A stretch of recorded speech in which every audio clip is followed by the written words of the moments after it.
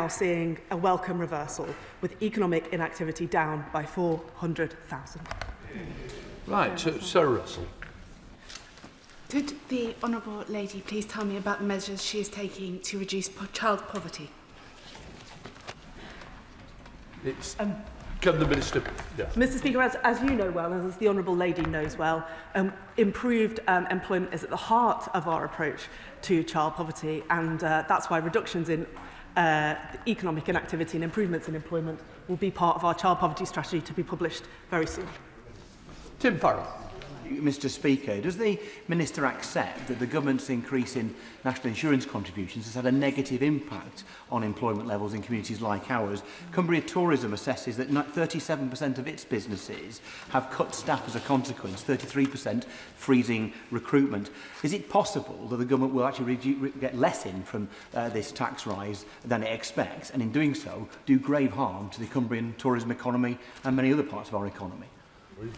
Minister. Thank you, Mr Speaker. And I'd like to thank the honourable gentleman for his question. I speak to many businesses, and in fact, since coming into office, Secretary of State and I have totally changed our approach with employers. And that new approach includes a partnership with UK Hospitality, providing specific employment support to get into hospitality and a hospitality passport so that people can evidence their qualifications, which we believe, and UK Hospitality think, can help those people who really need a chance in life get a good start in the hospitality sector.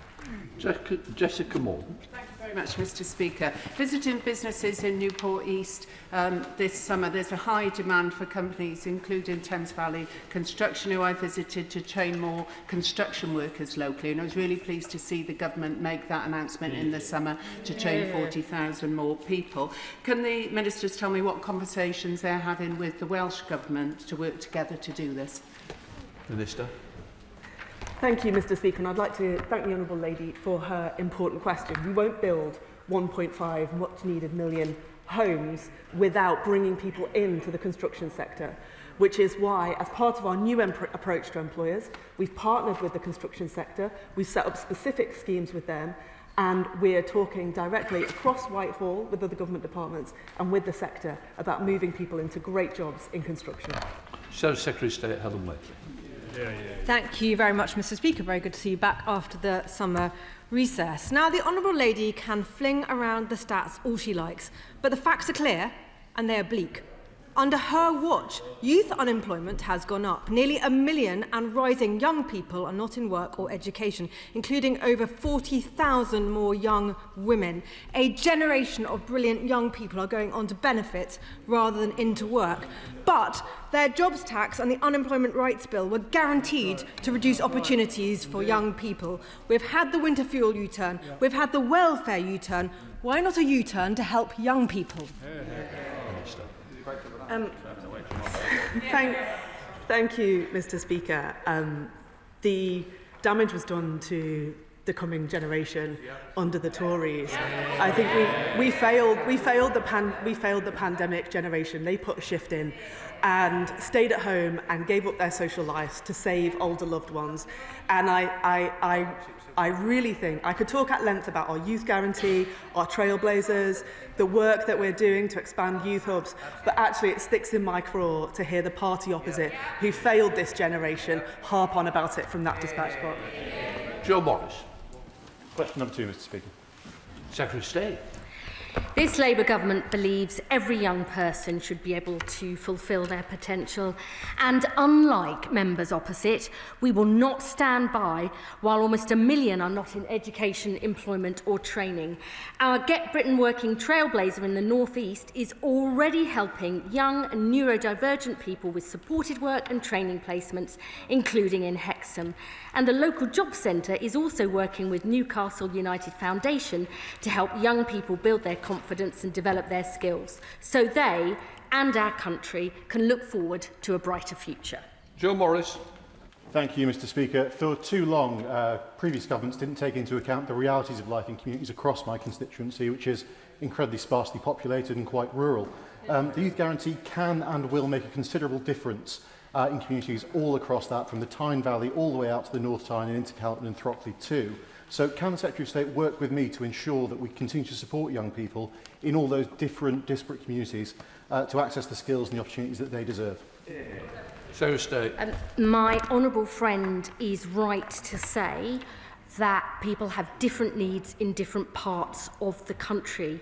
We need to tailor employment support to the needs of individuals. So alongside measures like our youth guarantee, we are also overhauling our job centres to provide that more personalised support, and indeed introducing measures like mobile job centres to provide better help in rural areas. Michelle Scrockham. Question number 3, Mr. Speaker. Minister. Thank you, Mr. Speaker. Given the significant investment, DWP has partnered with BAE and the nuclear sector to promote a variety of career pathways, including roles across their supply chains. We're also working within BAE's The Bridge Hub in Barrow, a collaborative space offering employment advice and support from BAE systems and a range of local employers and organisations to connect talent with locally based jobs. In Barrow, further, our Youth Hub is run in partnership with Brathay Trust and Project John, supporting young people holistically to meet employers and develop their talents. Michelle Scrockham. Thank you, Mr. Speaker. I've been impressed by the work being done in Drop Zone in my constituency. They run a variety of projects for young people, including specialised education for those with additional needs, mental health support and support for the transition back into education, employment and training.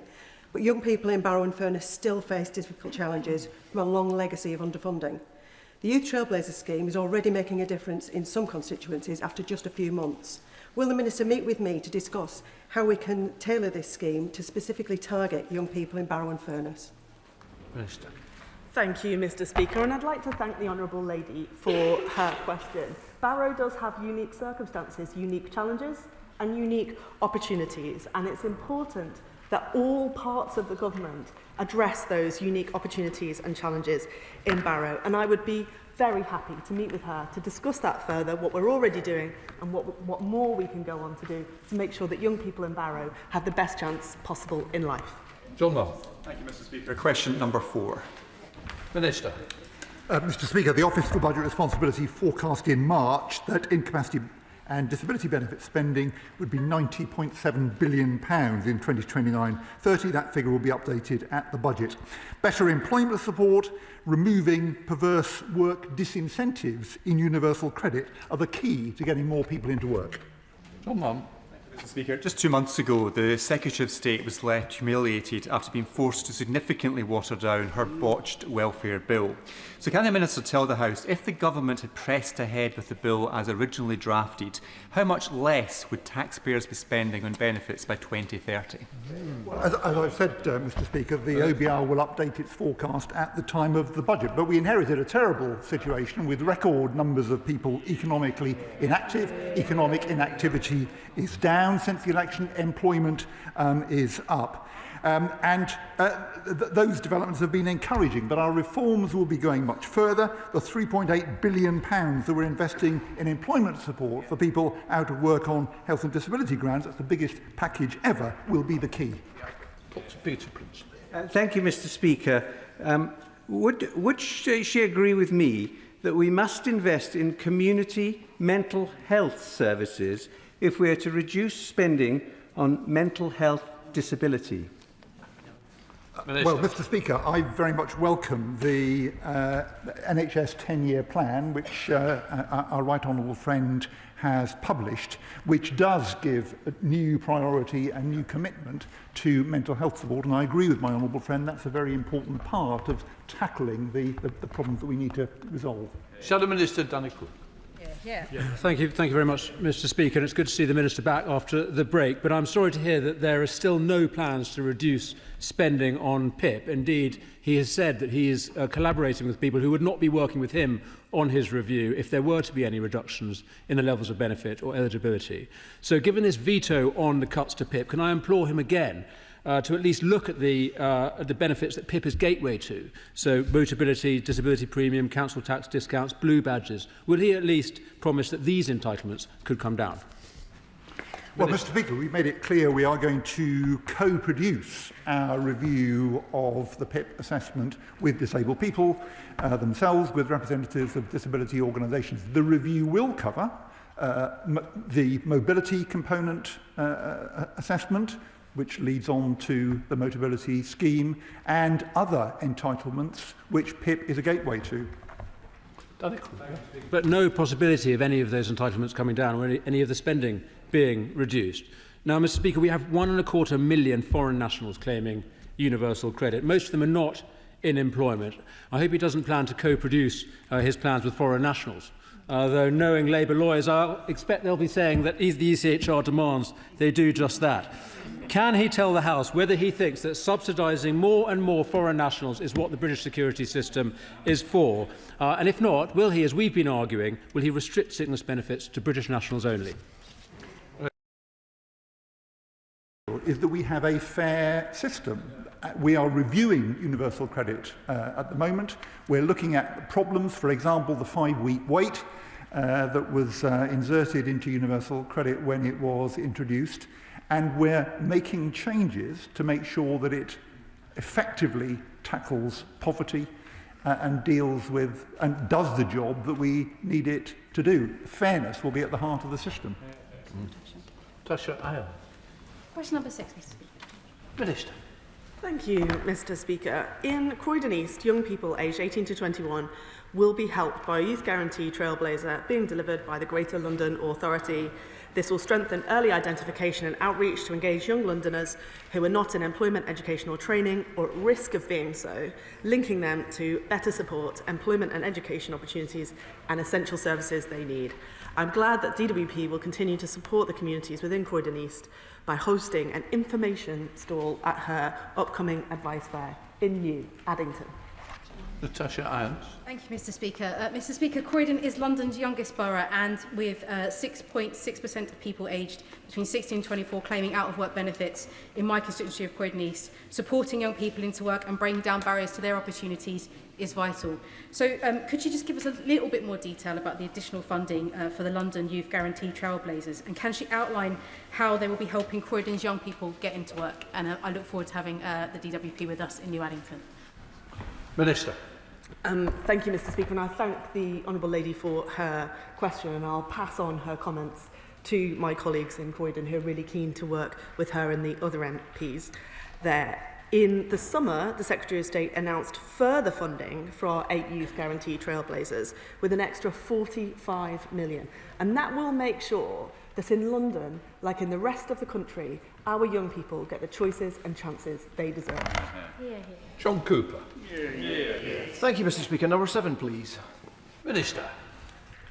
Thank you, Mr. Speaker. This government has committed to significant measures to counter welfare fraud, error and debt. This is the biggest package of such measures in recent history, and the OBR has estimated it will deliver an additional £9.6 billion of savings over the next 5 years. The package is underpinned by our Public Authorities Fraud, Error and Recovery Bill, which contains a range of new powers to enable us to keep pace with offenders who exploit the social security system. Cooper.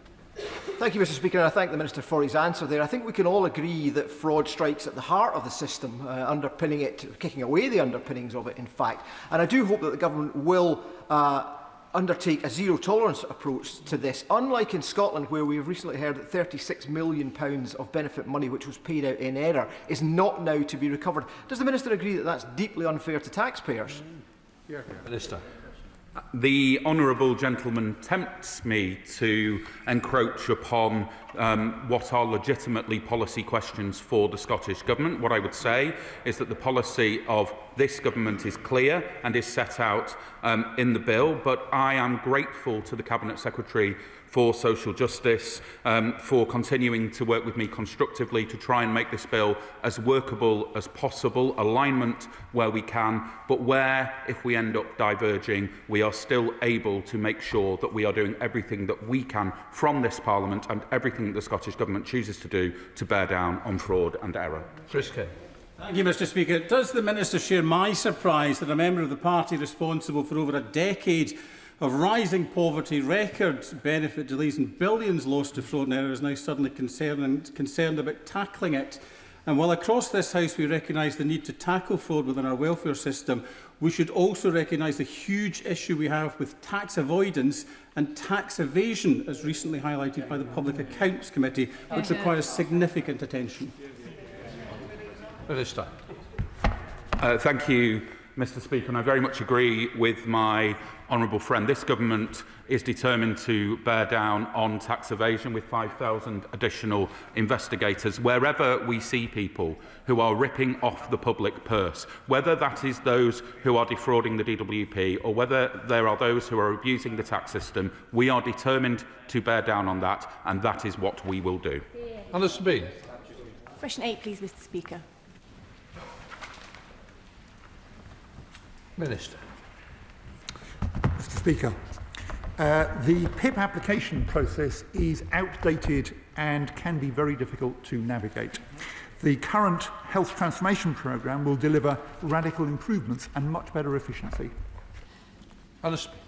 Thank you, Mr Speaker. In my constituency of Freeman East Somerset, I was contacted by a woman who'd suffered 2 strokes, resulting in permanent right-side paralysis and ongoing mobility difficulties.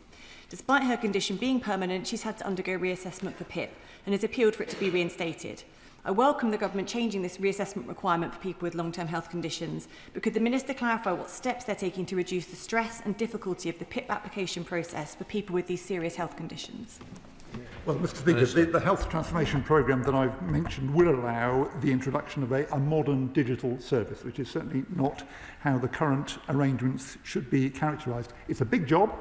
The programme is going to run until 2029, but the outcome from it will be a process which is simpler, which is easier to understand, I hope, reducing the stress that the honourable member has rightly drawn attention to, and also with shorter decision times.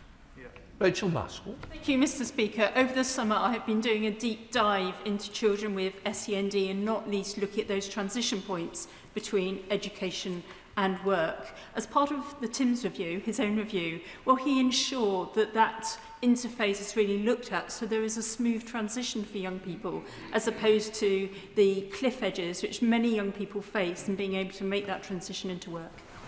Well, Mr Speaker, the review will look specifically at the PIP assessment, but we have, in the Green Paper published earlier this year, suggested that the age of transition from DLA to PIP should be increased from 16 to 18. That was one of the consultation proposals. I think that change could assist with the concerns the honourable friend is raising. We're looking at the moment at the consultation responses we've received. Question 9, Mr Speaker. Secretary of State. We are determined to drive down child poverty in the honourable gentleman's constituency and right across Scotland and the rest of the UK. Our child poverty strategy will look at every lever at our disposal to drive up family incomes, drive down family costs and give every child the best start in life. I regularly discuss these issues with the Chancellor and indeed ministers across government, because we will leave no stone unturned in ensuring every child can fulfil their potential because they deserve it and our country needs it. Thank you, Mr Speaker. 2 million pensioners in the UK are in poverty, with the British state pension amongst the worst in North West Europe. During the independence referendum, Better Together claimed our pensions are more affordable as part of the UK. 11 years on, can the ministers tell me exactly what the Union is doing for Scottish pensioners other than impoverish them? Secretary. I mean, I would say to the honourable gentleman, investing in an additional £31 billion in the triple lock over the Parliament is delivering huge benefits to pensioners in Scotland. Our measures to drive up uptake of pension credit to help the very poorest pensioners. Our measures to stabilise the economy, to invest in the NHS, which many pensioners rely on. I'm very proud of the action that we are taking, but indeed with the biggest ever funding settlement agreed for Scotland and given by this government, I would ask him to ask some challenging questions of his own government to make sure they deliver for Scotland's pensioners too.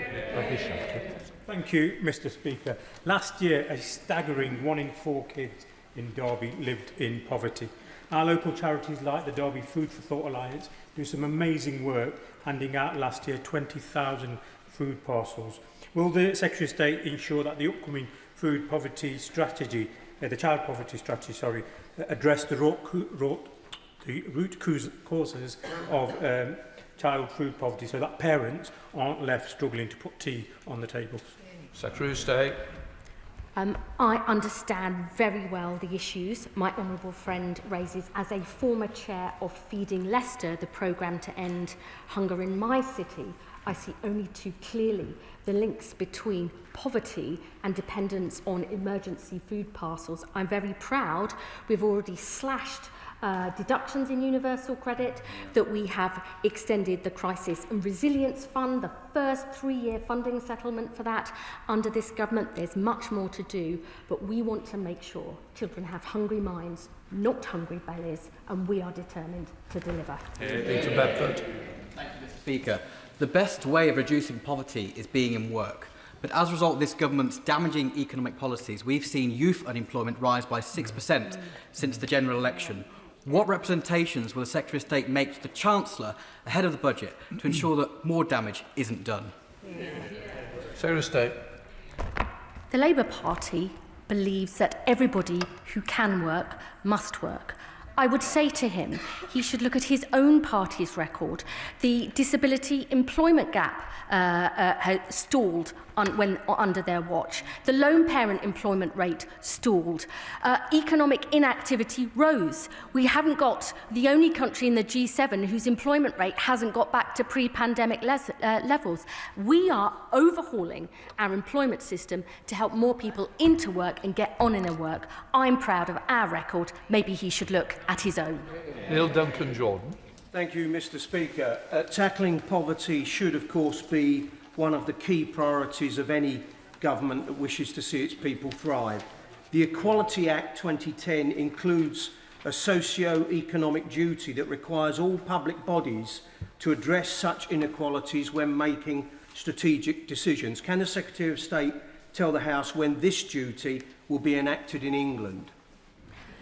My honourable friend raises a really important point, and I would say to him, throughout the work of the DWP, we are already looking at how we narrow gaps between different parts of the country and different groups. We have set our job centres and employment system new targets to reduce those gaps. We are taking cross-government action to tackle child poverty too. We have achieved a lot. There's a lot more to do. But this government, unlike members opposite, has made tackling poverty an absolute priority. We have our child poverty strategy coming out in the autumn, and I would just say to honourable members, watch this space. Sarah Bull. Thank you, Mr. Speaker. Question number 10. Minister. Thank you, Mr. Speaker. The latest provisional statistics taken from StatExplore show that in July 2025, there were 768,000 people aged 16 to 24 years old on universal credit. And around 180,000 young people are on universal credit and in work, which is about a quarter. Thank you, Mr. Speaker. I thank the Minister for her response, but according to the House of Commons Library, in my constituency of South Northamptonshire, the claimant count for aged 16 to 24 has risen by 46%. That's 46%, one of the largest percentage increases in the country. This side of the House knows that the government has a moral duty not to let our young people learn that a life of benefits is a life for them. So how does the Minister explain this increase and what will they do? Thank you, Mr. Speaker. I just must remind members opposite again that it was their party that introduced universal credit, removing the distinction between out-of-work and in-work benefits. But for those 3/4 of young people who are out of work and on universal credit, our guarantee for young people will make sure that they get a second chance in life after they were utterly failed during the pandemic by the Conservative Party. Sarah Hall. Question number 11, Mr. Speaker. Minister. Thank you, Mr. Speaker. The Department continues to provide a broad range of data to local authorities to enable fast, accurate assessments for services including blue badges and free school meals. Looking ahead, the Department is committed to expanding real-time data sharing in critical areas such as housing benefit and care homes, while also testing innovative models such as the Work Well scheme that bring together local and central services to deliver more joined-up support for citizens. Sarah Hall. Thank Thank you, Mr. Speaker. In Warrington South, too many children entitled to free school meals are missing out because of avoidable administrative barriers. No child should have to sit in a classroom hungry. Every child deserves a full stomach and a fair chance. A simple change would make a big difference, ensuring every eligible child gets the support they are entitled to. It would ease pressure on families, help reduce child poverty and give schools the confidence that pupils are ready to learn. Will the Minister commit to strengthening data sharing, not only with local authorities, but also with the Department for Education, so that automatic enrolment for free school meals can be introduced? Minister. Thank you, Mr. Speaker. My honourable friend is entirely right to raise this issue. It is something that we will look at working closely with the Department for Education as part of the child poverty strategy. But can I also say to her that, of course, we share her ambition to ensure that families can claim the support they need. Our expansion of free school meals to all children in households claiming universal credit will actually make it much easier for parents to know if they are eligible, as well as lifting some 100,000 children out of poverty. Jim Shannon. Thank you, Mr. Speaker. Can I thank the Minister very much for his reply? As always, he's very positive in his responses. Minister, in relation to the anti-poverty strategy that the Minister referred to, can I ask what discussions has the Minister had in relation to the anti-poverty strategy for us in Northern Ireland? The Assembly, the poverty levels have risen dramatically, mental health issues have risen dramatically, and young people in particular are under great pressure. I know the Minister is always compassionate and understanding. Can I ask him what he's doing in relation to the Northern Ireland Assembly to make it better for us there as well? Thank you. Minister. The honourable gentleman will understand, Mr. Speaker, that we want this to be a strategy for England, Wales, Scotland and, of course, Northern Ireland. And he will be reassured to know that those leading on the child poverty strategy have held a number of meetings with ministers in Northern Ireland to make sure that the specific needs of Northern Ireland are taken into consideration. Damon Heath. Thank you, Mr. Speaker. Question number 13, please. Secretary of State. 1 in 8 young people are not in education, employment or training. That's bad for them, bad for businesses and bad for our country as a whole.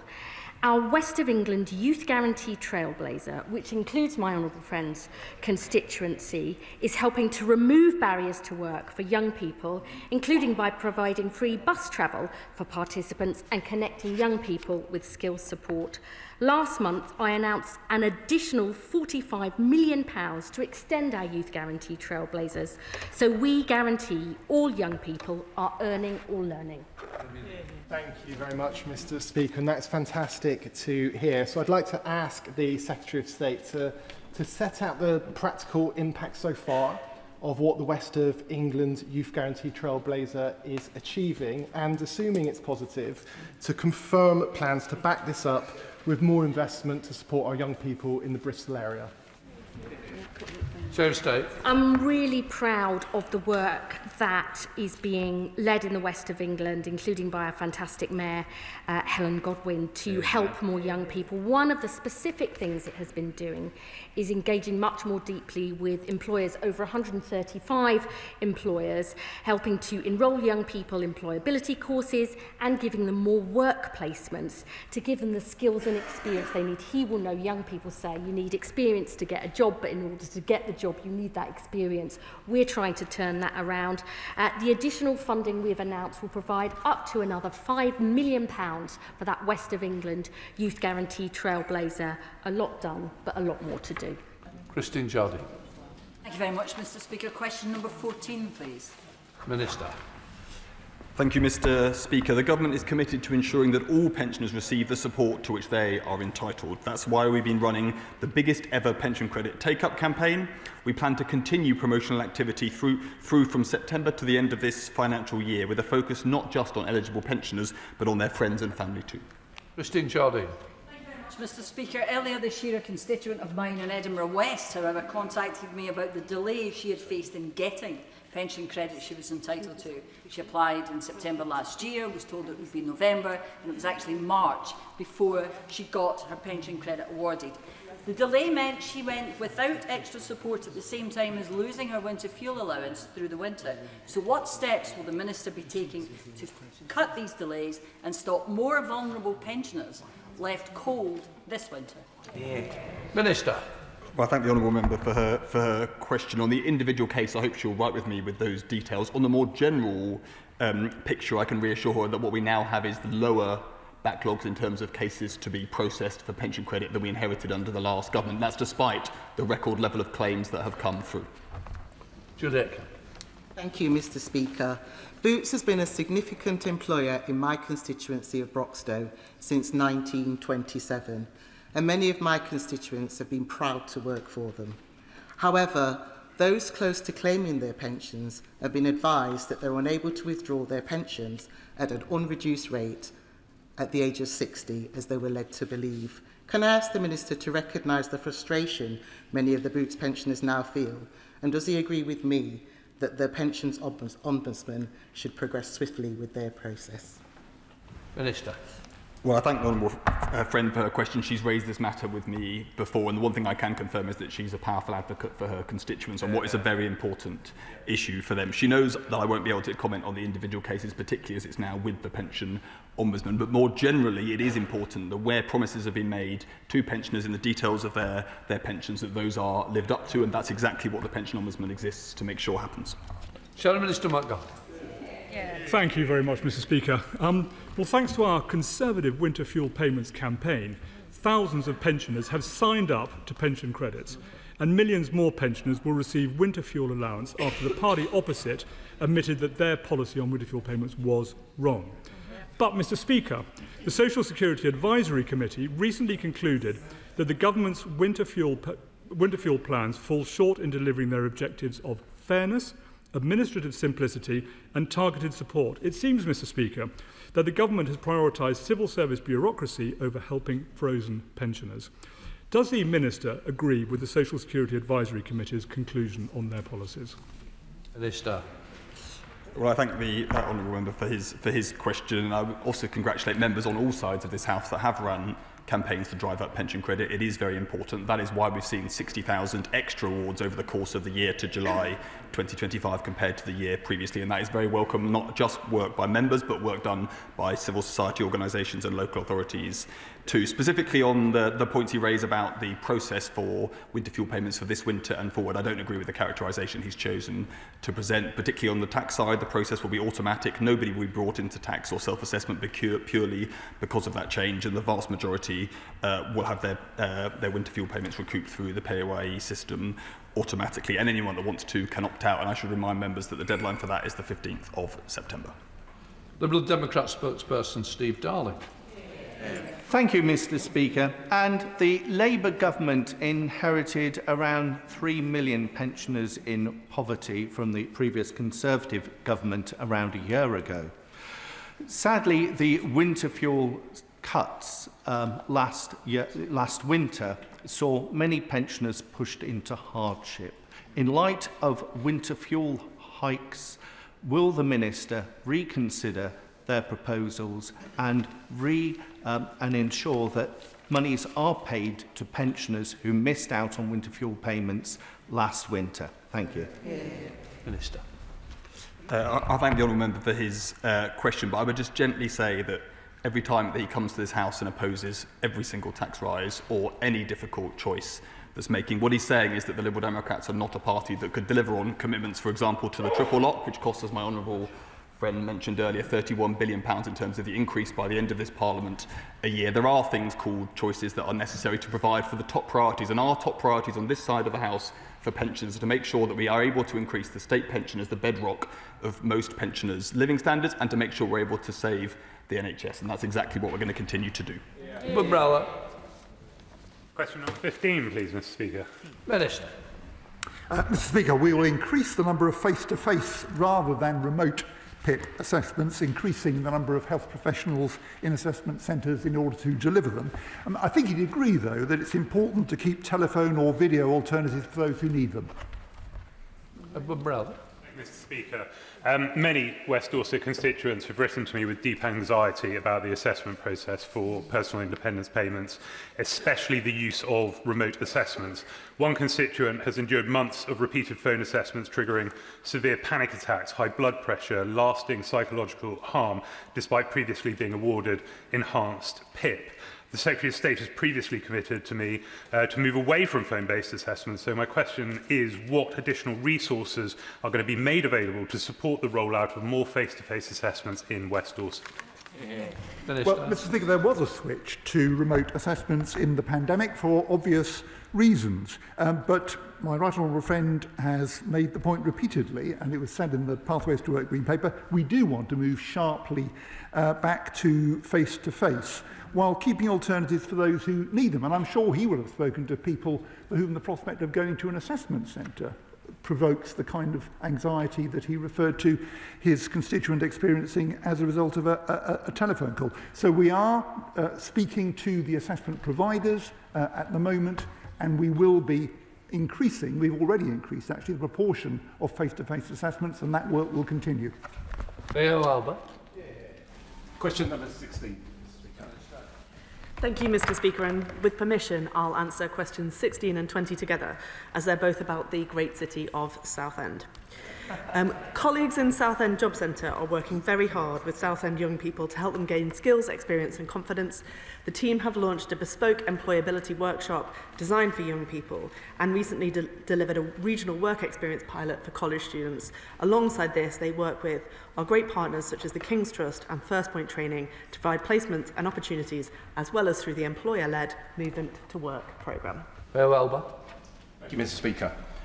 Young people across the UK who are not in education, employment or training are more than twice as likely to come from disadvantaged backgrounds. What steps is the Minister taking to ensure that support reaches those who need it most? Thank you, Mr. Speaker. And the Secretary of State mentioned some moments ago that in everything that we do in the Department for Work and Pensions, we are trying to close the gap between those who have suffered disadvantage and those who haven't. Young people, especially those who've experienced poverty, are vulnerable to mental ill health, and the pandemic generation deserve more support to get the chances that they missed. That's why we have a joint work and health unit with the Department for Health, and we have many agreements across Whitehall as part of our net zero mission and alongside our investment in defence to help employers recruit the next generation, whatever their background. David Burton-Sachs. Thank you, Mr. Speaker. In Southend Western Lee, I'll shortly be hosting a youth day for young people featuring local apprentice star Gizola Chitambola, who is now an apprenticeship coach, amongst other things. Does she agree with me that early interventions like this youth day are really important in preventing young people becoming another NEET statistic? Thank you, Mr. Speaker, and I do agree with my honourable friend. I congratulate him on his Youth Day and the work that he is doing on this kind of early intervention. If you look at the data, you can see very clearly if you've got qualifications, if you get some work experience, if you've got support for your health and other factors in life, that is very protective against being without work or education or training. So we've got to both give those who need one a second chance and take steps to prevent people being in that situation in the first place. Joe Platt. Thank you, Mr. Speaker. Question number 17. That's the question. It is a shameful legacy from the party opposite that over a third of children in my honourable friend's constituency are living in poverty, according to the Child Poverty Action Group, and we are determined to tackle it. We will be lifting over 100,000 children out of poverty by providing free school meals to all children whose families are on universal credit, benefiting more than 7,300 children in Lee and Atherton. We'll also be helping feed them during the summer holidays by extending the holiday activities and food programme, alongside our fair repayment rate in universal credit and our Crisis and Resilience Fund. We are helping struggling families. There's much more we'll do in our child poverty strategy this autumn, but we can and we are making a difference. Joe Platt. Speaker, and I thank the Minister wholeheartedly for that response, and I do agree with her. Because of the lack of action from the last government, we have 26.6% of children in Lee and Atherton living in poverty, and I welcome the measures that this government is taking, including the extension of free school meals, but more does need to be done. So can the Minister reassure us that she is working hard on the child poverty strategy to ensure that it addresses the needs of all children in poverty, including those with disabilities and special educational needs, so that every child can reach their full potential? So state. We will absolutely do this. The Child Poverty Task Force, which includes ministers from across government, had a specific session on children with disabilities and special educational needs, including with families and with the charities that fight so hard to deliver improvements. I am not a patient person myself. I would ask my honourable friend to wait until this child poverty strategy is published in the autumn, because we believe every child, no matter where they're born, what their parents did or their ability, must be given an equal start in life. Done. Question 18, please, Mr. Speaker.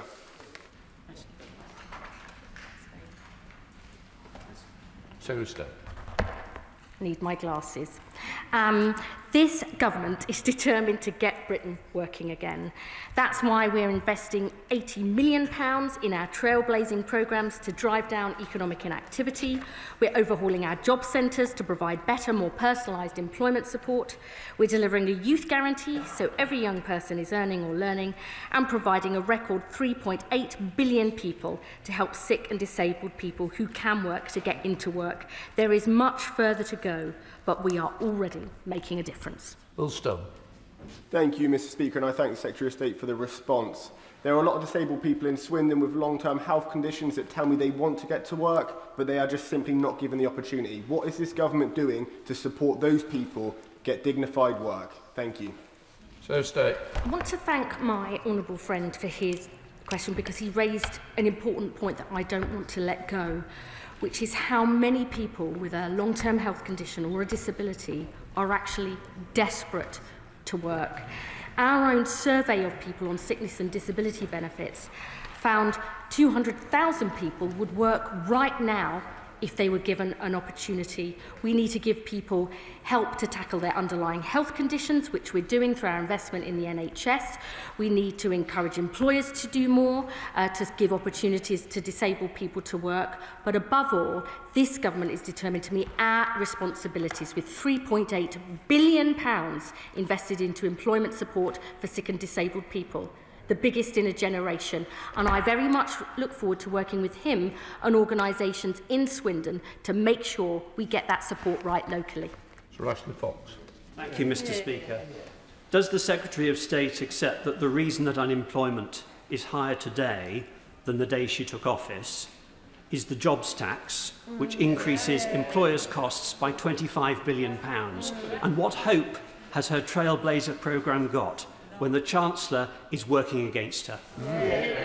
So State. I just fundamentally disagree with his premise there. Economic inactivity is down by 400,000 because we are moving more people from being out of work and not looking for work to actually starting to have to look for work. Employment is up 725,000. We've created 380,000 jobs. I absolutely know there's more we need to do. We are working very closely with employers. We're overhauling what we're doing. One of the things employers say to us is we don't want to tell our story to thousands of different job centres. We are putting in a single account manager. We're overhauling our support for employers, and I would be happy to meet with him and employers in his constituency to see what more we can do to support them, because we want to get Britain working and earning again. Come to topicals, Chris Vince. Number one, Mr. Speaker. I'd like to start, if I may briefly, Mr. Speaker, by congratulating all the pupils who received their exam results in the last few weeks. I think having good qualifications in today's economy is absolutely essential, and it's brilliant to see so many young people doing so well.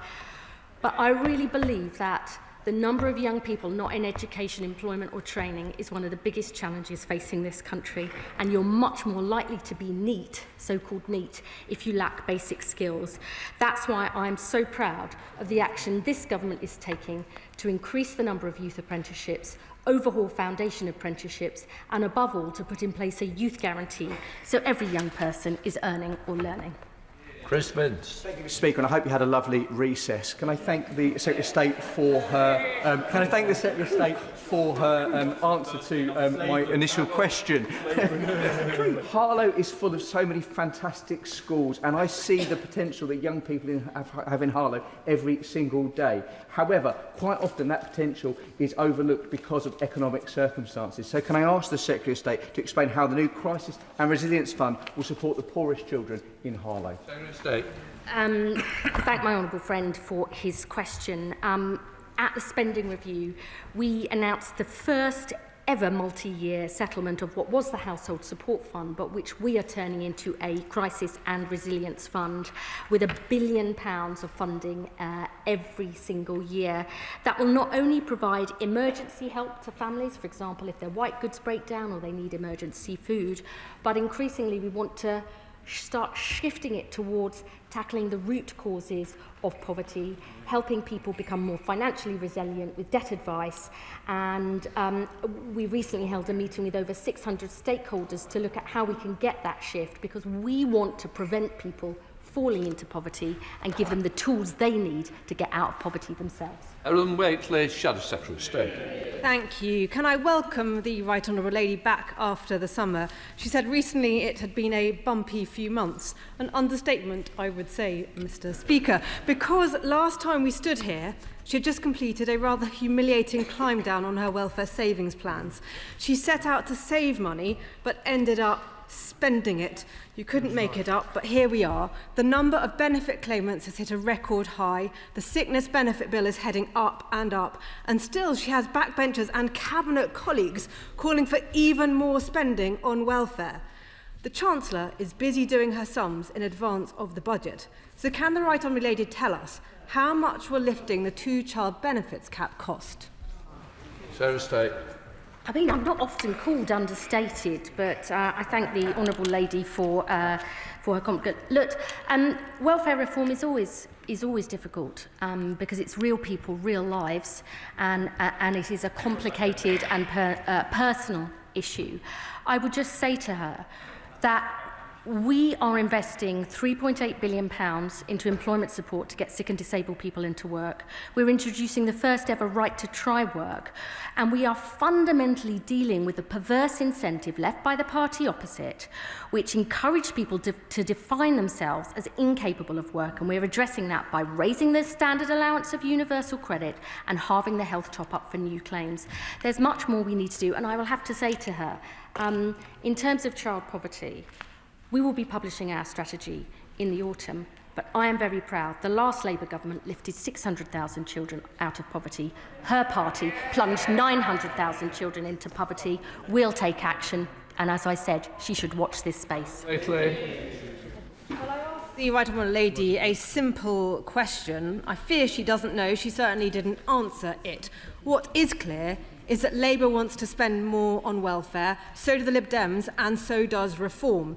Only one party here is telling the truth about the welfare bill. The country cannot afford it. So can I urge the Right Honourable Lady to take up my proposals? Stop giving benefits for common mental health problems like anxiety and ADHD. Give people health instead. Stop giving PIP to foreign citizens who haven't paid into our system and free cars to people who don't need them. Stop people scamming the benefit system over the phone and on the internet. Keep the two-child benefits cap and get the benefits bill under control. Can I just say, we are on topicals, and it's your own members that aren't going to get in. Secretaries. The party opposite failed on welfare because it failed on work.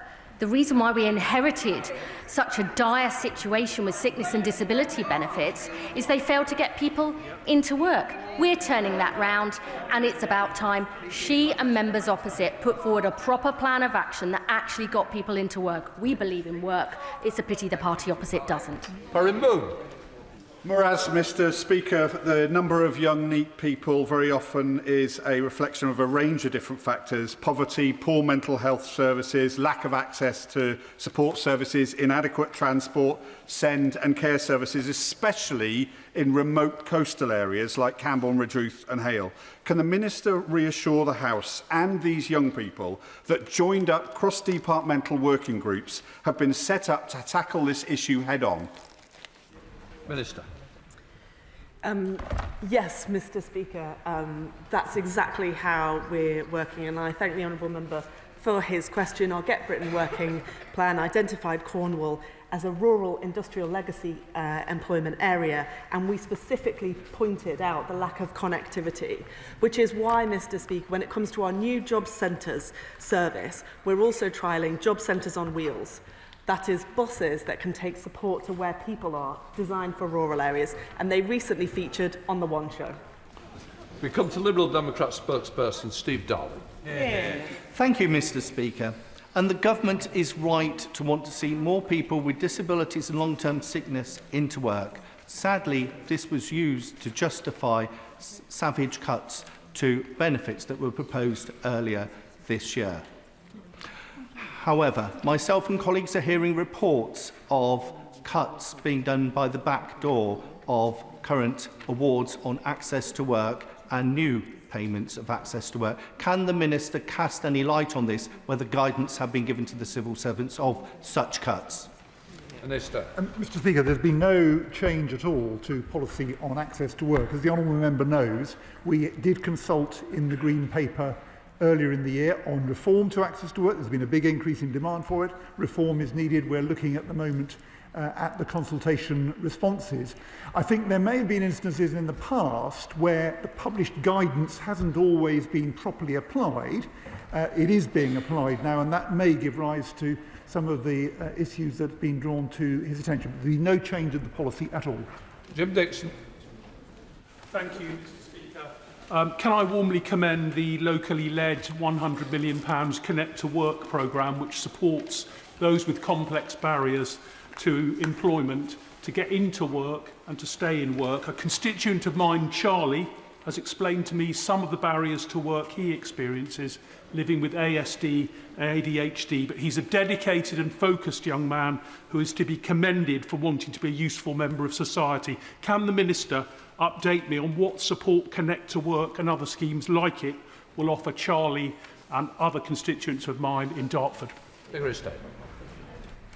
We want to give people like Charlie the chances and choices in life he deserves, and our Connect to Work programme will do everything from helping people to access health treatment if they are able to provide work placement, build their confidence, training, skills, whatever meets their individual needs. That, I think, is the key to this. An end to a one-size-fits-all tick box approach, tailored support for him, but also working closely with employers so that they remove the barriers to work and can employ people with all the skills and talent that people like Charlie have. Sarah Bull.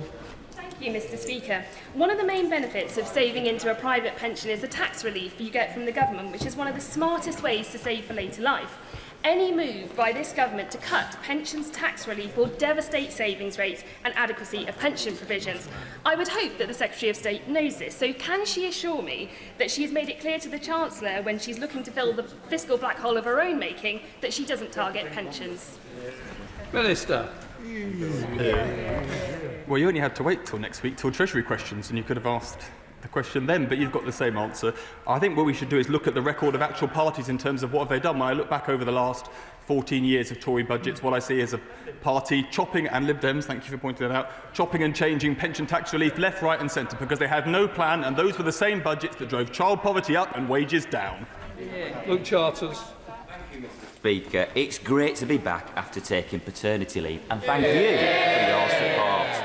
I welcome the government's parental leave review, but currently partners only get unpaid time off work for 2 antenatal appointments. Does my right honourable friend agree that this is a gap, and can she confirm that the review is looking at how we can better support parents at that crucial time? Okay. Minister. Thank you, Mr Speaker, and can I begin by congratulating my honourable friend on the recent addition to his family. I hope he had a restful summer, although I doubt it, considering the likely lack of sleep. He is right to raise this issue, Mr. Speaker. It is now past the date for the call for evidence, but if he wants to write to me directly about that, I will ensure that it is fed in.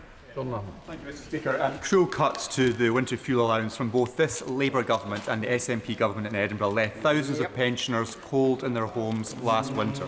So when will the Secretary of State apologise for the misery her government has caused to vulnerable pensioners in the Scottish borders and across the United Kingdom?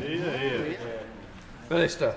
I thank the honourable member for his question. We obviously discussed this issue at some length in the statement before recess, and he knows the priority for this party has been to raise the state pension, committing to the triple lock throughout this Parliament at a cost of £31 billion a year. For the new state pension, that's an increase by the end of the Parliament of £1,900 a year. On the winter fuel payments specifically, I think most people, I thought this was the position of the party opposite, think that we shouldn't be in a position where we're paying hundreds of pounds to the very richest pensioners. We have listened to concerns and raised the level of the threshold, but it is important to maintain that principle. If the position of the party opposite is now that they want to see a return to universal winter fuel payments, they need to have a word with the leader of the opposition, who has not supported universal winter fuel payments or indeed a universal state pension. John Slinger. I'm visiting the Job Centre in Rugby next week, and I'm looking forward to hearing more from them about their work with local businesses and also with people with disabilities and special educational needs to get people back into work. So could the Minister set out what further steps we're doing in that very important job of a Labour government? Minister. Thank you, Mr. Speaker, and I thank my honourable friend for his question, and I'm glad that he's visiting Rugby Job Centre, and I would encourage all members right across this House to go to their local job centres, because their work coaches have the most experience and knowledge about the things that we need to do to get people into work. We are creating Job Centre in your pocket so that everyone can have access to help 24 hours a day. And that letting technology take the strain will mean that our work coaches can do more of what they do best, which is giving people, person to person, the confidence to take up life's chances. John Bland. Thank you, Mr. Speaker. Last week, Policy Exchange published a very insightful report, Out of Control, looking at the pathways into benefit entitlements. They made the point that 50 years ago, just 1 in 2,500 people was said to have autism. Today, that has risen to 1 in 36 children. Will the ministerial team undertake to look at the implications of that definitional creep and the specific implications for benefit entitlements of her department? Minister. Well, Mr. Speaker, we have set up a panel of experts to advise us on how best to improve employment prospects for people with autism and with neurodivergence. I'd also say to him, we are, as he knows, going to be undertaking a review of the PIP assessment, so that we're co-producing it with disabled people, so that we have a clear way forward for who should and should not be entitled to personal independence payment. Peter Swallow. My honourable friend set out how this government is reforming pensions long term to help people in Bracknell Forest and across the country to save for their futures. Minister.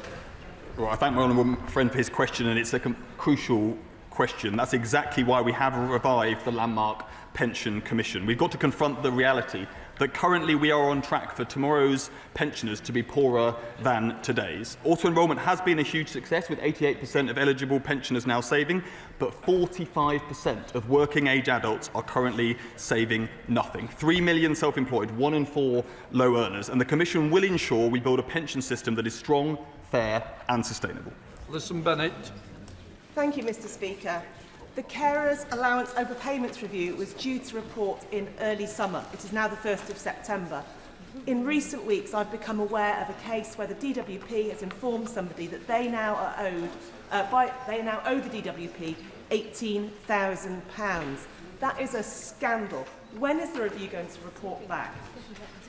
Well, Mr. Speaker, we have received the report from Liz Sace, and I want to thank her very much for her review of earnings-related overpayments of carers allowance. We are currently considering the findings.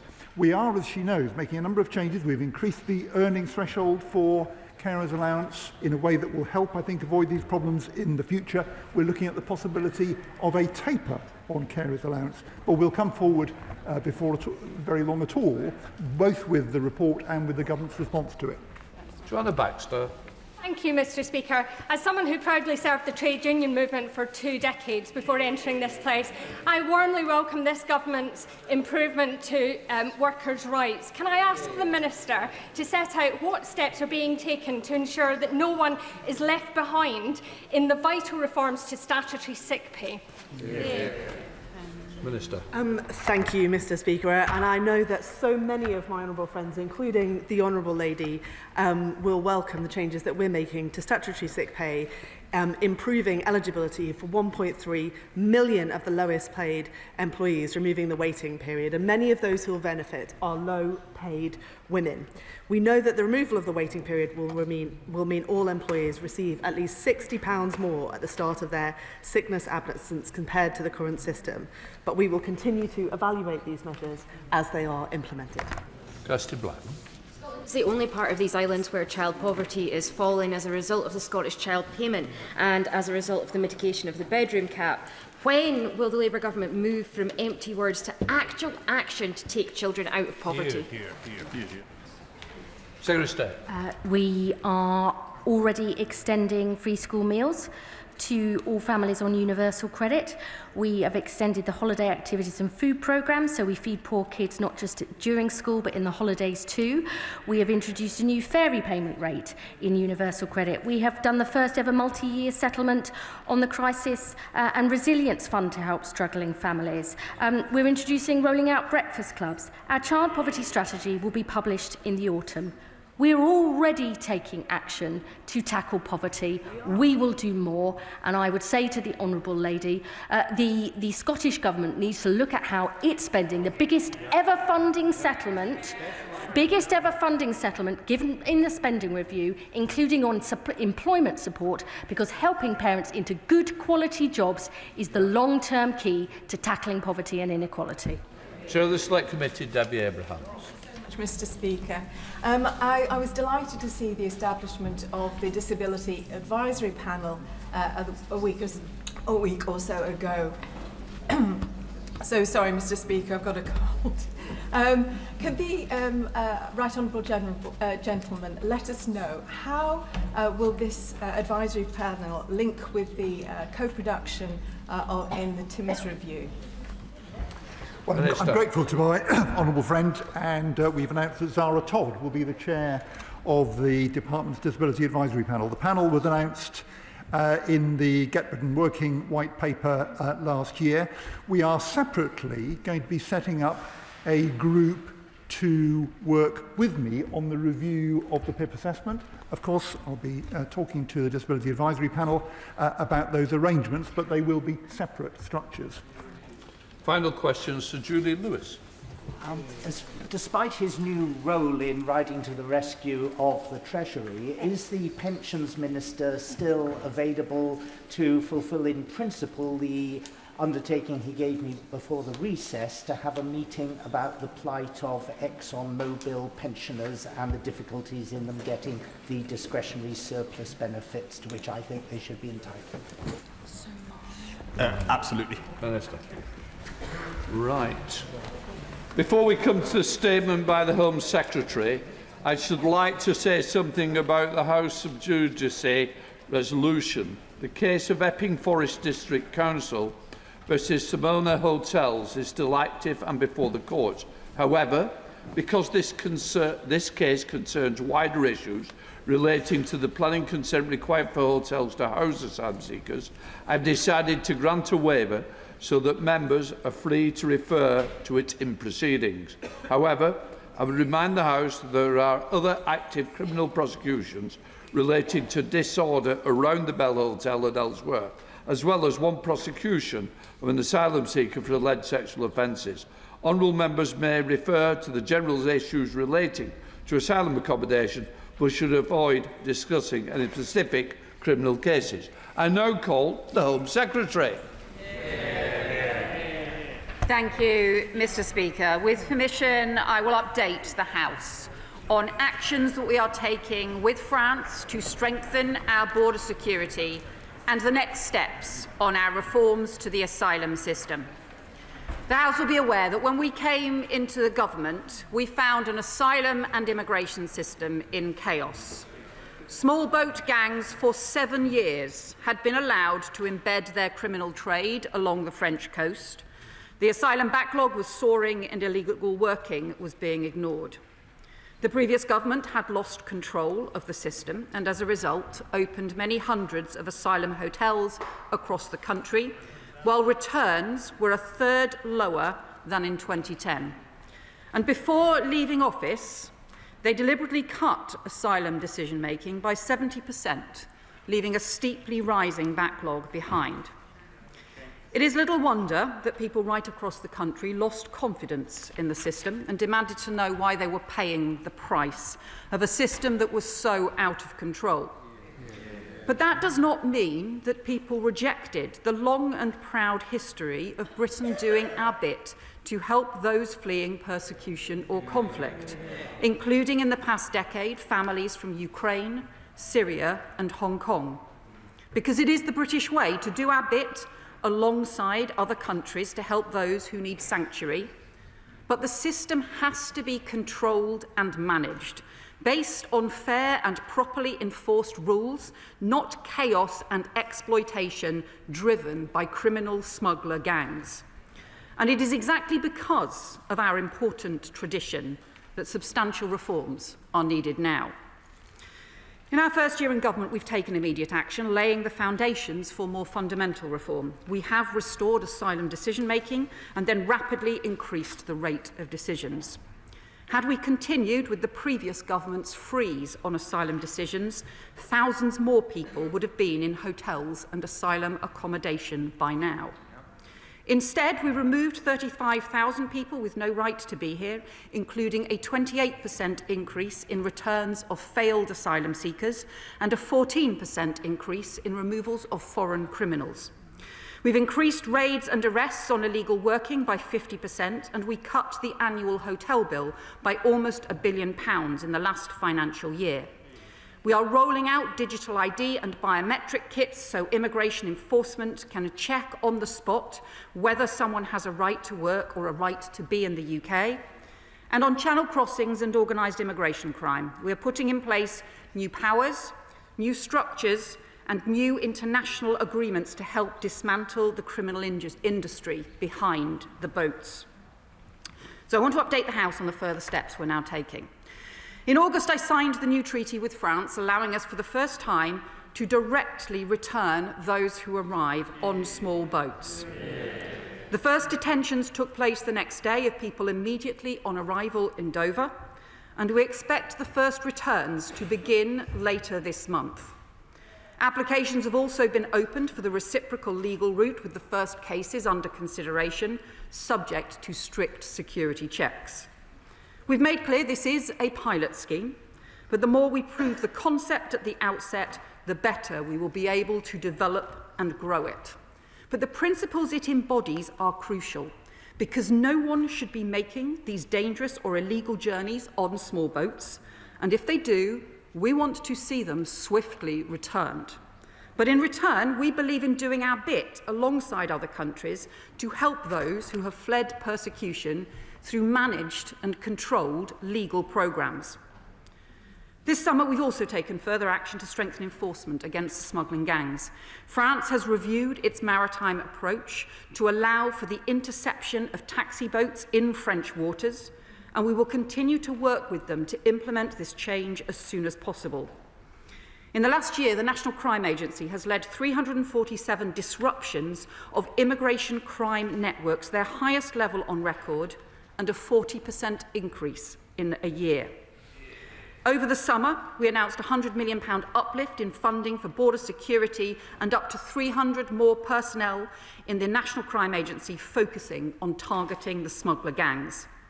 And the border security bill will give them stronger powers, counter-terrorism powers against smuggler gangs, powers to seize and download mobile phones of small boat arrivals, and the power to ban sex offenders from the asylum system altogether. Mr. Speaker, if opposition parties work with us to speed passage through the other place instead of opposing the bill, those powers could be in place within months, making our country safer and more secure. Let me turn now to the major reforms that are needed to fix the broken asylum system that we inherited. Although we have increased decision-making and increased returns, the overall system remains sclerotic, outdated and unfair.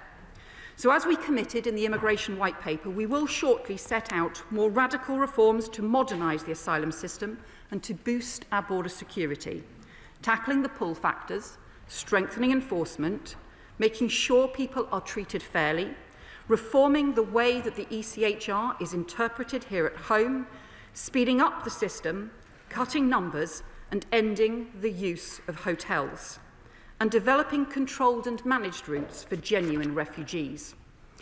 At the heart of these reforms will be a complete overhaul of the appeals system, the biggest obstacle to reducing the size of the asylum system and to ending hotel use.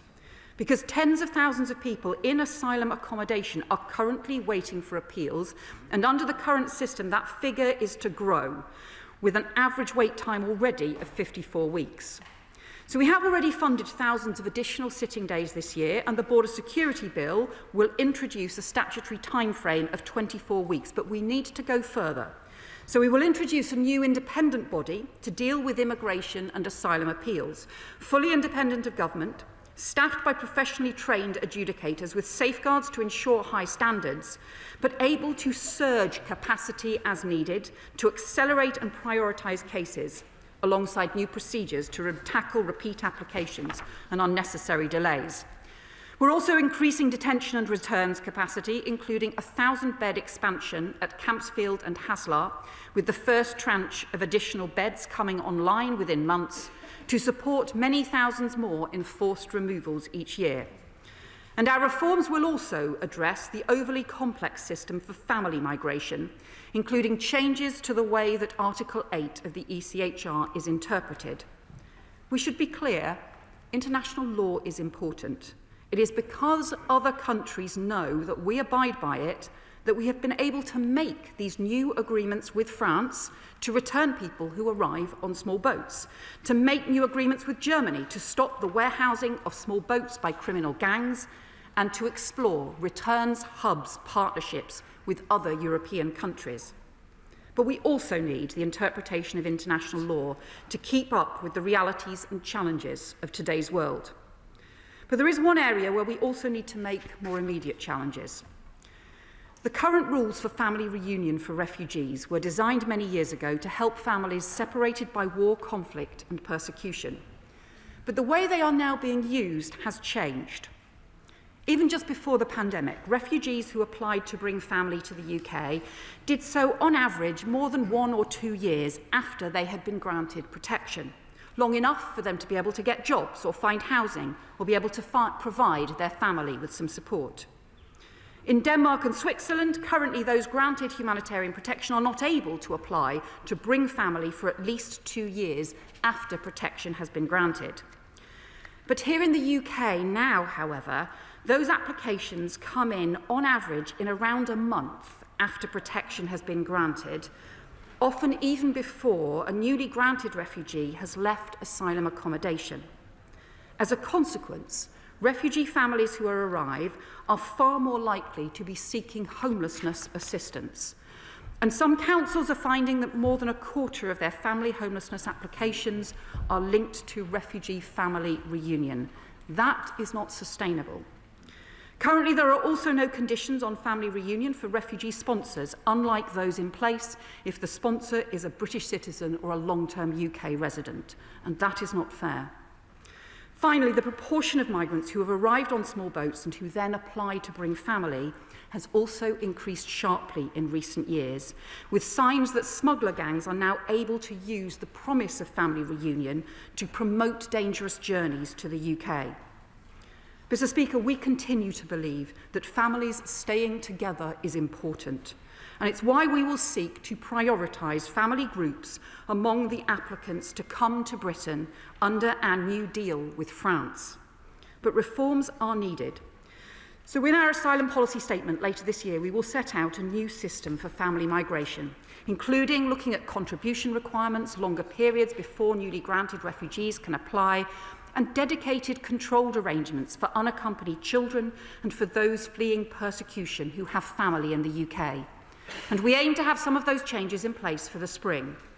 But in the meantime, we do need to address the immediate pressures on local authorities and the risks from criminal gangs using family reunion as a pull factor to encourage more people onto dangerous boats.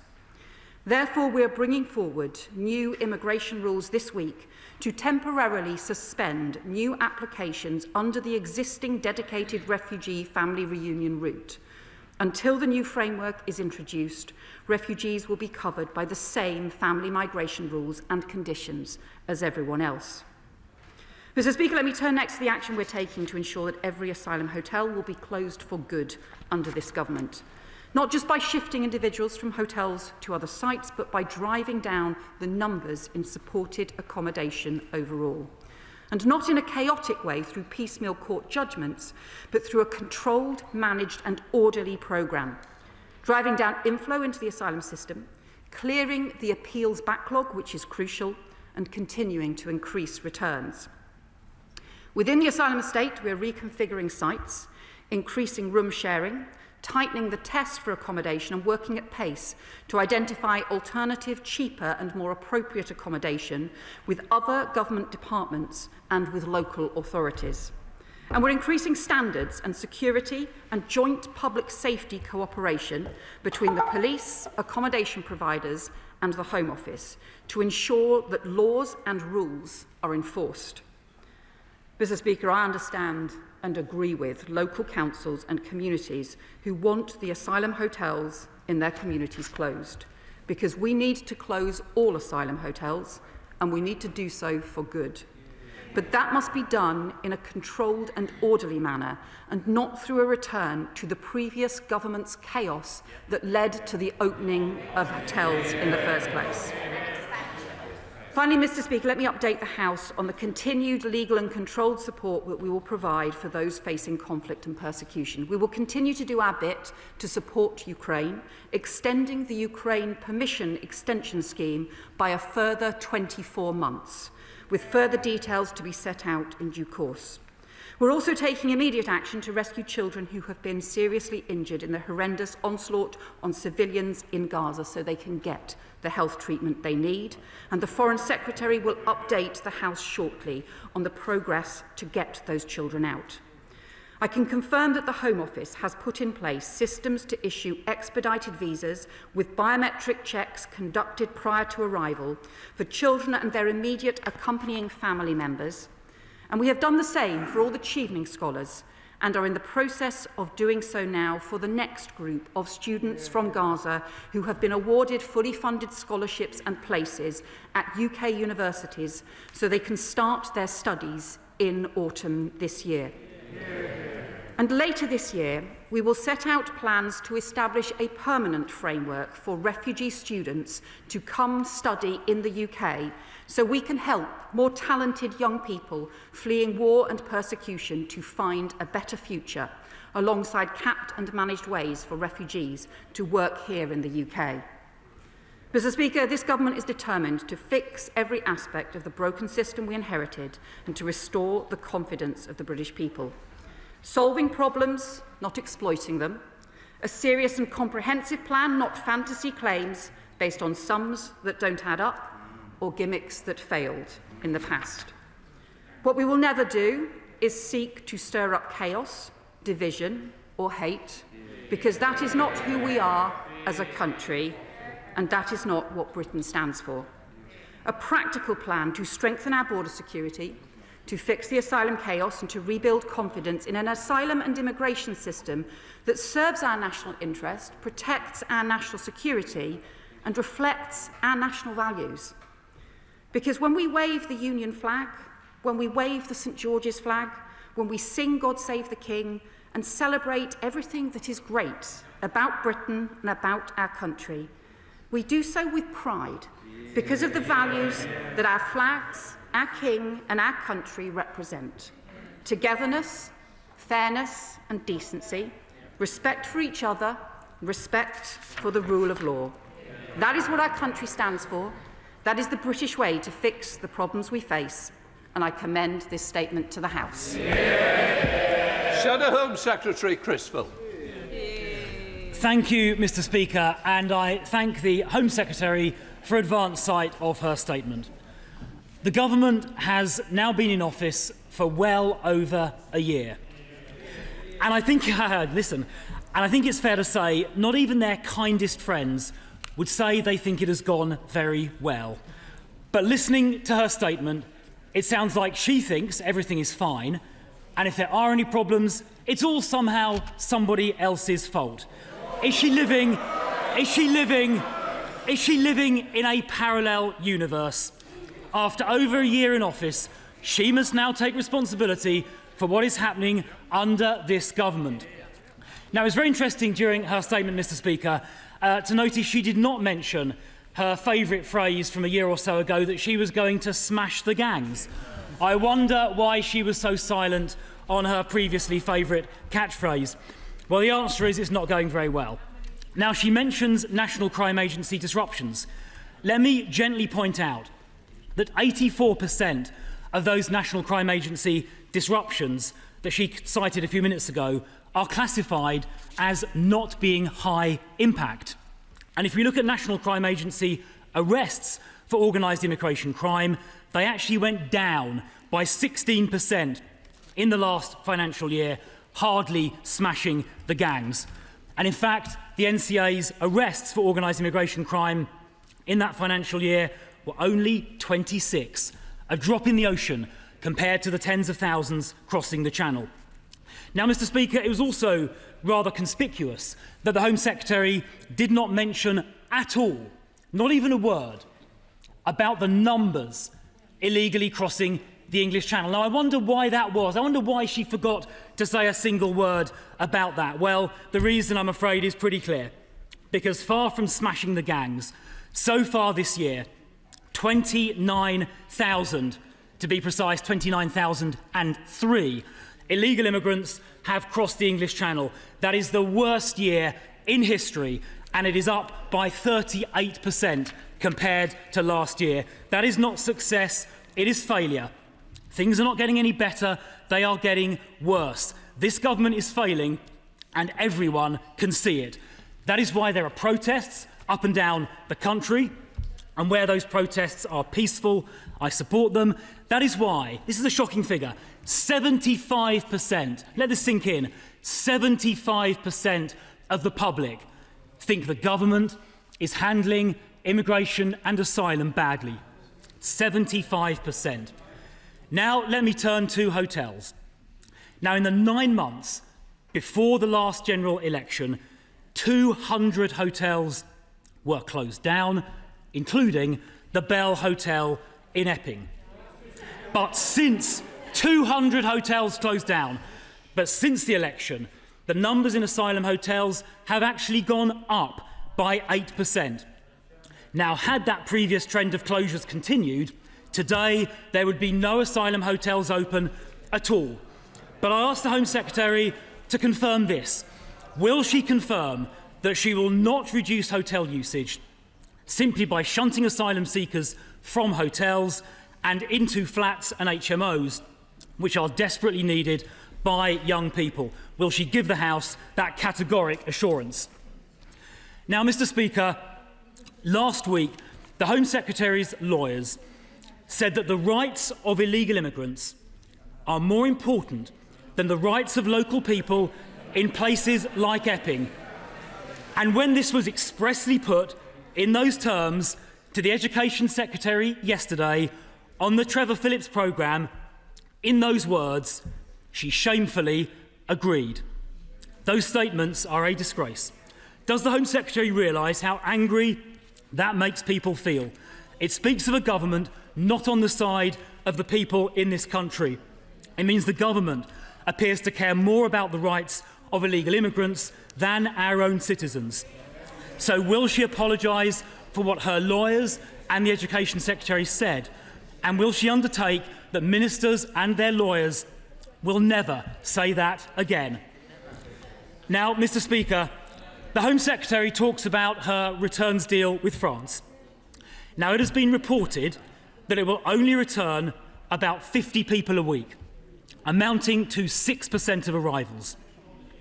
Does she accept that allowing 94% of illegal arrivals to stay will act as no deterrent at all? Does she accept that? And if she doesn't accept this figure of 50 a week, will she tell the House exactly how many immigrants crossing the Channel will in fact be returned under her deal? Now, she may recall that back in July, we were told by the government that the first returns would happen within weeks. That was back in July. Will she confirm to the House that the number who have actually been returned so far is precisely 0?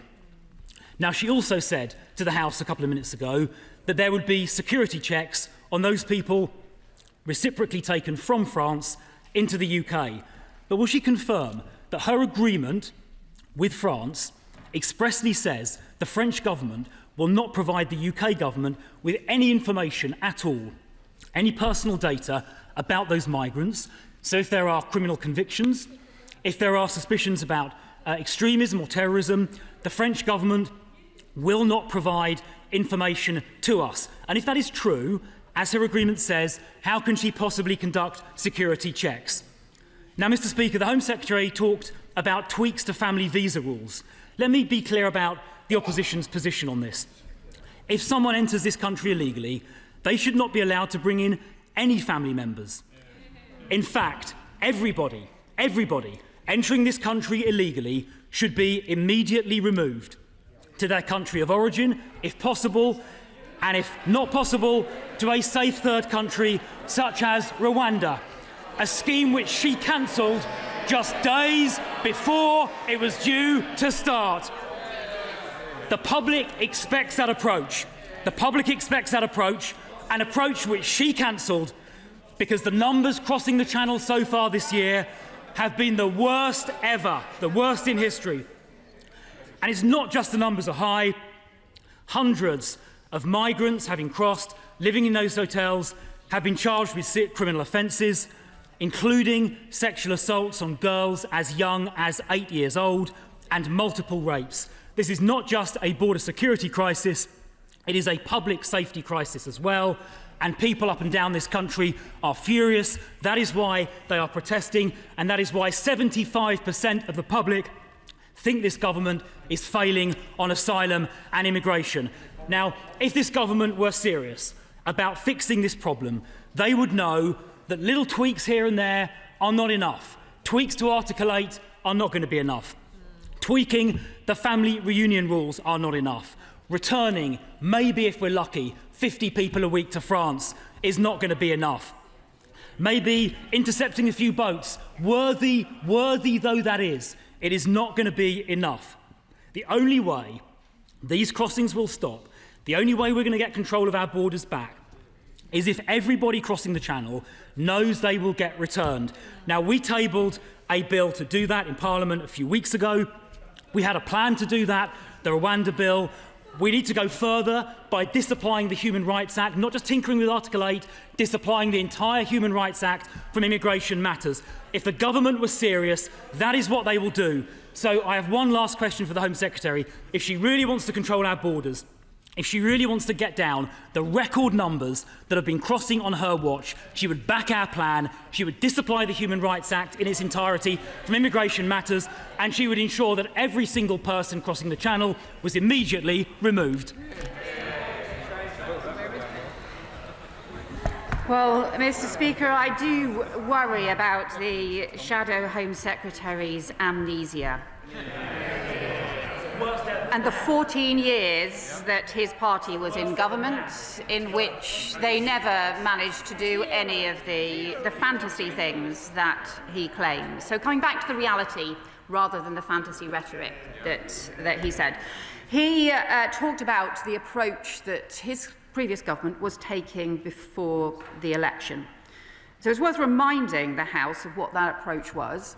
Asylum decisions dropped by 70%. They effectively had a freeze on taking asylum decisions. And they were returning those asylum seekers nowhere. Not to France, not to the safe countries that people had passed through, not to Rwanda. Despite running the scheme for more than 2 years, only 4 volunteers went at a cost of £700 million. Their approach left us with a backlog that was soaring. And had we continued with that totally failed approach, not taking asylum decisions, not returning people anywhere, there would have been tens of thousands more people in asylum accommodation, in asylum hotels across the country right now. That is the kind of chaos that his policies were heading towards, and that is the kind of chaos that he is promising again now. The House will remember his personal record, obviously, where small boat arrivals went up tenfold on his watch when he was an immigration minister, and where the less than 1,000 asylum seekers were in hotels by the time he became immigration minister, more than 20,000 by the time that he left. And his new concern for local councils, well, he was the immigration minister who actually wrote to local authorities to tell them he was stopping the requirement for local authorities to agree to accommodation, saying, I have instead authorised providers to identify any suitable properties that they consider appropriate. So, Mr. Speaker, we agree with communities across the country that asylum hotels must all close.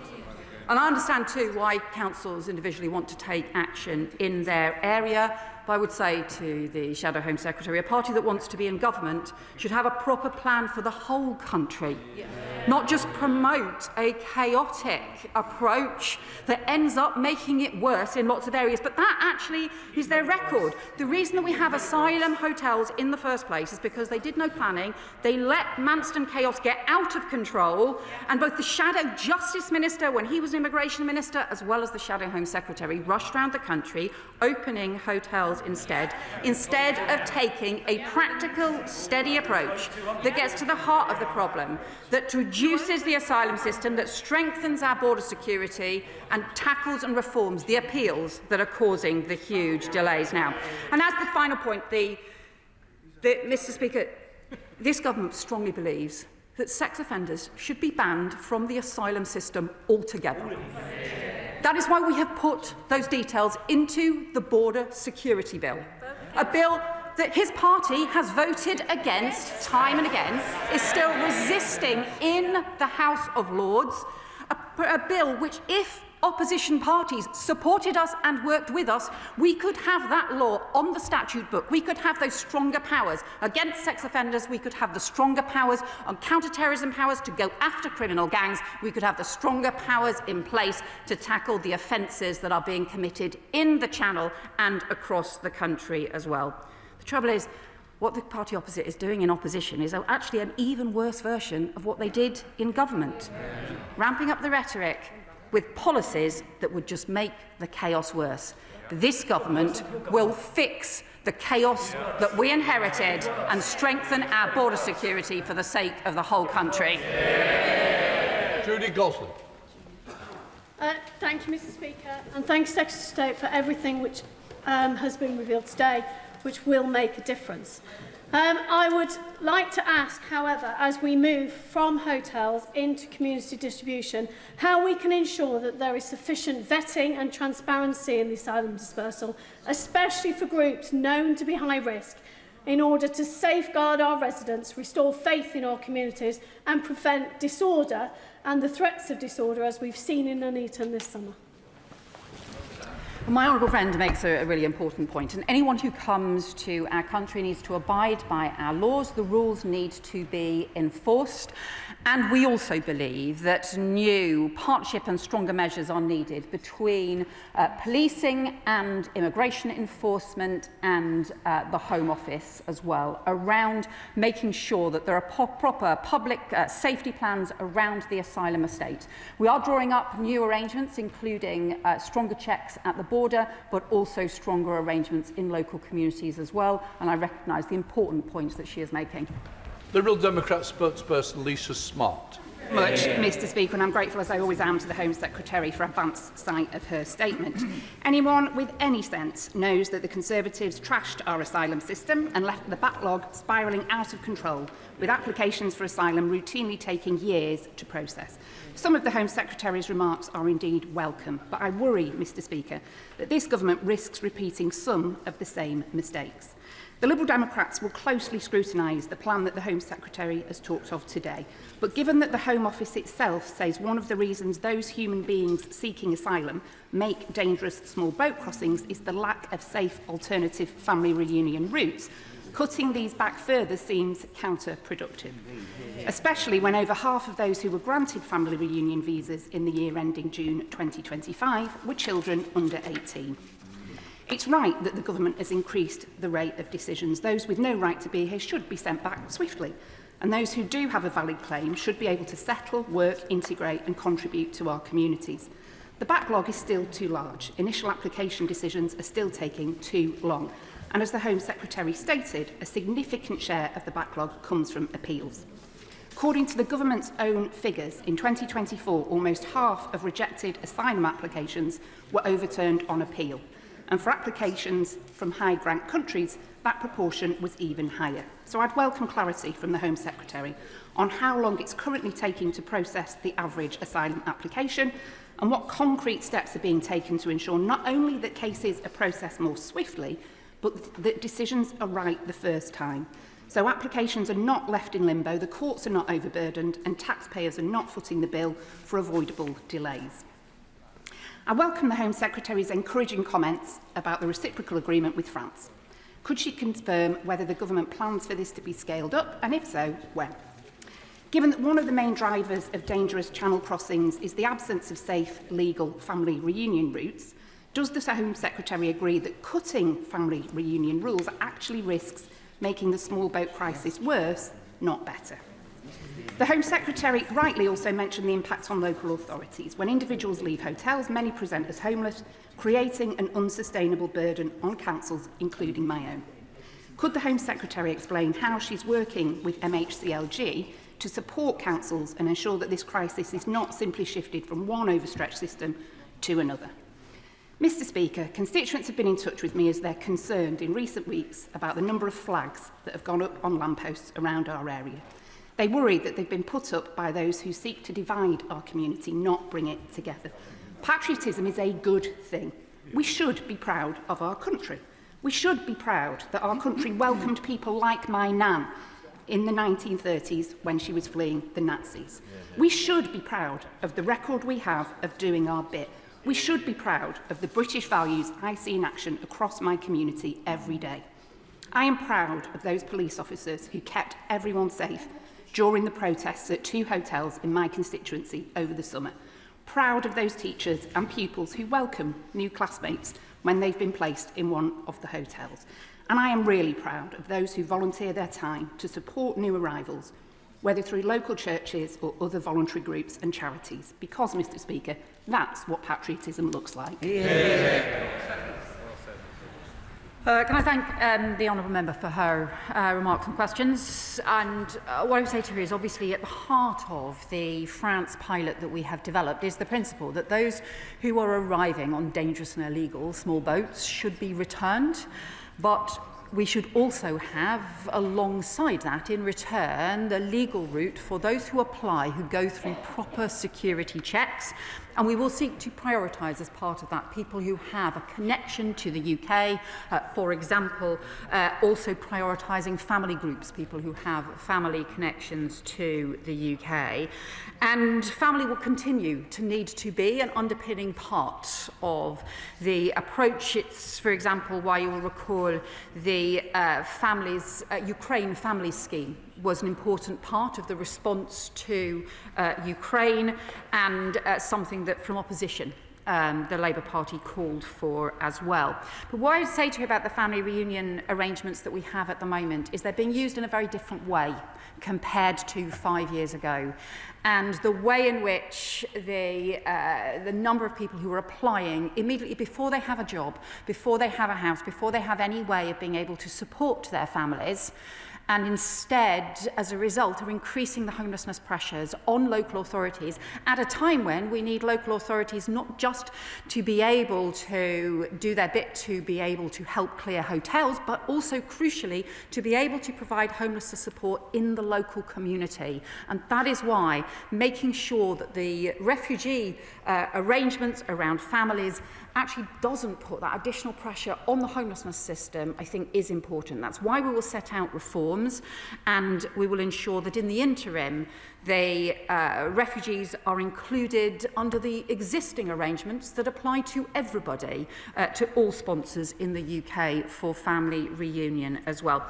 On the appeals issue, we obviously need to speed it up. The average appeal time is now 54 weeks. That is far too long, but also some appeals go on for way longer than that, and we have people who are in asylum accommodation for years with repeat appeals. That is preventing the closure of asylum hotels that needs to take place, and it's why we need the reforms.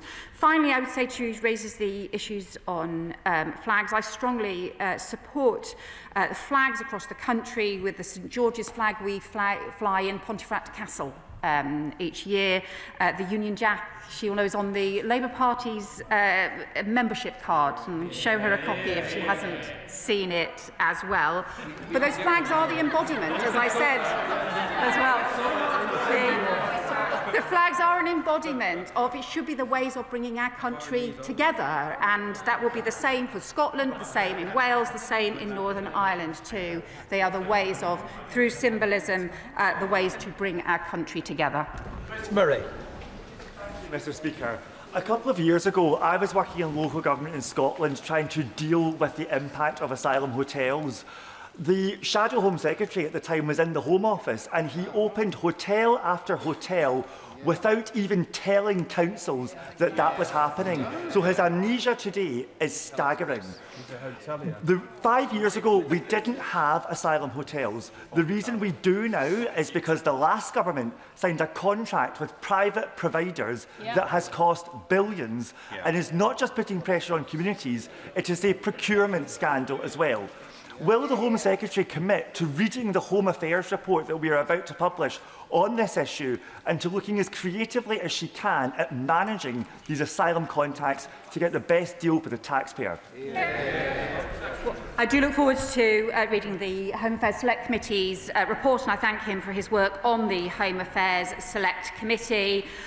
We've already been working to get better value out of the contracts that we inherited. It's one of the reasons why we have saved nearly £1 billion on some of the asylum accommodation costs, even just since the election. But he's also right to point out part of the reason what happened was the previous government completely lost control of the system in 2022, and how we had the total lack of planning, total lack of any grit, the chaos around Manston, incredibly costly, and this sudden surge of opening asylum hotels all over the country with really poor contracting, really poor value for money, that was really bad for the taxpayer, as well as really damaging in terms of having an effective system across the country as well. We cannot go back to that kind of chaos. Dr. Neil Hudson. Thank you, Mr. Speaker. Home Secretary, please. We have a tinderbox situation in Epping. We have the Bell Hotel with alleged sexual and physical assaults, and now twice weekly major protests, some of which became violent with injuries to police officers. Appallingly, last week, the government successfully appealed against the injunction on the hotel, prioritising the rights of illegal migrants over the rights and indeed safety of the people of Epping. Our community, Mr. Speaker, is in distress. The situation is untenable. This week, the schools are back. The hotel is in the wrong place, right near a school, and many concerned parents have contacted me. When will the Home Secretary and the government listen to us, address this issue, and do the right and safe thing and close the Bell Hotel immediately? So, Mr. Speaker, I agree that all asylum hotels need to be closed as swiftly as possible, including the Bell Hotel. It needs to be done in an orderly and sustainable manner so that they are closed for good. And he is not right in the characterisation of the government's case, because what we are clear about is that all asylum hotels need to close. We need to make sure that it is done in an ordered way that doesn't simply make the problem worse in other neighbouring areas or simply cause the kind of disordered chaos that led to the opening of so many hotels in the first place. We also need to strengthen the security and the cooperation with policing, and we want to strengthen the law on asylum seekers who commit offences that can be banned from the system, and that will be part of our border security bill as well. Stella Creasy. Thank you, Mr. Speaker. It was Orwell who urged us to be proud of our countries and call out the nationalists trying to demand that we express our pride or be called traitors accordingly. So let's be proud of this country and the work it has done to support people fleeing persecution. Let us be proud of what we have done to help families from Ukraine and Hong Kong. And in that vein, can the Home Secretary, who I know recognises that safe and legal routes for refugee children to be reunited with their parents is something we should be proud of, clarify that if there is going to be a delay in providing those safe and legal routes, it will apply to all children, including Ukrainian children? Or are we actually going to recognise that helping children so they don't face the penalties that we want to see put to their parents is the best and most proudest thing we can do of all? Well, my honourable friend makes important points, and we will look as part of the new arrangements that we set out, which will include both the stronger border security, both the reforms to the asylum system to make it more controlled and managed and to reduce the size, but also to have the controlled and managed legal routes, and that needs to include arrangements for family and also dedicated arrangements around unaccompanied children, because she is right to raise that as a serious issue. Obviously, for Ukraine, we have a separate dedicated scheme for Ukraine. We are continuing with that scheme. And as the point that she makes about we should recognise, I think people do across the country continue to support that. And having spoken to Ukrainian mums who describe how they fled in the first few weeks of Putin's invasion, knowing that their home villages had been overrun by Russian troops and not knowing whether other family members were safe or whether they would ever be able to return again, we should remember always what it is that people can be fleeing from and the importance of countries working together to support them. Esther McVeigh. Thank you, Mr. Speaker. Does the Home Secretary believe the rights of the people coming over the channel in dinghies should take precedence over the rights of local residents in places like Epping, as her lawyers argued for in court and as the Education Secretary said in an interview at the weekend? No, that is wrong, and that is wrong about the government's position, and the government has made clear that all asylum hotels need to close. They need to do so in an orderly manner that does not end up increasing the problems in other areas. We need to close the hotels for the whole country, and the judge himself has said that this is not about a hierarchy of rights. Linda Jess. Thank you, Mr. Speaker. I am very glad that the Home Secretary has acknowledged that, like other countries, we do have a duty to safeguard those fleeing persecution and seeking sanctuary in Britain. But the reason why we had 400 asylum hotels back in 2023 at a cost of £9 million a day, and why we have just over 200, is because the party opposite failed to deal with asylum claim applications, which this country and this government is now doing. And if there's any government that will end the use of hotels for asylum seekers, it is this Labour government. Well, I welcome my honourable friend's points. We need the consistent, practical plans that will close hotels right across the country, clearing the appeals backlog, which otherwise would grow, preventing the increase in asylum claims in the first place, but also the restarting of decisions as well, because had we carried on with that freeze on asylum decisions that the previous government left us with, there would have been tens of thousands more people in hotels across the country right now. That would have been deeply wrong. Stefan Curran. Speaker, people with a wide range of views about how to tackle immigration spoke to me over the summer. None of them are happy with how things are. They're furious with how the Conservatives trashed our border security, and they certainly don't want the harebrained schemes of reform. They want action that fixes the system fast. After years of failure, will the Home Secretary finally make sure that our immigration system keeps out people who would come here for the wrong reasons while properly supporting those who need our help? Yes, we need to strengthen our border security, and that is why the Border Security and Asylum Bill, currently passing through the other place, includes the ability to use counter-terrorism powers against criminal smuggler gangs.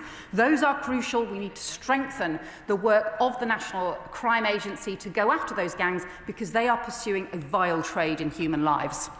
Graham Stringer. Thank you, Mr. Speaker. I don't envy the Home Secretary trying to clear up the mess that the last government left on migration. I doubt, however, that the measures she's putting before the House at the present time will be as successful as she and I would wish them to be. They don't really deal with the fact that many migrants are not coming from war-torn countries. They're coming from France, which is not persecuting them in any recognisable form.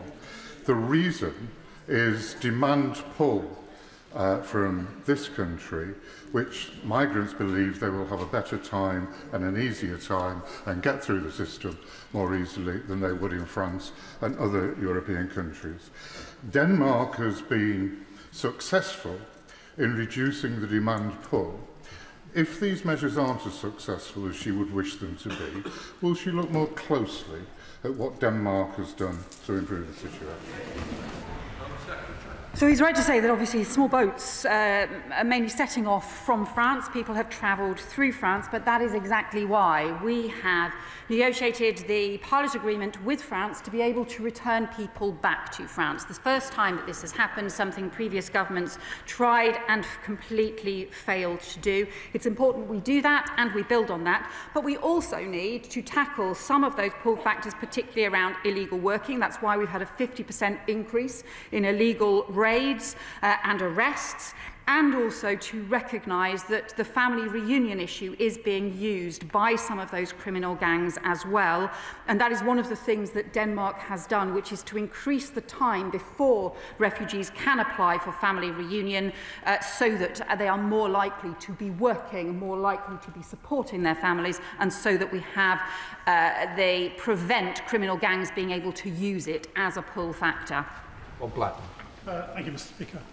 The Home Secretary has spoken about tweaks to the rules and regulations, potentially to interpretation of the law. The problem with that, of course, is that our courts will also interpret the law and may, in fact, go against what the Home Secretary wants to do. Yeah. So will she set out what changes to the law she will introduce to actually make sure that we stop the illegal migrants coming to this country? Well, I do agree with him we need to change the law. So first, obviously, we have the Border Security and Asylum Bill, which is bringing in a whole series of changes around counter-terrorism powers, around banning sex offenders from the asylum system, around a new offence on endangerment. But we also believe that new legal changes are going to be needed to the asylum system. We will bring forward further legislation in order to do that, and we will set out later this year detailed reforms, not just on appeals, but more widely around the asylum system in order to be able to tackle some of both the historic chaos and also the delays in the system to get the system back under control. Sally James. Thank you, Mr. Speaker. As many are aware, there is a number of well-known delivery companies and other companies, in fact, who are employing asylum seekers with no right to work, and this is helping to incentivise the boat crossings and ultimately undermine our national security. So will the Home Secretary liaise with the Treasury before the budget to discuss bringing a windfall tax on some of these delivery companies so they can start contributing to the cost of a problem that they are helping to exacerbate? Yeah. Well, my friend raises an important point about the gig economy and needing to ensure that the gig economy does not become rife for abuse and misuse around illegal working. That is why we are bringing in, again, in the Border Security Bill, which unfortunately opposition parties, the Conservatives and Reform, have continued to vote against, but bringing in that bill the requirements for employers in the gig economy to also abide by the checks on illegal working. And it's why we've also signed recently a new agreement with some of the major delivery companies to share information so that we can target abuse and crime. Pete Wishart. What a country the UK is becoming, and rarely has the national mood been so ugly and intimidating. People congregating at hotels, screaming at asylum seekers to go home. The right wing so emboldened that they feel the streets belong to them. Doesn't she realise that every time she moves onto the ground of reform, all she's doing is further encouraging and emboldening them? How about trying something different? How about just occasionally saying something positive about immigration? How about not dehumanising asylum seekers and showing them some compassion, decency and humanity? Yeah. Well, I would just point out to the honourable member that I have spoken about Ukrainian mums and the experiences that they had fleeing from Putin. I have spoken about the students in Gaza who currently can't take up their places and who we are working to do expedited visas so that they can pursue a better future, and the importance of having a proper legal and controlled routes as part of an effective system, and that has been part of our history. But we also have to have a system that is properly controlled and managed. We also have to have a system that is not open to abuse and misuse and exploitation by criminal gangs. And we also have to have stronger border security so that it is government and not gangs that chooses who to come to our country. Dave McHillier. Thank you, Mr. Speaker, and I welcome the Home Secretary's statement. A lot to unpick, including more detail on this new appeals system. But one of the key concerns when I was in the Home Office many years ago was that the poor legal advice that people were getting early on and the lawyers who were putting them through many hopeless hoops to extend their stay unnecessarily, putting them in a miserable situation, costing the taxpayer and creating chaos and duplication in the system. Is she looking at what legal advice people will get at an early stage so that those appeals and processes can be expedited? Alfred, I know, is former Home Office Minister and has a lot of experience in dealing with issues around immigration cases as well, and some of the real concerns around some of both the advice that people are given, decisions, the way in which decisions are made. We are strengthening some of the regulation issues and some of the ways in which the system works around legal advice as part of the Border and Security Bill, and I'd be happy to talk to her about this issue further. Lincoln John. Thank you, Mr. Speaker. In my Spelthorne constituency in Stanwell, we have the Stanwell Hotel, which is being used to house asylum seekers. I wrote to Home Office ministers on the 24th of July, again on the 25th of July, and again on the 29th of July, and I have had 0 responses to any of those letters. So please, will the Home Secretary show some respect to my constituents and the people of Spelthorne and reply to their questions and concerns? Well, I will ensure that the honourable member gets a written response to his questions, but let me also make clear that all asylum hotels, including the hotel in his constituency, need to close. They need to do so in an orderly manner, and they need to do so in a way that doesn't make the problem worse elsewhere or create more chaos, as we have seen in the past. That is the best way for us to reduce the size of the asylum system, to clear all of the backlogs, and to make sure that we have an effective system in place. Alistair Trapper. Thank you, Mr. Speaker. The ECHR is an important bedrock, not just for protecting vulnerable people's rights here in the UK, but also our strong international relationships abroad, which have been crucial not just to securing that returns deal with France, but also cooperation with Germany and other European partners to finally clamp down on the dire scourge of people smuggling gangs that we inherited. So leaving it fully cannot be a solution to the problems. It doesn't, though, mean that every aspect of it is currently working in the right way, and it's clear it's currently standing in the way of some of the actions we need to take if we're going to take this issue seriously. So can I welcome the clarification of how we're looking to take forward interpretation of Article 8 from the Home Secretary today, and can I seek confirmation from her that we won't shy away from further clarifications like the one announced today, where the EHLC is currently getting in the way of the action we know we need to take to provide the border security our country is crying out for. Well, my honourable friend is right to talk about the international law and ECHR being parts of the reasons that we've been able to get international agreements, because other countries know that we will abide by international law. That is how we have got the French pilot in place in the first place, something that the previous government was repeatedly unable to do. But the way in which it is interpreted is significant and does need to keep up to date. We have the challenge around Article 8 and family cases, that far too many cases are being treated as exceptions to the rules rather than according to the rules that Parliament has set. We think the rules need to change in order to be able to address that, and we need to work through different changes to the way in which Article 8 in particular is interpreted as part of our immigration and asylum system, and we will set out more details on that as part of our asylum reform package that we will set out later this year. Lee Anderson. Thank you, Mr. Speaker. Every time the Home Secretary announces a new policy on illegal migration actually goes up. So I think a period of silence would be most welcome from the Home Secretary. But does she agree with me that the only way to stop the pull factor is to detain, deport and never allow these illegal migrants to claim asylum in this country?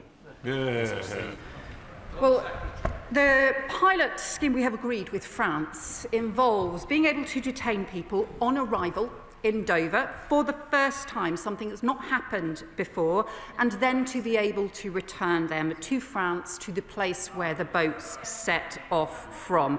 This is something that previous government, including the government that he supported and was part of, were unable to agree and unable to achieve.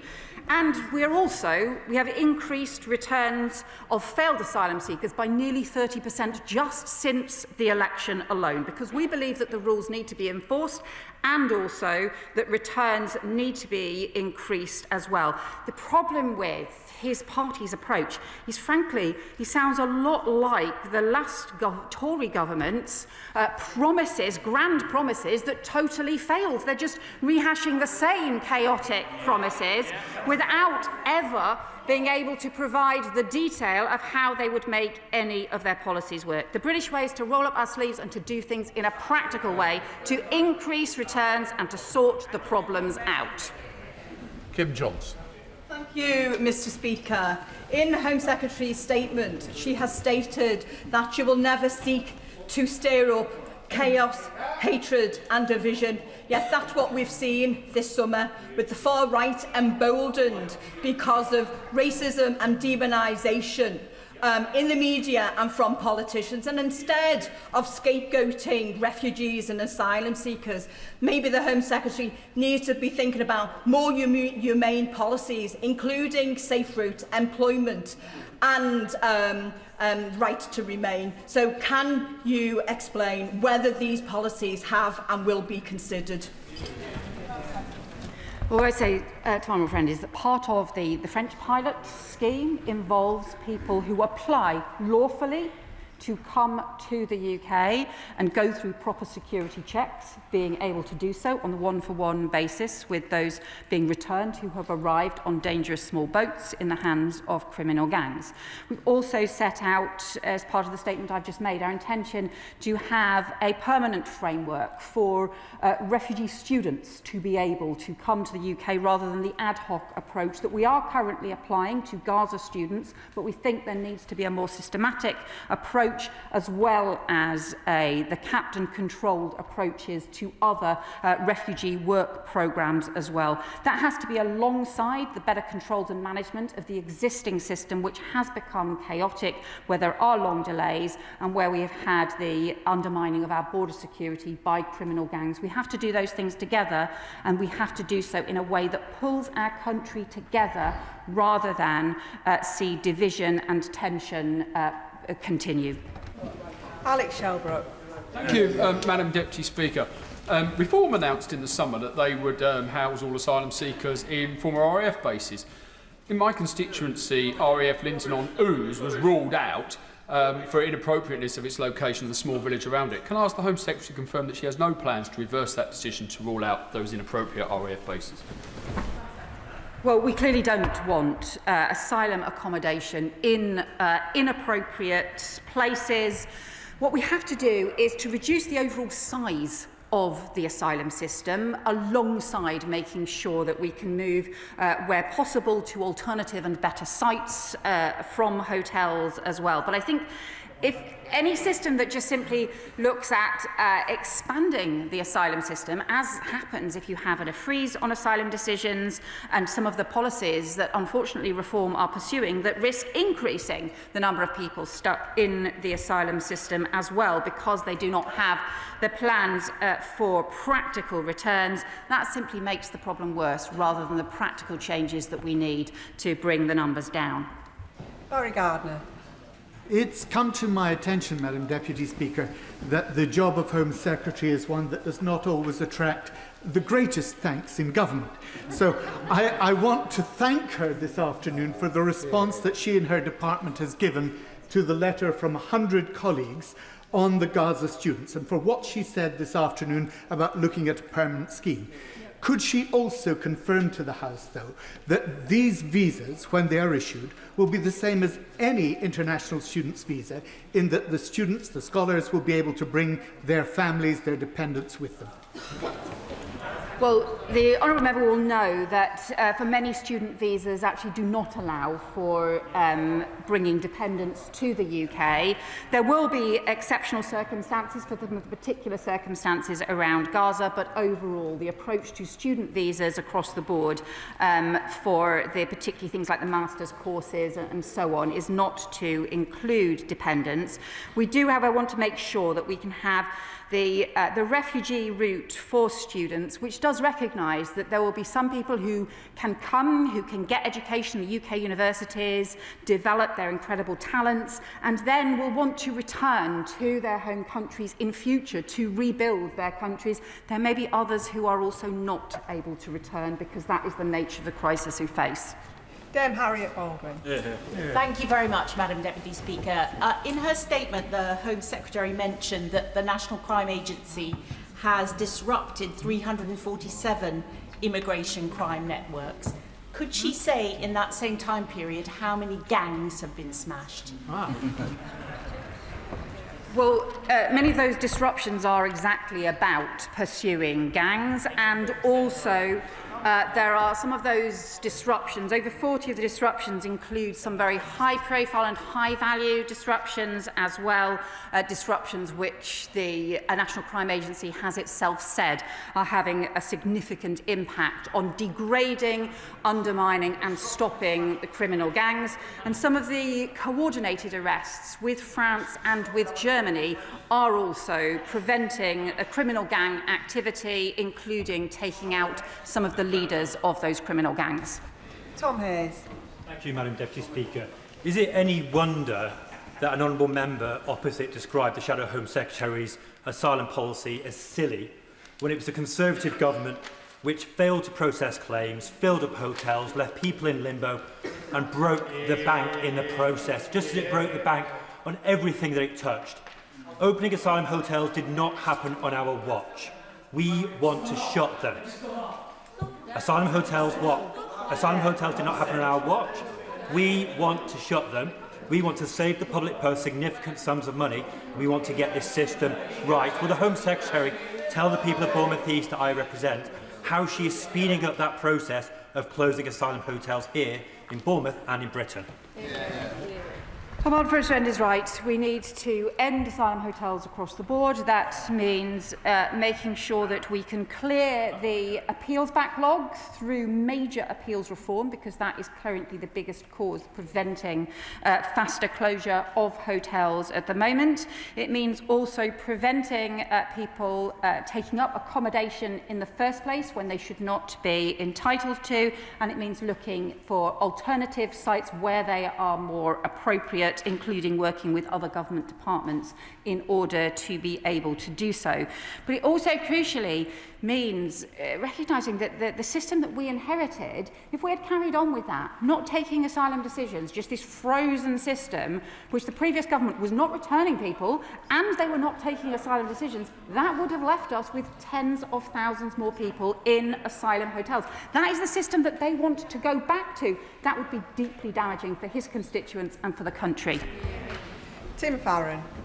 Madam Deputy Speaker, providing safer routes for refugees, it's not going to eradicate the entire problem. None of us are saying that it is, but it's surely part of the solution to stopping trafficking across the Channel. So isn't it just cruel madness to restrict family reunion, one of the few safe routes that actually currently exist, particularly when we know that 93% of refugee family reunion visas this year were to 93% to women and children? Won't this increase the number of people putting themselves at the mercy of evil traffickers? Won't this increase the number of tragedies in the Channel? So I know that this is an issue that the Honourable Member has taken a very strong interest in over a long period of time. What I would say to him is that since he and I think, probably first started discussing this issue many years ago, the way in which the family reunion system is being used has changed. And so it has gone from people applying after they had had refugee protection here in the UK for maybe a year or 2 years to applying in around a month. And that means that those people applying have often not left asylum accommodation or asylum hotels. They don't have housing, they don't have jobs, they don't have ways in which to support family members who they seek to bring to the UK. And we've also seen issues around risks that criminal gangs are using it and exploiting it. That is why we are temporarily pausing the existing refugee family reunion, and we'll be consulting on what are the new arrangements that should be brought in, that we would aim to bring in some of those arrangements by this spring. In the interim, the refugees will be covered by exactly the same rules as everyone else and the same conditions as everyone else through the Appendix FM process. But there is a concern where there are no conditions at the moment on refugee family reunion. The way in which it's being used has changed, and there is a responsibility on us to not have huge problems on homelessness assistance for local authorities, to have a managed system that also supports contributions and doesn't simply end up being exploited by criminal gangs. Debbie Abrahams. Madam Deputy Speaker, and I thank the Home Secretary for her statement. I recognise the complexity of the issues that she's facing. I was very struck with Lord Dubs on the radio this morning when he was describing his own personal circumstances. His father left Prague as soon as the Nazis invaded in 1939. He got kinder transport, one of the last ones out, and his mother followed a few months later. That's not the year's timetable that we've talked about in terms of the parity of the scheme. So perhaps there needs to be an Alf Dubs test that would make sure that families facing the similar sort of circumstances where their lives are in jeopardy would be protected. He also mentioned about ensuring that people understood why people flee as refugees. The conflation between economic migrants and refugees is frankly very unhelpful. Thank you. Secretary. Can I recognise the important points that my honourable friend made, and also the work that Lord Dubs has done over many years, and particularly to champion unaccompanied child refugees. And we have recognised there will need to be dedicated arrangements that recognise the particular plight of unaccompanied child refugees. But I think this needs to be done in a properly controlled and managed way, which actually it hasn't been for a long time, to do that through a controlled and managed way.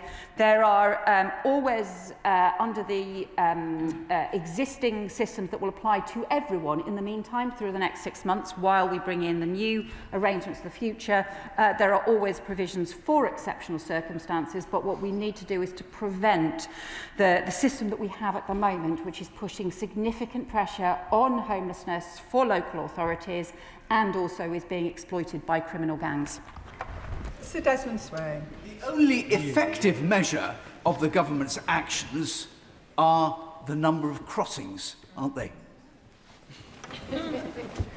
Well, I would say there's a big problem with the small boats, which where we've seen the criminal gangs change their tactics, particularly to exploit the French rules, which mean that up until now, France has not been intervening in French waters, but also not just that, but also people who are claiming as a result of coming to the end of their visa, having come to the UK lawfully, and then claim asylum when nothing else has changed in their country. And we need to make sure that there are tighter rules around that, as well as action around the border security to prevent dangerous boat crossings that undermine security and also put lives at risk. Ruth Cadbury. Thank you, Madam Deputy Speaker. My constituency, like Britain as a whole, has long been home to people of all faiths and cultures who came here or whose forebearers came here from all around the world. And over the summer, we've seen the growth of ugly rhetoric, including the term Indigenous Britons. And this risks a culture of fear in many of our communities. So what is the government doing to address this insidious trend? Madam Secretary. My friend makes a really important point, because ours is a country that has been strengthened through very many generations, people coming to our shores from all over the world to work, to reunite with family, to be part of communities, to set up businesses, to be part of our public services, particularly our National Health Service, and have done so through generation after generation. That is an important part of our country and will continue to be so for the future. We have had long debates about how the immigration system, of course, needs to be controlled and managed, but also how we recognise the need for our country to come together. Whatever people's history, whatever people's family history, for people to be able to come together and be proud of the country that Great Britain is, not to be divided, not to pursue hatred, and not to pit people against each other. Carla Denyer. Madam Deputy Speaker, our communities are divided and they are scared. We, all of us, want to be with our families, and communities are at their strongest when family life is protected and supported. If the Secretary of State lifted the ban on asylum seekers working, she would be giving those who subsequently achieve refugee status a stronger footing to support their families and be ready to join our communities and not need to seek that homelessness relief that she mentions. So, instead of keeping children and their families apart, why doesn't she help families to support themselves?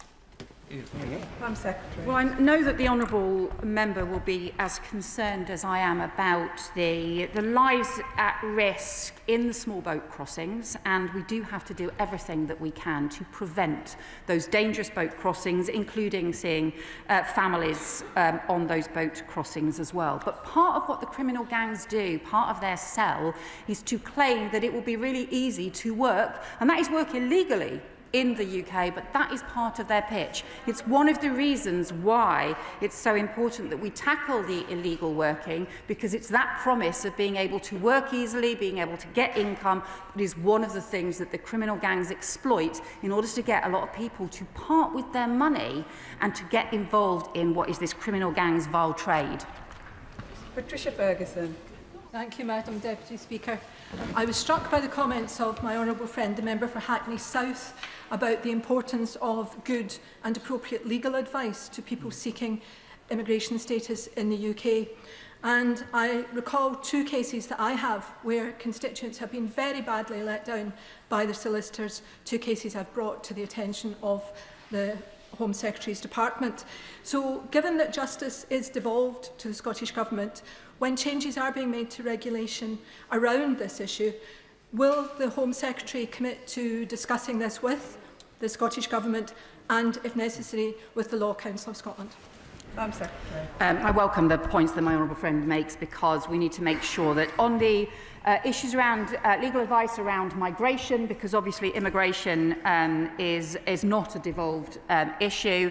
Therefore, there need to be high standards around legal advice right across the country. We obviously have those discussions with all of the devolved administrations, and will continue to do so as the Border and Security Bill passes through the Parliament. Sir Gavin Williamson. Thank you, Madam Deputy Speaker. Would the Home Secretary set out how many migrants will be returned to France over the coming 12 months? Home Secretary. Well, we have set out that this is a pilot, and we want to build and grow it. There is no cap on the overall numbers to go as part of the pilot, and we need to build it as we go. What we've also said is that we won't set out the kinds of operational details that criminal gangs will simply use and manipulate along the way, but we will provide updates as each month goes by on the progress of the scheme. I think it's important for 2 ways. First of all, because it is the basis from which we can then expand and to actually be able to return people to France and undermine the model of the criminal gangs. But this is also underpinning this is a fairness principle, which is if you arrive on a dangerous, illegal small boat and you pay a criminal gang, actually you should be returned, but we should do our bit alongside other countries to help those who apply through a legal route and go through proper security checks. Jessica Tarl. Thank you, Madam Deputy Speaker. This summer, my community in Bournemouth West has been deeply divided by misinformation about asylum hotels and local crime rates. This has been exploited by parts of the national media and, frankly, Conservative and Reform politicians and local activist groups as well, seeking simply to stoke fear. I, like everyone on this side of the House, stood on a manifesto to end hotel use. Yeah. So can I thank the Home Secretary for getting on with the job of restoring order to our asylum system to address the chaos left by the last government? And can she give my constituents reassurance that we remain committed to tackling the vile organised crime gangs that drive the boats, to clearing the asylum backlog, to give those who are seeking asylum the chance to restore their lives here and give them certainty, and also to ending hotel use in communities like mine and across the country? Home Secretary. Well, we have obviously, as my honourable friend said, made clear in our manifesto, we will end asylum hotel use. We need to put an end to the asylum hotel use right across the country, to do so in an orderly way. We also need to make sure that the rules are properly enforced, that laws are properly respected, and we will strengthen the law. And that is why the Border Security Bill, for example, bans sex offenders from the asylum system. It strengthens counter-terrorism powers to go after the criminal gangs. And it does so in a way that it is astonishing, frankly, that the parties opposite, the Conservatives and Reform Party, just refuse to support when we need those laws in place as rapidly as possible.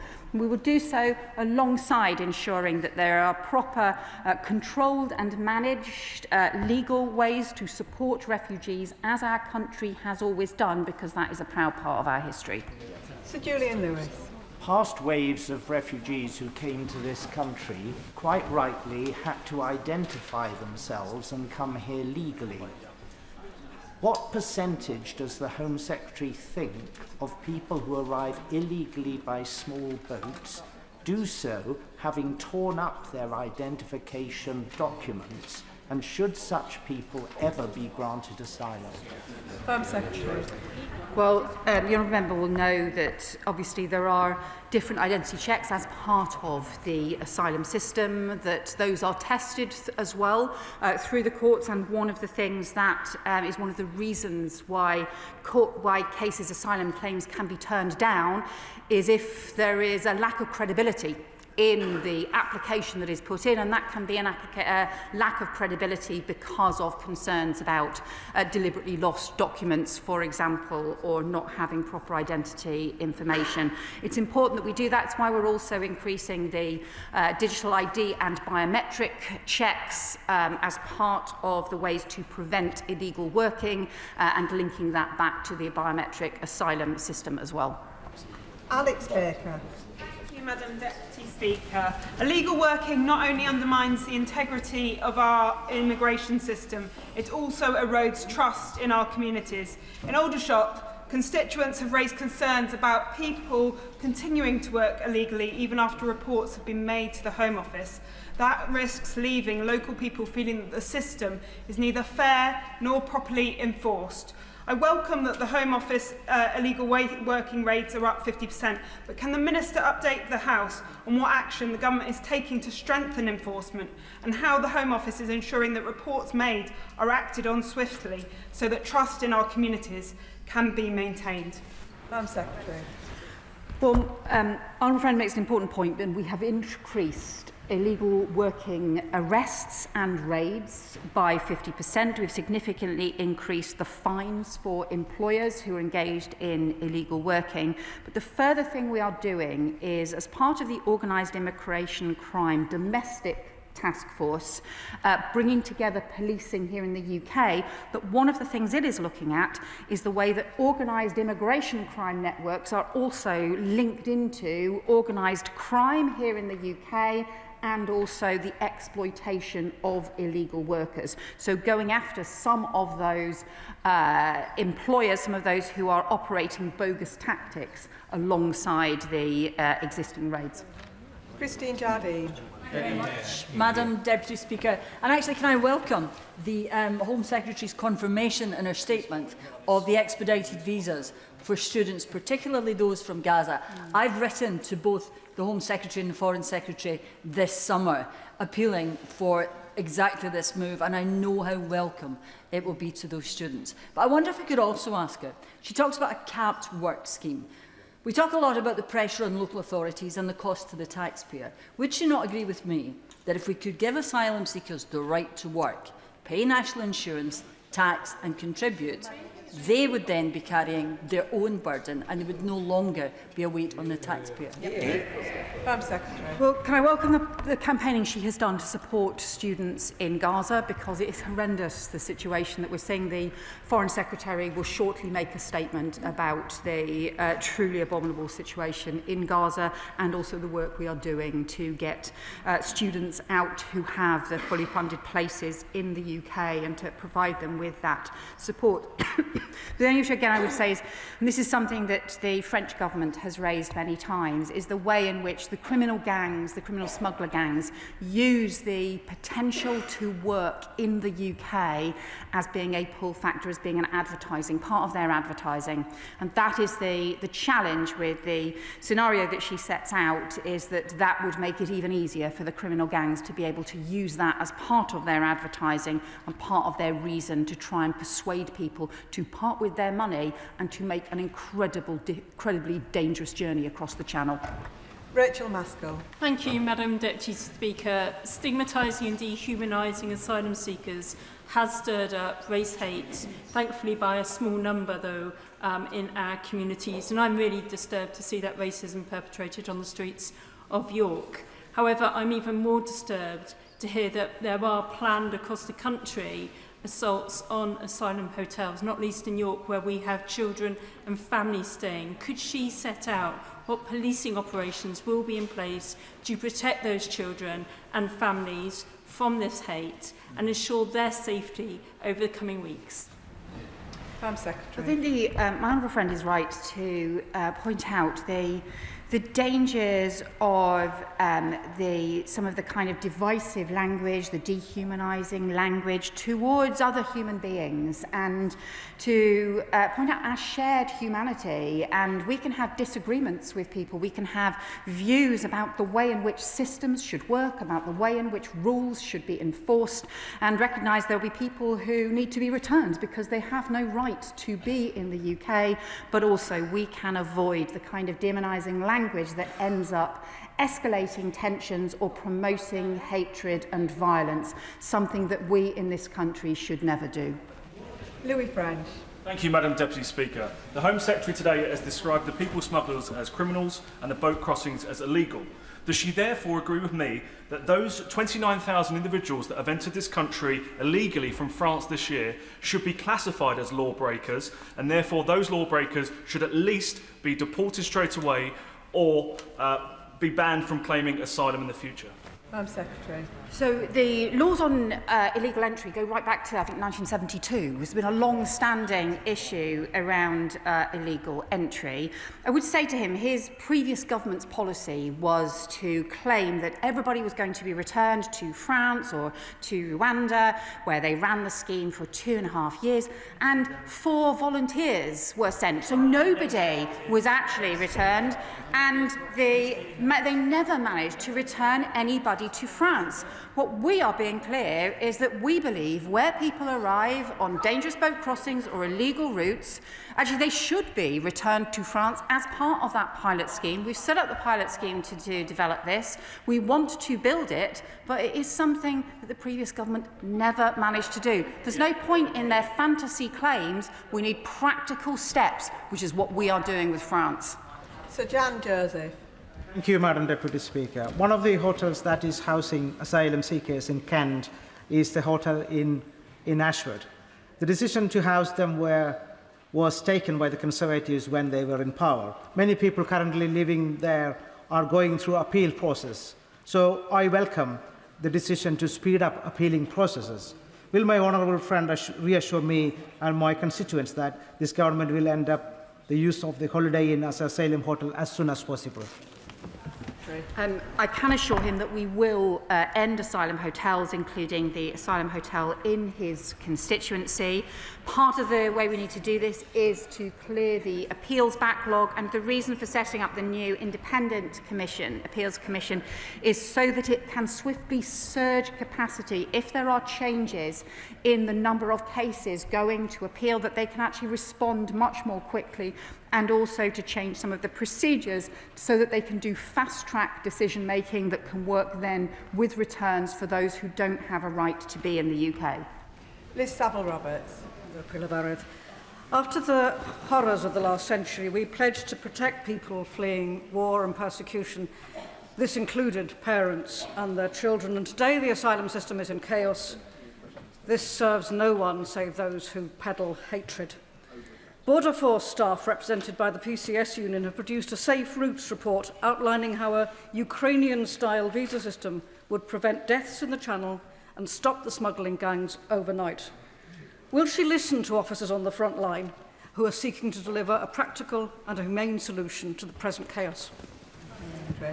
Well, what I would say to the honourable member is the whole principle behind the France pilot that we want to build and grow is that people can apply through a legal process, go through proper security checks as well, but we will return people who come on these dangerous small boats facilitated by criminal gangs. Those principles, I think, are really important, that we want a system that can better return those who are being exploited by criminal gangs, undermine their business model, and who are using illegal entry. But alongside that, we do what our country has always done through history, which is to provide the legal processes controlled and managed to be able to support those who have fled persecution and conflict. It's what happened as part of the Ukraine scheme. It's what we will now seek to do as part of a refugee approach to students, and it's what we need to do to have a proper system across the board that does both things, that looks at dealing with the control, bringing more control into a chaotic system, and also having something that is true to our historic values. Clive Efford. I welcome my right honourable friend's statement today, and can I commend her for the way she's working with our neighbouring countries to try and deal with this problem. The approach of the previous government was basically to stand on the cliffs of Dover and shout abuse across the Channel and tell the Conservatives that they should keep all refugees and we would take none. So if we're going to provide a solution to this problem, it has to come from the sort of cooperation that she has been working on, and does she agree? Secretary. Well, I agree with my honourable friend. Frankly, we saw what happened under the previous government, and we saw also the system that we had inherited, where they made grand but empty claims about where people were going to be returned to, but then had none of the agreements, nothing workable in place to actually do it, and then instead just had people stuck potentially indefinitely in the asylum system, which would have meant increasing numbers of asylum hotels. In contrast, what we have done already is a 28% increase in returns of failed asylum seekers and put in place the foundations for building a new approach with France and with other European countries. I think most people recognise the complexity of this issue rather than the sort of a fantasy promise approach which just ends up undermining trust. Mark Pritchard. Thank you, Madam Deputy Speaker. Does the Home Secretary accept that some of the UK's adversaries are seeking to weaponise illegal migration? And does she share my concern of the growing nexus between malign state actors and non-state actors, such as the criminal gangs that she's mentioned today? And if she accepts that collaboration and malevolent cooperation is going on, that it is a national security threat, yes. And as such, that even though there'll be more powers, counter-terrorism powers under the new bill for the National Crime Agency, which I welcome, there also should be more collaboration between the Security Service and the National Crime Agency. Madam Secretary. Can I agree with the points that the honourable member has made? The Prime Minister said early last year that border security is a national security issue. He is right about that. He is also right that we see malign forces attempt to exploit and undermine border security, and also he is also right to talk about the interaction sometimes between malign state-backed threats and also organised immigration crime. Why we already have growing cooperation between the intelligence and security agencies and also the National Crime Agency that looks at some of these smuggler gang threats and routes and have pursued further issues there, and are also looking at strengthened checks that we may be able to do at our borders. It also strengthens the argument for the international cooperation with other law enforcement and intelligence and security agencies as well. Alex Ballinger. Thank you, Madam Deputy Speaker. In a previous life, I worked on the Turkey-Greece returns deal, a deal that returned refugees that had crossed in small boats from Turkey to the Greek islands in return for properly registered asylum seekers in Turkey. As we all know, that deal drastically reduced the number of small boats that crossed into Turkey. Does the Home Secretary think that the UK's deal with France, negotiated just last month, is already having a deterrent effect, and might that be connected to the smallest number of crossings in August since 2019 that we've seen? Well, my honourable friend is right that the crossings in August were the lowest for several years, although there was the same level of crossing days as last summer. People also know there's a lot of different factors involved, and we have been seeking with France as well to get the implementation of their maritime review to also be able to do stronger interventions. But I welcome the point that he made about the Greece-Turkey deal, because that did have a very significant impact on those crossings, and it's why we believe it is the right thing to do to pursue this cooperation with France, and I welcome the work that the French government has done to support this pilot agreement on returns. Josh Babarinde. Thank you, Madam Deputy Speaker. As an Eastbourne boy born and bred, I am a proud Englishman. And in his St George's Day speech in 1933, Winston Churchill said that his England was one where no one would think of persecuting a man on account of his religion or his race. Does the Home Secretary agree with Winston Churchill that our country and our flag represent unity and tolerance? And does she agree with me that those who attempt to divide our communities in the name of our flag are no patriots of Churchill's England, no patriots of today's England, and no patriots of our great country? Home Secretary. Well, I agree with my honourable friend about the importance of patriotism that brings our country together. That is what our flags symbolise, that is what our values as a country symbolise. Obviously, the Union Jack is in itself a coming together in its very embodiment as a flag, but also the St George's flag for those of us representing English constituencies that are proud to fly the St George's flag and so proud to stand up for the values and the shared description that he has, the patriotism around those English values as well as those British values that are about coming together, about fairness, about decency, about respect. That is what we do. It's why we all want an ordered system that criminal gangs can't exploit because we respect the rule of law, but it's also why we should never discuss any of these issues in a way that promotes hate and division. That is not the kind of country we are. Sonia Kumar. Thank you, Madam Deputy Speaker. At the start of this summer, I welcome the government's decisive action in sanctioning Chinese companies involved in manufacturing and supplying boats used by criminal gangs to facilitate dangerous channel crossings. Disrupting these supply chains is a vital part of smashing the gangs. Can my right honourable friend update the House on what discussions she's had with international counterparts to coordinate efforts in targeting these companies and ensuring that these sanctions are enforced globally? Madam Secretary. Well, my honourable friend is right to welcome the Foreign Secretary's introduction of sanctions around criminal smuggler gangs. It's the first time that this has been done. And we also have extensive cooperation with the National Crime Agency with Iraq, for example. We have massively strengthened the cooperation because we know that there are Iraqi Kurdish gangs that are operating in northern France and where we have recently signed a new agreement with Iraq.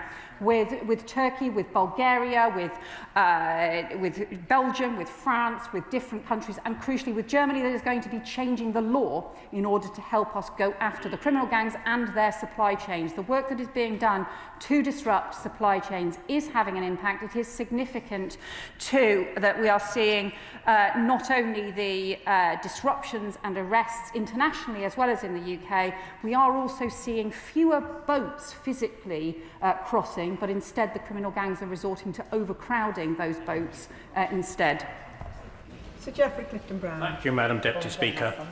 I note that the appeal court judges in last Thursday's judgment were using Article 8 of the ECHR as a reason why the interim injunction on the Bell Hotel should be quashed. Yet the Home Secretary in her statement today has been arguing that she wants to alter the interpretation of that same Article 8. Wouldn't a much better and more quicker and more effective route would be that one argued by the Shadow Home Secretary this afternoon to simply disapply all immigration matters from the European Court of Human Rights? Madam Secretary. Well, I think that's not what, as my understanding, is not what his front bench is arguing, and is only arguing about the Human Rights Act, risking there actually being more issues around the domestic courts not being able to take decisions before things go to the European courts. But I'll leave that for his own wrangling within his party about what their position is. What I would say about the we do think that there needs to be reforms around the way in which Article 8 is interpreted. I think the way in which too many cases around family rules are being treated as exceptions that are not that higher level of decision making can't be exceptional if you're talking about so many cases being treated as exceptions. It means that what we need to look at is the rules themselves and also having much greater clarity about the way in which we believe those rules should be interpreted and the way in which family migration should be interpreted in the courts. Thank you, Madam Deputy Speaker. Much has been said about the role of the European Convention on Human Rights, and it appears that the party of Churchill is seeking to abandon his legacy in their lurch towards the right, just as there is a growing consensus amongst European nations that we need to modernise it for today's times. Does the Home Secretary agree that Britain should be part of leading that change rather than leaving and turning us into Belarus or Russia? Madam Secretary. Well, we do have a strong history of leading around international standards, around international legal frameworks. Of course, laws and the way in which they're interpreted need to move with the times and need to keep up to date with the new challenges, including in a world of mass communications. We face very different kinds of challenges than maybe 20 years ago or 50 years ago or more. But he is also right to say that the UK has always played that leading role in defining those standards and in making sure that other countries do abide by international laws, and actually we lose out and don't get the kind of international cooperation that we need if what we try and do is just rip up that international law and cooperation. Chris Coughlin. Deputy Speaker, I'm proud that this country helps refugees, and I'm intensely proud that I spent years building a charity with a Rwandan refugee from the genocide. But in my constituency, there have been 2 serious criminal incidents in Hawley in the last 3 months in relation to the 4 Points Hotel. My constituents do have legitimate safety concerns, and although the police have acted promptly, what steps is the Home Secretary taking to ensure the 4 Points Hotel is closed as an asylum hotel as soon as possible? Well, the honourable member makes an important point. We want all asylum hotels to close, including in his constituency. We need to do that in a controlled and orderly manner as well. But I think what we also need to do is to strengthen the arrangements to ensure that the law is enforced and that rules are enforced, that public safety considerations are also taken seriously as part of the management of the whole asylum and immigration system. And it's why we are developing new partnerships between policing, immigration enforcement and the Home Office and asylum accommodation providers. It's immensely important there is proper shared information and also stronger arrangements to make sure that wherever criminality is found, it is properly and swiftly tackled. Oliver Ryan. Thank you, Madam Deputy Speaker. The Shadow Home Secretary, the former Immigration Minister, has some brass neck, do we not think, Home Secretary? He opened so many hotels, I thought he was going to overtake Lenny Henry as the frontage of Premier Inn at one stage.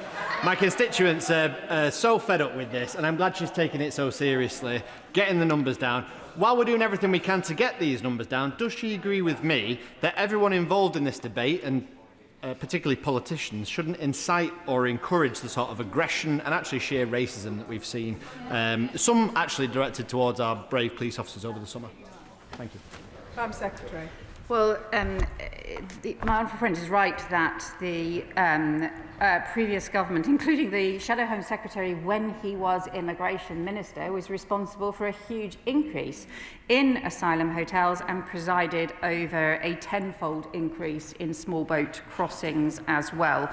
The important thing now is to make sure that we can end asylum hotels and make sure that we can bring back control into the system. But as we do so, we should make sure that we don't have divisive or hateful rhetoric or anything that promotes violence against police officers or within communities, which is always a disgrace. Dr. Ben Spencer. Thank you, Madam Deputy Speaker. The Home Secretary is right to talk about tackling push and pull factors, something which, when we're in government, we worked towards tackling, despite challenges, bringing forward the use of third countries. Because you both need a deterrent, but you also need a place to send people who we don't have returns agreements with their country of origin, or we don't know. Now, it's no surprise to me, our arrivals have increased since that scheme was scrapped. I understand there's a period of reset happening in Downing Street at the moment, so how long before we can expect her to come to the dispatch box to talk about a third country scheme that she'll be introducing? Home Secretary. Well, obviously what this government has managed to do is to get the agreement with France in place, that pilot agreement that we seek to build. France obviously is not the country where most of the people passing through started from, so it is effectively a third country agreement that we have already put in place and are now working to implement on a pilot basis. We're also working with other European countries to explore returns hubs as well. But what we don't think is the right thing to do is to have an incredibly expensive programme that sent just 4 volunteers, and during the 2.5 years, 2 years plus that it was in operation, ended up costing £700 million, while 84,000 people arrived in the UK. Thank you, Madam Deputy Speaker. Peterborough is a proud and generous place and has welcomed many people to our doors over the generations. And I'd like to put on tribute my thanks to the churches, mosques and community groups which are looking after and welcoming people. But people are getting fed up with a system that is broken and was broken before my honourable friend became the Home Secretary. So many people in my constituency will welcome the record deportations, the focus on Article 8 and making efficiency and driving forward the system. But to be honest, the biggest issue in my constituency remains the hotel that was opened by Serco with no consultation with the police or the council before it happened.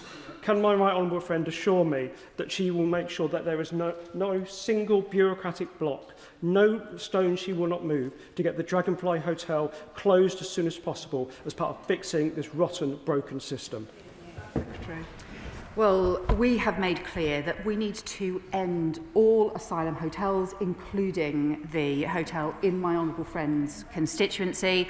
It's actually because we believe in the long history that the UK has of helping those who have fled persecution and conflict in an ordered way, is why we also need to get control and fix the chaos that we inherited, including ending asylum hotels that are undermining confidence in the whole system and were introduced exactly because the previous government lost control over the system. That is what now needs to be turned around, and that is the foundations that we are putting in place. Ben Opsijekti. Thank you, Madam Deputy Speaker. She's touched on this a couple of times already, but I'm yet to hear from the Secretary of State about the scope of the government's asylum accommodation programme, which is currently rated at amber. Despite over 29,003 asylum seekers arriving by small boat alone so far this year, the scope of this programme will only see the creation of 5,000 bed spaces by the end of 2026, spread across 3 accommodation pilots following its strategic refresh. In what locations will the 3 accommodation pilots be? How many bed spaces for asylum seekers will be in each, and at what stage gate is each one? So, we are developing alternative approaches to asylum accommodation, including working with local councils that have come forward and also including working with other government departments. We will provide an update as well as we make progress and do so. But I think there's the 2 things that need to happen together. There's obviously the shift to alternative sites that has to follow value for money tests, because that was the mistake that I think was often made in the past, and not having the proper assessments in place, as the Public Accounts Committee identified, but also making sure that we reduce the numbers of people in the asylum accommodation system overall. Because if we don't reduce the numbers in the system, simply moving the problem around from place to place won't solve it and won't get it back under control. Alice MacDonald. Thank you very much, Madam Deputy Speaker. Ensuring we have a humane and functioning asylum and immigration system needs competence, credibility and compassion. And I welcome the credible plan that this government has put in place. Our approach also has to be holistic, and part of that is also tackling the root causes of displacement, conflict and persecution. The Home Secretary has touched on how we're working with other countries. Could she also talk about how she's working cross-government and internationally to also address these drivers of displacement? Secretary. Can I welcome the honourable member's point here, because she's absolutely right that any comprehensive, effective approach internationally, not just here in the UK, needs to look at the causes and the drivers of mass migration, of people who have fled persecution and conflict, but also some of the economic migration issues that have also caused significant challenges.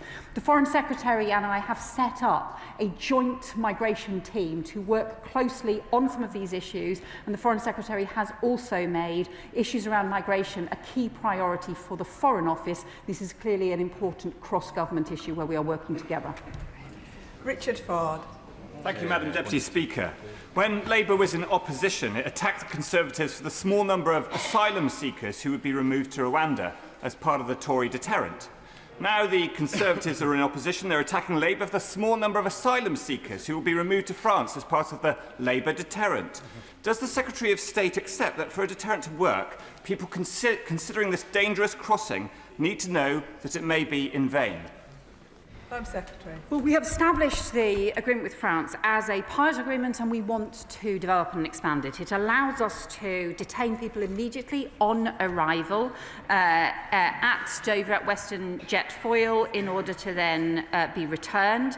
The first cases have been referred to France, and we expect the first returns to start during the course of this month. But I think there's also, as well as the impact in terms of undermining the criminal business model of the gangs, the deterrence issues that he talked about, there's also a really important principle here, which is for people arriving illegally on dangerous boats where they pay criminal gangs should be returned, but people should also then, who apply through a legal route and then go through proper security checks, the UK should do its bit in a controlled and managed way and a capped way alongside other countries.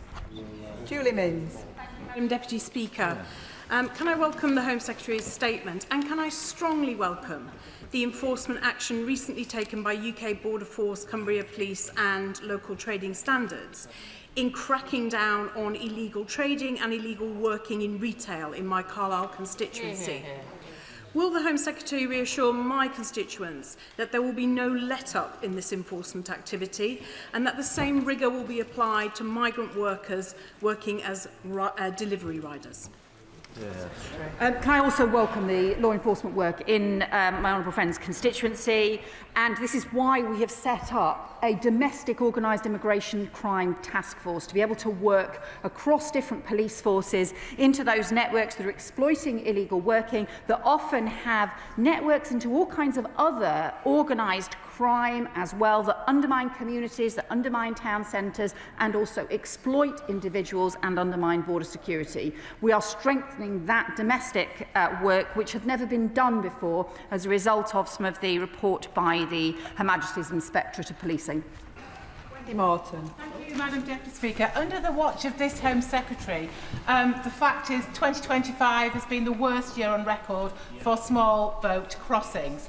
And whilst the government claims it wants to end the use of asylum hotels, the Right Honourable Lady is not telling us when, and so I'd like some reassurance today that she will not, as a result of this, we will not see an increase in HMOs or the use of local houses or local flats to rent for these particular individuals, nor will we see any increase of costs to local councils.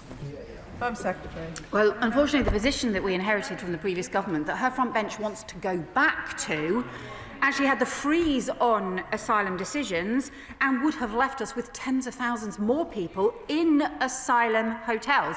We will end asylum hotels over the course of this Parliament, but we need to do it not simply by moving people to different kinds of accommodation, and I do think that is an important point, but also by reducing the overall size of the asylum system. If we don't reduce the overall size of the asylum system, because their policies were doing the opposite, they were increasing it, then actually we will never solve this problem or rebuild the confidence of the people across the UK.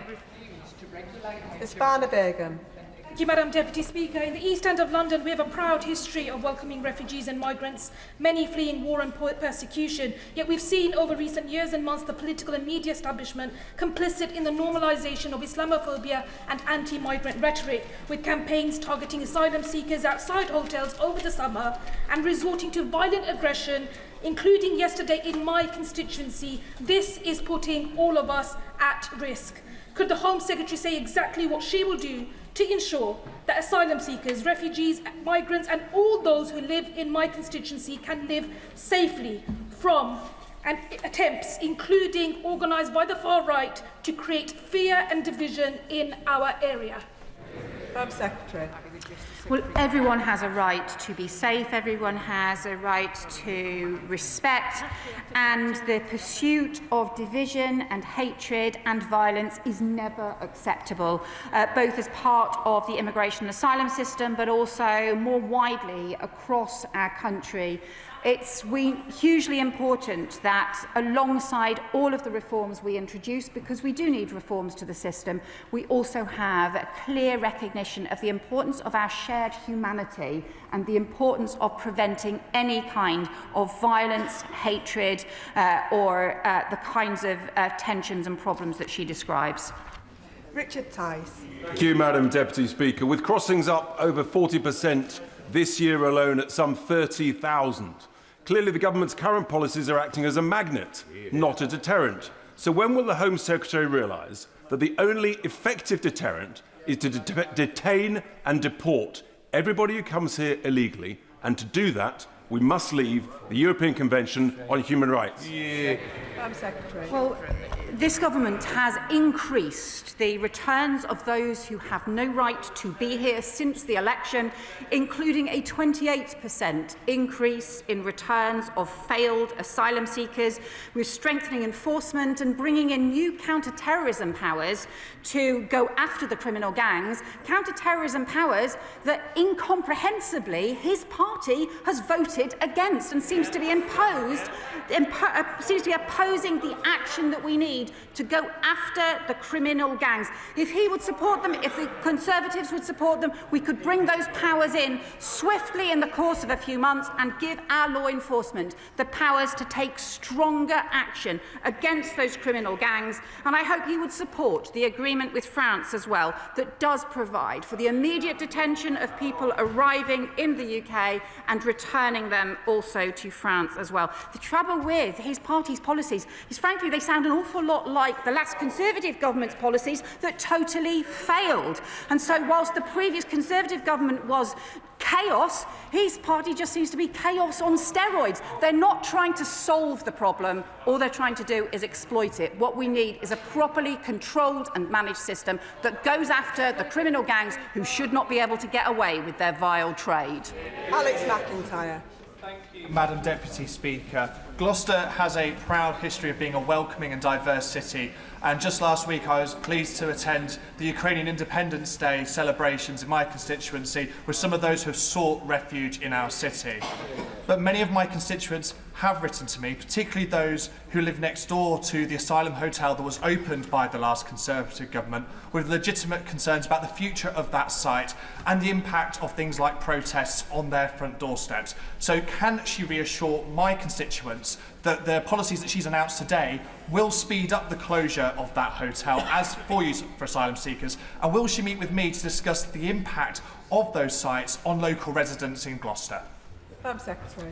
Well, I can tell my honourable friend that we will end asylum hotels, we will close asylum hotels that the previous government opened, including in his constituency, and it is hugely important that we do so. He is right to talk about the long history of people right across the country, including the more than 100,000 families who came forward to offer homes to Ukrainians at the beginning of Putin's war and invasion of Ukraine.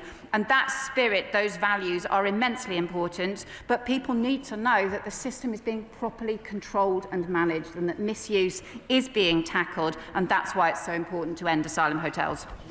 Lewis Cocking. Thank you, Madam Deputy Speaker. It is clear that the government has lost control. The government are going against their own election manifesto by taking it through the courts.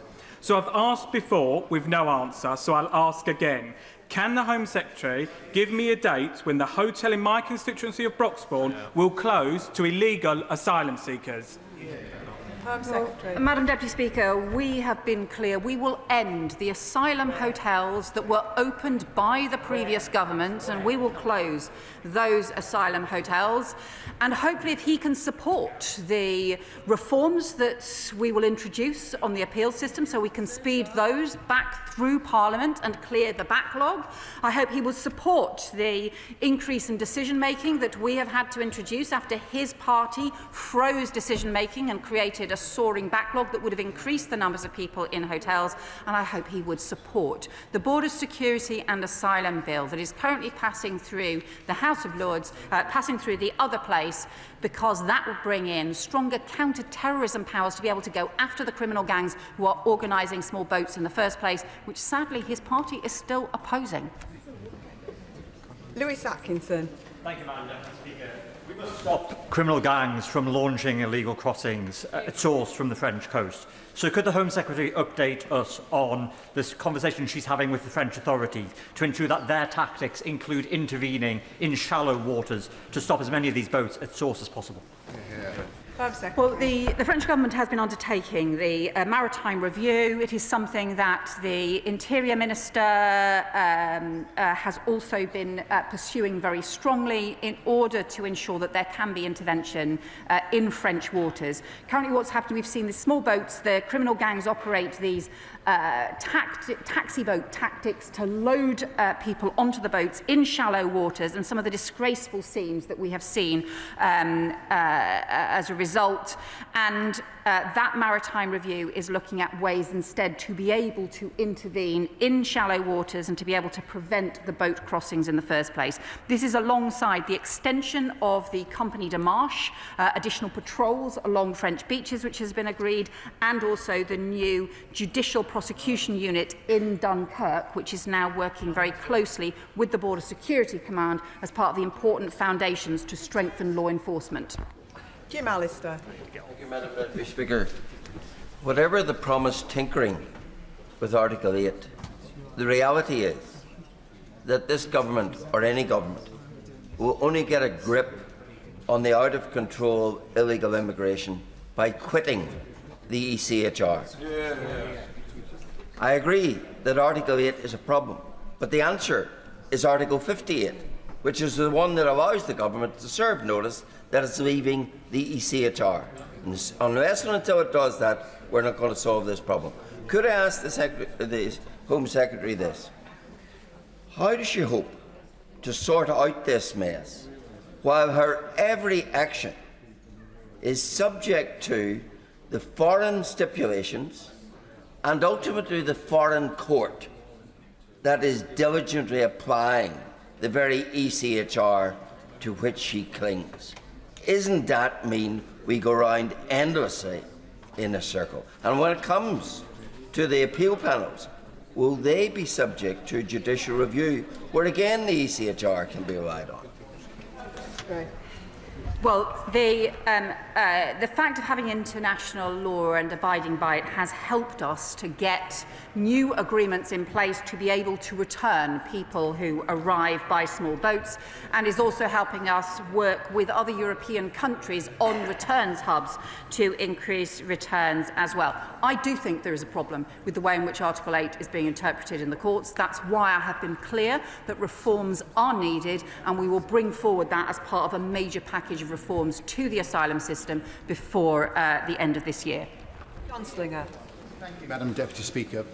The Conservatives and Reform appear to be engaged in competitive populism, and one of the consequences of that is opportunism. And in that light, does my right honourable friend agree that it's surprising that they pose as the party on the side of local democracy when it comes to asylum hotels?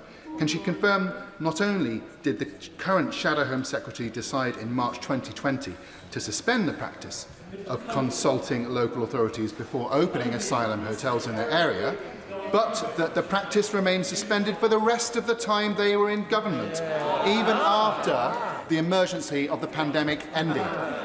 Home Secretary. Well, my honourable friend is right that not only did the the Shadow Home Secretary lift the responsibilities to consult local authorities, he also voted against amendments put forward by the Labour opposition at the time to strengthen the work with local authorities. This government is strengthening that work with local authorities.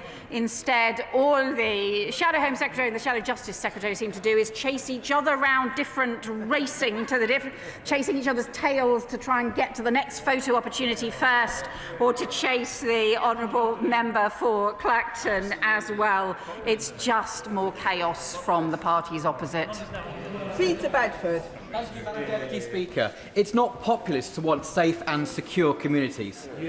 But the only way we're going to solve this crisis, we've been going round in circles, is to withdraw from outdated refugee conventions, to rescind the insidious ECHR from our own laws, and to use British military assets to prevent incursion in British waters. That is the only way we're going to solve this crisis. And will the Home Secretary commit to doing that today? Home Secretary. Well, I'll just point out to the honourable member opposite that his party was in power for a period of 8 years in which criminal gangs were able to take hold along the borders, in which they were able to undermine our border security. Frankly, it should be governments, not gangs, that decide who enters our country.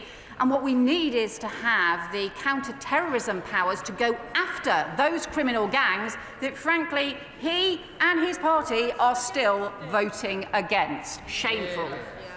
Martin. Thank you, Madam Deputy Speaker. Madam Deputy Speaker, it cannot be denied that we have inherited a very difficult position, and that recently there's been a real increase in the rhetoric, which is causing serious worry, upset, anger and mistrust in our communities. But, Madam Deputy Speaker, many vital measures to tackle this organised crime, like counter-terrorist style powers against gangs, a new offence of engagement at sea, banning sex offenders from the asylum system and powers to search phones are stuck in the Borders Security Bill. Does my right honourable friend agree with me that if the Tories and Reform were really serious about these changes, they would stop voting against and organising against this bill and put their constituents and my constituents in Portsmouth North at the heart of this and let us put this bill in force? My honourable friend is exactly right. The Tories and Reform could start working with us tomorrow to speed up the passage of this crucial legislation that would give our law enforcement counter-terrorism powers to go after smuggler gangs, that would mean new offences, that would mean they could download and search the mobile phones of people arriving on small boats, and would mean, crucially, that they could ban sex offenders from the asylum system altogether. You'd think that the parties opposite would support this. Instead, they have been blocking it. It's shameful. Cameron Thomas. Madam Deputy Speaker, our country should be proud that in the 1930s we welcomed 10,000 Jewish children from Europe upon the kinder transports. Alas, our predecessors would not countenance bringing across their parents, and we know that the cost of that decision was that those parents were massacred in the Holocaust. There has always been vocal opposition to migration in this country, but I remind the government that responsibility lies with them. Across our country today, thousands of vulnerable refugees are afraid. They are afraid of the rise in right-wing activity and in right-wing rhetoric. Rhetoric this government has flirted with. I invite the government not to follow the Conservative Party or Reform UK into the abyss and to treat this issue with the compassion it deserves. Secretary. Well, the honourable member refers to the kinder transport as well as the important support for children there. The UK also took Jewish orphaned children from concentration camps and provided them a home, important future in the UK as well. And we have a long history of supporting those who have fled persecution and conflict.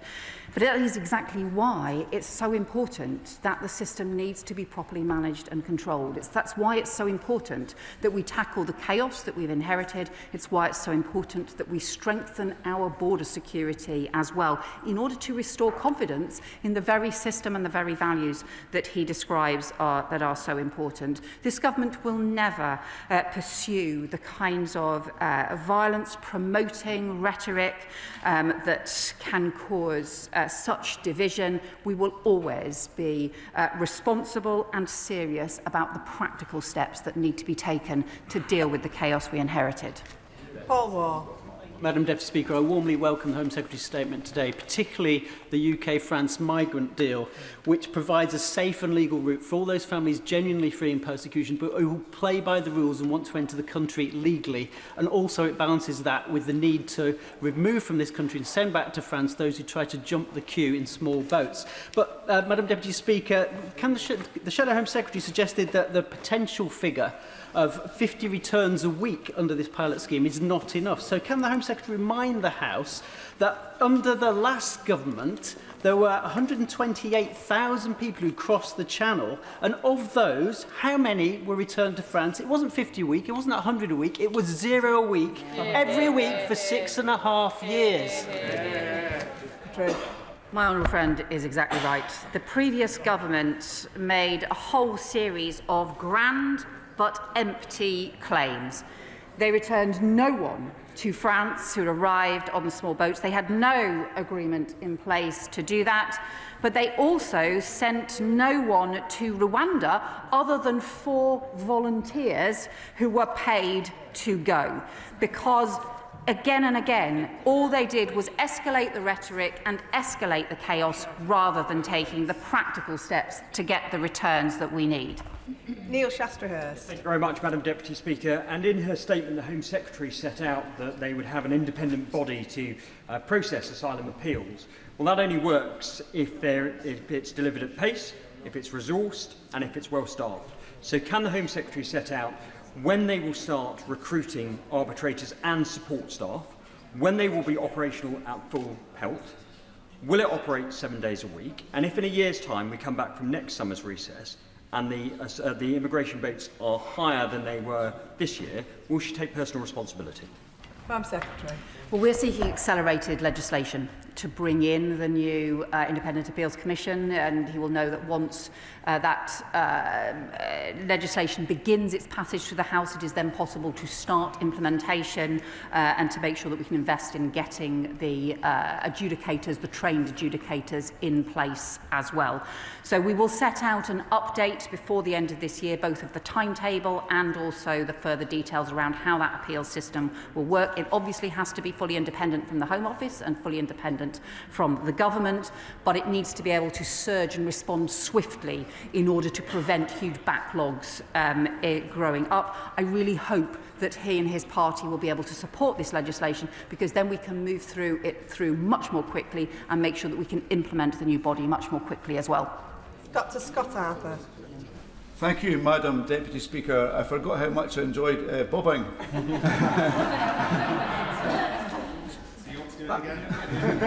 I think we all want to be proud of the UK's asylum system, but because of the mess we inherited from the previous government, none of us are there right now, and I think that is just a fact. So I do thank the Home Secretary for the work she's doing, the quite methodical work to get a grip of the situation and get the system back on track.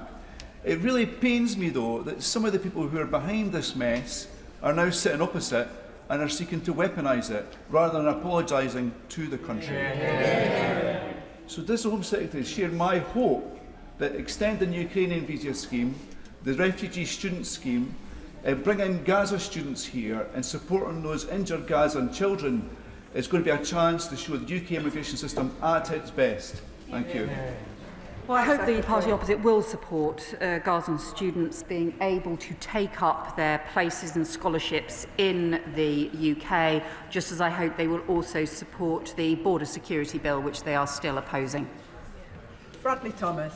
Thank you, Madam Deputy Speaker. The government appears to be conflating the terms illegal immigrant and asylum seeker. The UK has rightly in the past taken in asylum seekers, including Ukrainians who have been fleeing persecution, but these are different to those crossing the Channel illegally, the vast majority of whom are men aged 20 to 30 with no children or families appearing to cross with them. So I've got 3 questions for the Home Secretary. First one, does she agree with the Prime Minister's comments that the UK has plenty of housing to accommodate illegal immigrants? Will she rule out the use of houses of multiple occupation, and will she rule out the use of social housing for illegal immigrants? Prime Secretary. Well, I would say to the honourable member, given what he said about crossings, I hope he would support the French pilot agreement that we have in place, which means we can return people who make these dangerous or illegal journeys so that we can return them to France, but in exchange we also have a legal process for people who apply properly, who follow the rules and who go through security checks. We've been clear that the way to tackle the chaos in the asylum system is to end asylum hotels, but to do so as well by reducing the overall number of people in the asylum accommodation system, and that includes sorting out the appeals chaos we inherited from his party.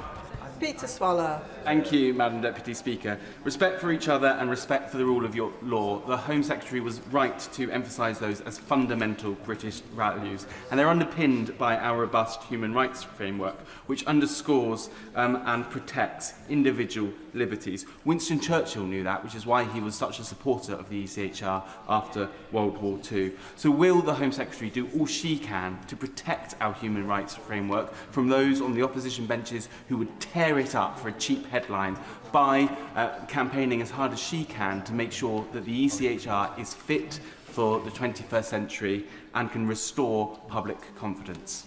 Madam Secretary.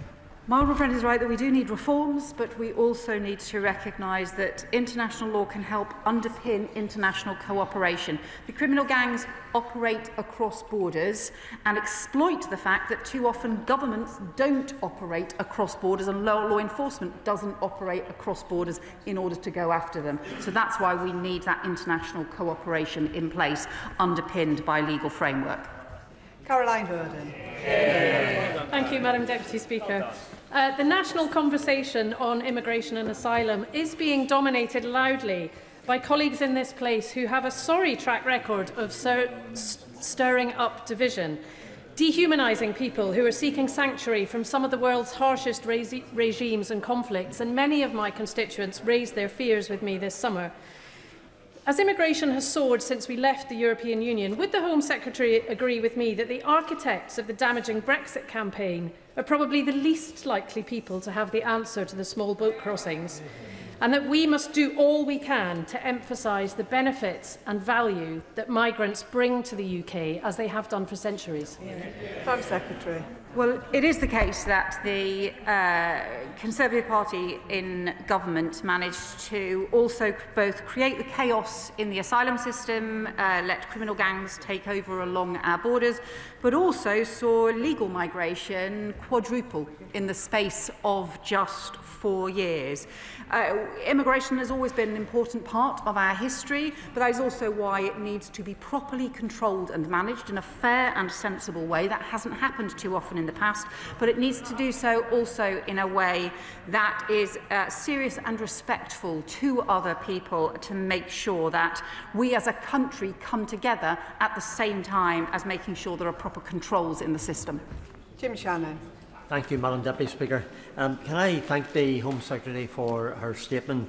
And does the Home Secretary accept that the frustration that many feel about illegal immigration must not ever be confused with the opinion of those who come and add to our society in the NHS, in agriculture or many other jobs in which we rely on help from foreign nationals?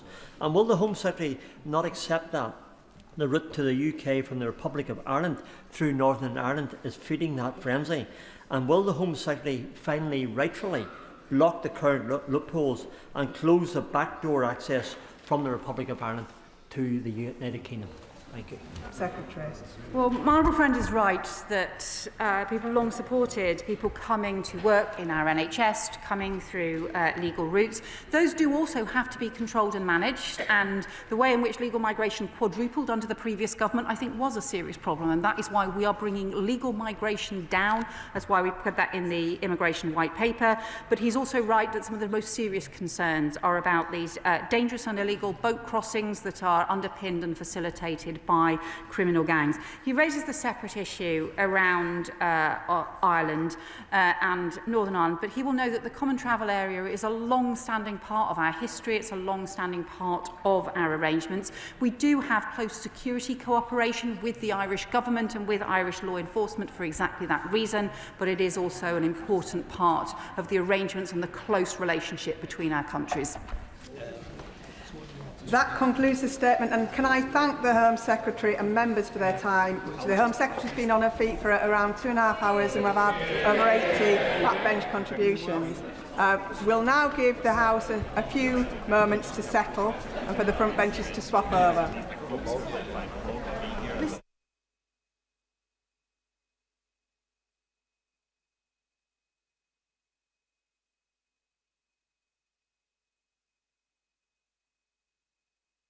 Statement, Foreign Secretary. Yeah. Well, with permission, Madam Deputy Speaker, I'm going to make a statement on the situation in the occupied Palestinian territories and Iran. In Gaza on the ground, it's unimaginably bleak. Horrifying images and accounts will be seared into the minds of colleagues across this House. They're almost impossible to put into words. But we can and must be precise with our language. Because on the 22nd of August, the UN-backed IPC mechanism confirmed what we are witnessing. Famine. Famine in Gaza City. Famine in its surrounding neighbourhoods, now spreading across the wider territory. Famine which, unchecked, will spiral into widespread starvation. Madam Deputy Speaker, this was foreseen. The terrible conclusion of the obstacles we have warned about for over 6 months. Since the 1st of July, over 300 people have died from malnutrition, including 119 children. More than 132,000 children under the age of 5 are at risk of dying from hunger by June of next year. Madam Deputy Speaker, this is not a natural disaster, it's a man-made famine in the 21st century. And I'm outraged by the Israeli government's refusal to allow in sufficient aid. We need a massive humanitarian response to prevent more deaths. Crucial NGOs, humanitarians and health workers allowed to operate and stockpiles of aid on Gaza's borders released.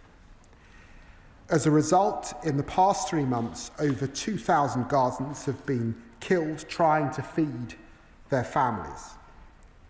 And Hamas themselves are exploiting the chaos and deliberately starving Israeli hostages for abhorrent political purposes.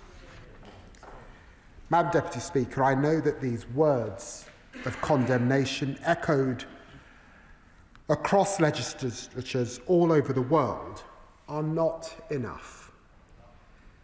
But be in no doubt, we have acted as a country where we can. We restored funding to UNRWA. We suspended arms exports that could be used in Gaza. We signed a landmark agreement with the Palestinian Authority. We stood up for the independence of international courts. We've delivered 3 sanctions packages, 3, on violent settlers and far-right Israeli ministers for incitement. We've suspended trade negotiations with the Israeli government, and we are at the forefront of the international community's work to plan for a stable post-conflict peace. And we've now provided over £250 million in development assistance over the past 2 years. Madam Deputy Speaker, today we're going further. I can announce an additional £15 million worth of aid and medical care for Gaza and the region. We continue to work alongside regional partners, including Egypt and Jordan, of course, to enable the UN and NGOs to ensure aid reaches those most in need. Brave medics in Gaza tell us that essential medicines are running out and they cannot operate safely. And that's why we're funding UK Med, whose field hospitals have treated over 600,000 Gazans. And that's why we're also funding the WHO Egypt to treat thousands of evacuated Gazan people. Meanwhile, Madam Deputy Speaker, as my right honourable friend the Home Secretary said earlier, we are working with the World Health Organization to get critically ill and injured children into the UK, where they'll receive specialist NHS treatment. The first patients are expected to arrive in the UK in the coming weeks. And we're extracting people from a war zone, of course, that is complex and dangerous. It relies entirely on Israeli permissions, and I'm pressing the Israeli government for this to happen as quickly as possible. We're also supporting brilliant students granted FCDO achieving scholarships and other scholarships to escape Gaza so that they can take up their places for the coming academic year.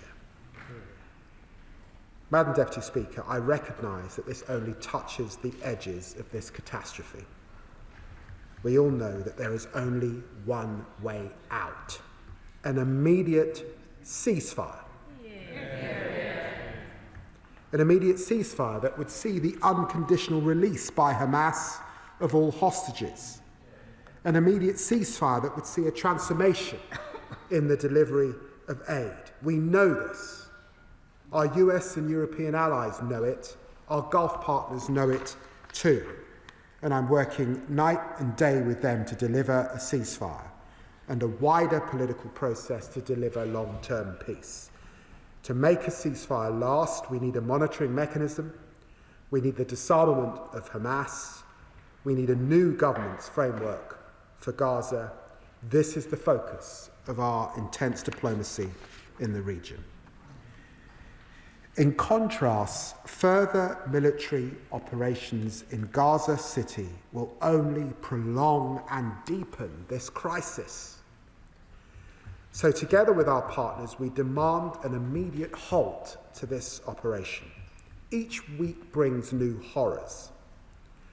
Last week's double strike on Nasser Hospital, one of Gaza's last remaining major health facilities, killed 20 people, including 5 journalists.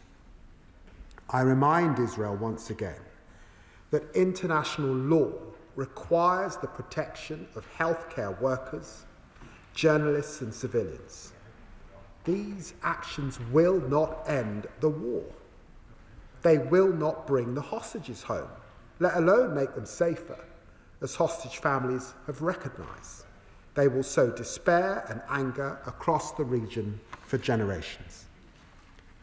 And Madam Deputy Speaker, in the West Bank, the Israeli government is tightening its stranglehold on the Palestinian economy and continues to approve illegal settlement construction, just recently in the E1 area east of Jerusalem. This would erect a physical barrier to the contiguous Palestinian state, and it must not happen. Madam Deputy Speaker, in July, I described before the UN General Assembly our intention to recognise the state of Palestine later this month. Unless the Israeli government takes substantive steps to end the appalling situation in Gaza and commits to a long-term sustainable peace. Madam Deputy Speaker, this commitment responds to the current crisis, but stems from our historic responsibility to the region's security, reaching back over a century to the Balfour Declaration. As I said last month in New York, I am deeply proud that it was a British Foreign Secretary who helped establish a homeland for the Jewish people. But the same declaration promised that nothing shall be done which may prejudice the civil and religious rights of the Palestinian people.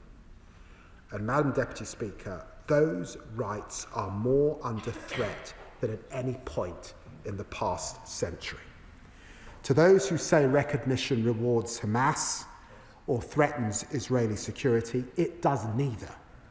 Recognition is rooted in the principle of a two-state solution which Hamas rejects. We have been clear that any Palestinian state should be demilitarized. Indeed, President Abbas has confirmed this in writing. We see no contradiction between the two-state solution and our deep commitment to Israeli security, because security comes from stable borders, not indefinite occupation. Madam Deputy Speaker, before I finish, I would also like to update the House on Iran. On the 28th of August, the UK, along with France and Germany, triggered the snapback mechanism under the UN Security Council Resolution 2231.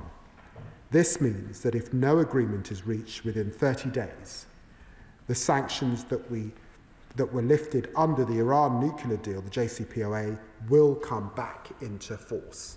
These wide-ranging sanctions include a full arms embargo and restrictions on its nuclear, missile and drone programme. This was not a decision we took lightly. For years, we have worked with international partners to stop Iran from developing a nuclear weapon. The 2015 deal was meant to do just that, but Iran has repeatedly undermined the agreement. Iran's stockpile of enriched uranium is now 40 times over the limit that was set by the JCPOA.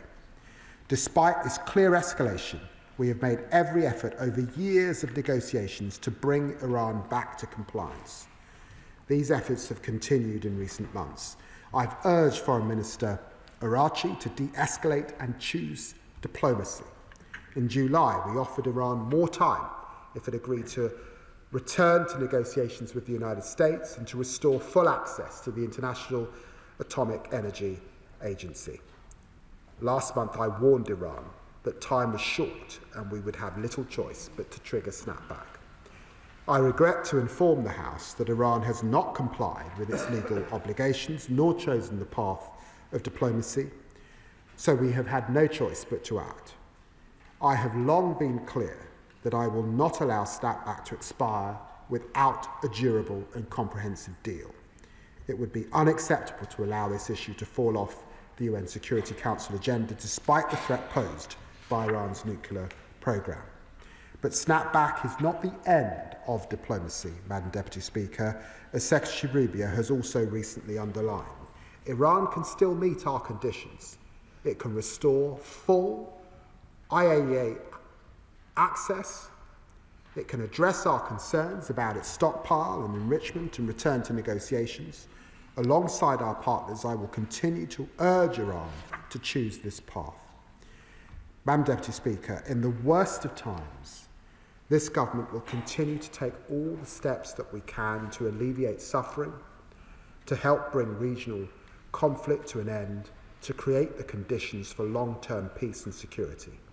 We will not rest until there is a ceasefire in Gaza. The hostages are returned. A flood of aid reaches those in desperate need, and despite the obstacles before us, we will work with partners to preserve the two-state solution. I commend this statement to the House. I call the Shadow Foreign Secretary, who will have up to 6.5 minutes for her contribution. Chief Speaker, I thank the Foreign Secretary for advance sight of his statement today, and I also express my sympathy for the people of Afghanistan who are suffering from last night's major earthquake. Madam Deputy Speaker, when it comes to the Middle East, since this House last met, this awful conflict continues to see lives lost with such intolerable suffering. Hamas continues to refuse the release of all remaining hostages, despite the best efforts of those trying to broker peace. The hostages are now approaching 700 days in captivity, and the whole House will have been sickened by the harrowing clip of emaciated hostage FVR David released by Hamas over the summer. The humanitarian situation in Gaza is dire, and we are all familiar with the reports that we have seen on a daily basis on our news channels. The inhumane suffering, the recent airstrikes, and the inability to provide food for civilians simply cannot go on. We all want an urgent and sustainable end to this conflict, the release of the hostages from terrorist captivity, and to see aid for the people of Gaza. There are key questions for the British government to answer. The British government is in a position to help influence these outcomes. but is it actually leveraging its ability to fully do so? The government's frequent statements have so far not moved the dial closer to a sustainable end to this conflict. And as the Foreign Secretary himself has said, we are not in any position whatsoever to see any alleviation of this horrendous situation. Diplomacy is about putting in the hard yards to find solutions and not just giving statements. So I do want to ask the government on 3 specific points today. Is the government taking any new specific action to tighten the screws on Hamas, to pile more pressure on them to release the hostages? Should we expect more measures to further degrade Hamas's ability to finance their campaign of terror? And why is the government not leading on international efforts to produce a credible plan to exactly do this, with an agreement from all the key regional partners and players with an interest in peace to see Hamas leave Gaza? Secondly, can the Foreign Secretary update the House on precisely where we stand, what Britain is contributing to the efforts by the UN and to our regional allies to broker the release of hostages and to an end of the conflict? Are we intimately involved, and are we sending in the UK expertise to help? Because we do have great expertise when it comes to brokering these types of negotiations. Third, while we note his announcement on the support for women and girls yesterday, the government has yet to make essential breakthroughs on aid. Ministers obviously need to work around the clock with everyone, all our partners, including with the Israelis and multinational institutions, to unblock the situation by coming up with practical solutions, even new solutions, that all sides can focus on when it comes to getting medical and food aid into Gaza. That does have to provide a significant increase in food and medical supplies to reach civilians, while addressing Israeli concerns about aid diversions, because those concerns are constant. Is the UK working with the multilateral bodies to try and mediate the divisions and the breakdowns of trust that have emerged with the government of Israel? Is the Foreign Secretary considering schemes similar to those that we implemented previously by the Conservative government, such as floating piers, and working with the US and Cyprus to put in place off the coast of Gaza to get aid in? We need practical and pragmatic solutions when it comes to getting food and medical supplies into innocent civilians in Gaza. On Labour's decision to recognise a Palestinian state, the government announced this huge shift in British policy just days after the House went into recess. We all support a two-state solution that guarantees security for both Israelis and Palestinians. But the Foreign Secretary must also know that recognising a Palestinian state in September will not secure the lasting peace we all want to see. Recognition is only meaningful if it's part of a formal peace process, and it should not happen while the hostages are still being held in terrorist captivity and while Hamas's reign of terror continues. So can the Foreign Secretary explain, with his plan to go ahead with recognition while hostages are still being held and while Hamas, who have predictably welcomed and been emboldened by this move, while they continue to hold on to power in Gaza, how and what practical measures are we proposing to remove Hamas from Gaza? The Foreign Secretary must realise that recognition will not secure the release of the hostages, and nor will it get aid into Gaza immediately. And with that, we have to always consider what tools of leverage we have when it comes to future peace processes and negotiations that could actually help a two-state solution to be established for a peaceful situation in the Middle East. How will this unilateral action help to advance the best shot that we have of achieving a two-state solution, which is also the expansion of the Abraham Accords and Saudi normalisation, through which we could also calibrate our actions? Madam Deputy Speaker, on the Middle East more broadly, the appalling behaviour of the Iranian regime has gone on for too long, and they have brought the initiation of the snapback process upon themselves. The Iranian people deserve much better. Tehran must never obtain a nuclear weapon, and Conservatives remain clear that the recent US strikes were necessary. So can the Foreign Secretary confirm whether he believes Iran has the capability and the intention of recommending or recommencing its nuclear programme, and whether his assumption is that snapback, the process will be seen through to completion? And finally, can the Foreign Secretary confirm whether or not he welcomes Israel's actions regarding the Houthi leadership in Yemen, and update the House on how the UK will now use this moment to further degrade the Houthis' ability to carry out the recent attacks and strikes that we have seen. Well, I'm grateful to the Shadow Foreign Secretary for the tone of her remarks, and I'm pleased that she agrees with me, and I suppose the sentiment of the entire House, on the dire, as she describes it, humanitarian situation in Gaza, on the inhumanity that she also described.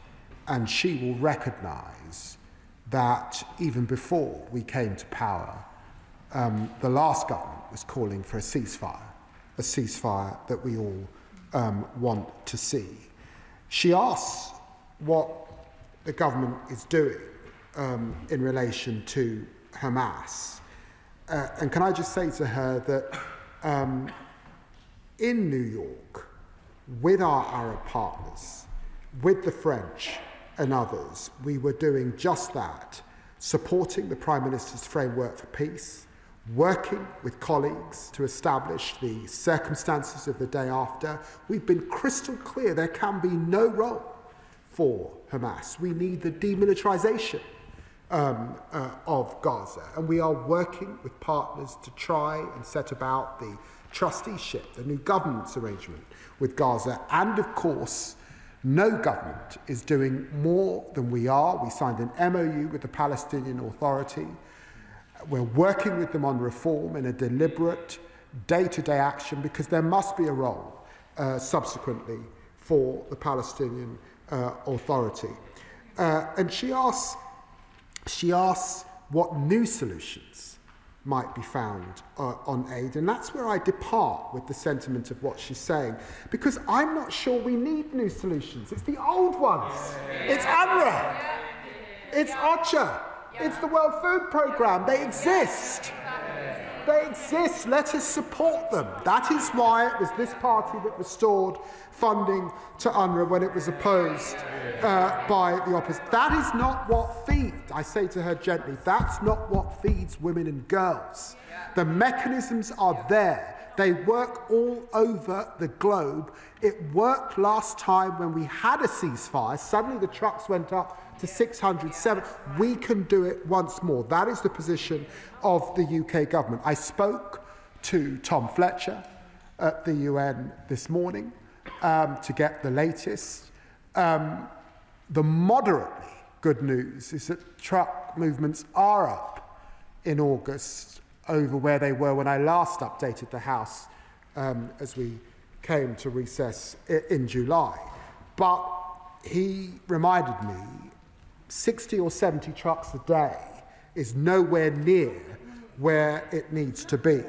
And one of the reasons why I found the extra resources today is because we know also that the medical situation is dire, and the work that we can do with UK Med is so important and so valued, even up against that horrific situation. And let me be crystal clear. Hamas is a terrorist organisation. Our demands are unconditional and have not changed. The hostages must be released without delay, and there can be no role for Hamas. But equally, she will have seen the situation in the West Bank. She didn't comment in her remarks on the E1 development, running a coach and horses through 2 states. 2 states has been a united position of every single party in this chamber. That is why we set out the plans that we did towards recognition. Unless we get the breakthrough that we need on the ceasefire and a full process, we will move to recognition when the UN meets at UNGA in New York. I'm grateful for her support on Iran and the snapback. My assessment is that no country needs the percentages of enriched uranium that we see in Iran. We don't have them in our country. We don't have them at sites like Sellafield and other, Urenco. There's absolutely no need for them. We need a baseline, and that's why we need the inspectors back in. We need to know where that highly enriched uranium has now gone, and that's why we've been very clear with the Iranians on the need to trigger snapback, and that we will see those sanctions come back unless we can reach a diplomatic solution in the next 30 days. Chair of the Select Committee, Dame Emily Thornberry. Thank you very much, Madam Deputy Speaker. I read with alarm yesterday's report in the Washington Post detailing a plan that's circulating amongst the Trump administration about the future of Gaza. They call it the Great Plan. It proposes the total transformation of Gaza into a tourist region, a high-tech hub under temporary US administration. What's going to happen to the Gazans? Well, 2 million of them are going to be temporarily relocated to other countries, including Somaliland and South Sudan. Forced population transfer is contrary to and a complete violation of international humanitarian law. Madam Deputy Speaker, there must be serious thought given to the day after for Gaza, and my committee recommended as much in our report that was published in July. But this unserious, illegal and deeply dystopian plan cannot be the sum of that thinking. So what is the government doing to dissuade Donald Trump from following this path? And what, alongside regional and European allies, are we doing to put forward a serious plan for a peaceful future in Israel, Gaza and the West Bank, ready for the day after that this terrible war finally comes to an end? Foreign Secretary. Well, I'm very grateful to the Right Honourable lady and dear friend for her remarks, and I would want to commend the work of her Select Committee on the day after and the thoroughness of approach that's required. I have read the reports, but it's sort of speculative stuff that I've seen in different news articles. It's not a comprehensive approach. And in my discussions with the US system, nothing that along the lines of what she said have I seen confirmed. The day after requires the removal of Hamas. It cannot be about the displacement, further displacement of the Gazan people. It is going to require a degree of finance and stability, particularly, which I think will require other states, and particularly Arab partners. They would set themselves against the sorts of reports I've seen in the papers. And I call the Liberal Democrat spokesperson, who has up to 3 minutes for his remarks. Thank you, Madam Deputy Speaker, and I thank the Foreign Secretary for advance sight of his statement. I welcome the robust approach of the E3 in initiating the snapback mechanism in response to Iran's nuclear ambitions and programme in breach of its undertakings. Madam Deputy Speaker, the Foreign Secretary's statement on the 21st of July shocked this House, and we had a long debate about the situation in Gaza. Yet the humanitarian catastrophe in Gaza and the West Bank has deteriorated even further since then, as he has acknowledged. We've seen hundreds more Palestinians killed while seeking aid, famine declared in the Strip, a chronic lack of medical supplies attested to by UK medics volunteering in Nasser Hospital, the start of IDF operations in Gaza City, and the images of emaciated hostages still held in brutal captivity by Hamas terrorists. The human suffering is indeed beyond comprehension. Yet the extremists are indifferent. Hamas terrorists publish videos intended to torment the families of hostages. Cabinet members Ben Gvir and Smotrich advocate for the forced displacement of Palestinians. In Israel, the Hostage Families Forum and the opposition parties call for an end to the violence. In the UK, our constituents are desperate for the same. The bloodshed can only be stopped by decisive actions, actions which I regret the government has so far failed to take. The Prime Minister was wrong in principle to condition the recognition of Palestine on the actions of the Netanyahu government, and wrong in practice as he has been ignored. So will the Foreign Secretary confirm today that the UK will recognise Palestine later this month at the UN? The government must learn a lesson and now apply relentless pressure to the Netanyahu government. So Liberal Democrats call today on the Foreign Secretary finally to sanction Prime Minister Netanyahu for expanding his military campaign and pursuing the illegal expansion of the E1 settlements, and to take the steps necessary to ban the export of all UK arms to Israel, including F-35 components. Will he also make representations to the Qatari government, demanding that they exile Hamas from their political headquarters unless they agree to the release of all of the hostages immediately and unconditionally. Madam Deputy Speaker, the Foreign Secretary bemoans that words are not enough to alleviate the suffering. He acknowledges that the government has failed to move the combatants. Yet there is one man who could unlock progress. Donald Trump has the power to secure peace in Gaza if he chose to, by picking up the phone to Netanyahu. So will the Foreign Secretary tell the House how he will use his special relationship with Vice President Vance to help secure that goal? And will the government commit to making a ceasefire in Gaza a priority during President Trump's state visit? I'm grateful to the honourable gentleman for his remarks on Iran particularly, and he's absolutely right to place at the centre the 15,000 people who have been injured in Gaza simply seeking aid, and the over 2,000 that have died seeking aid. It's totally unacceptable.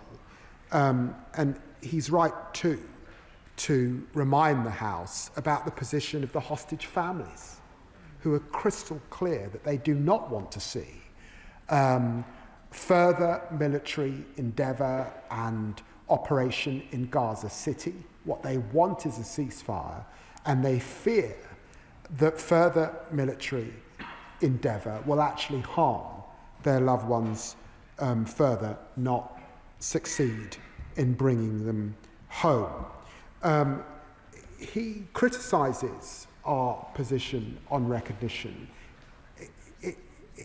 I'd ask him to reflect on that, because it must be right that the government continues to give diplomacy an opportunity as we head to the UN alongside other partners.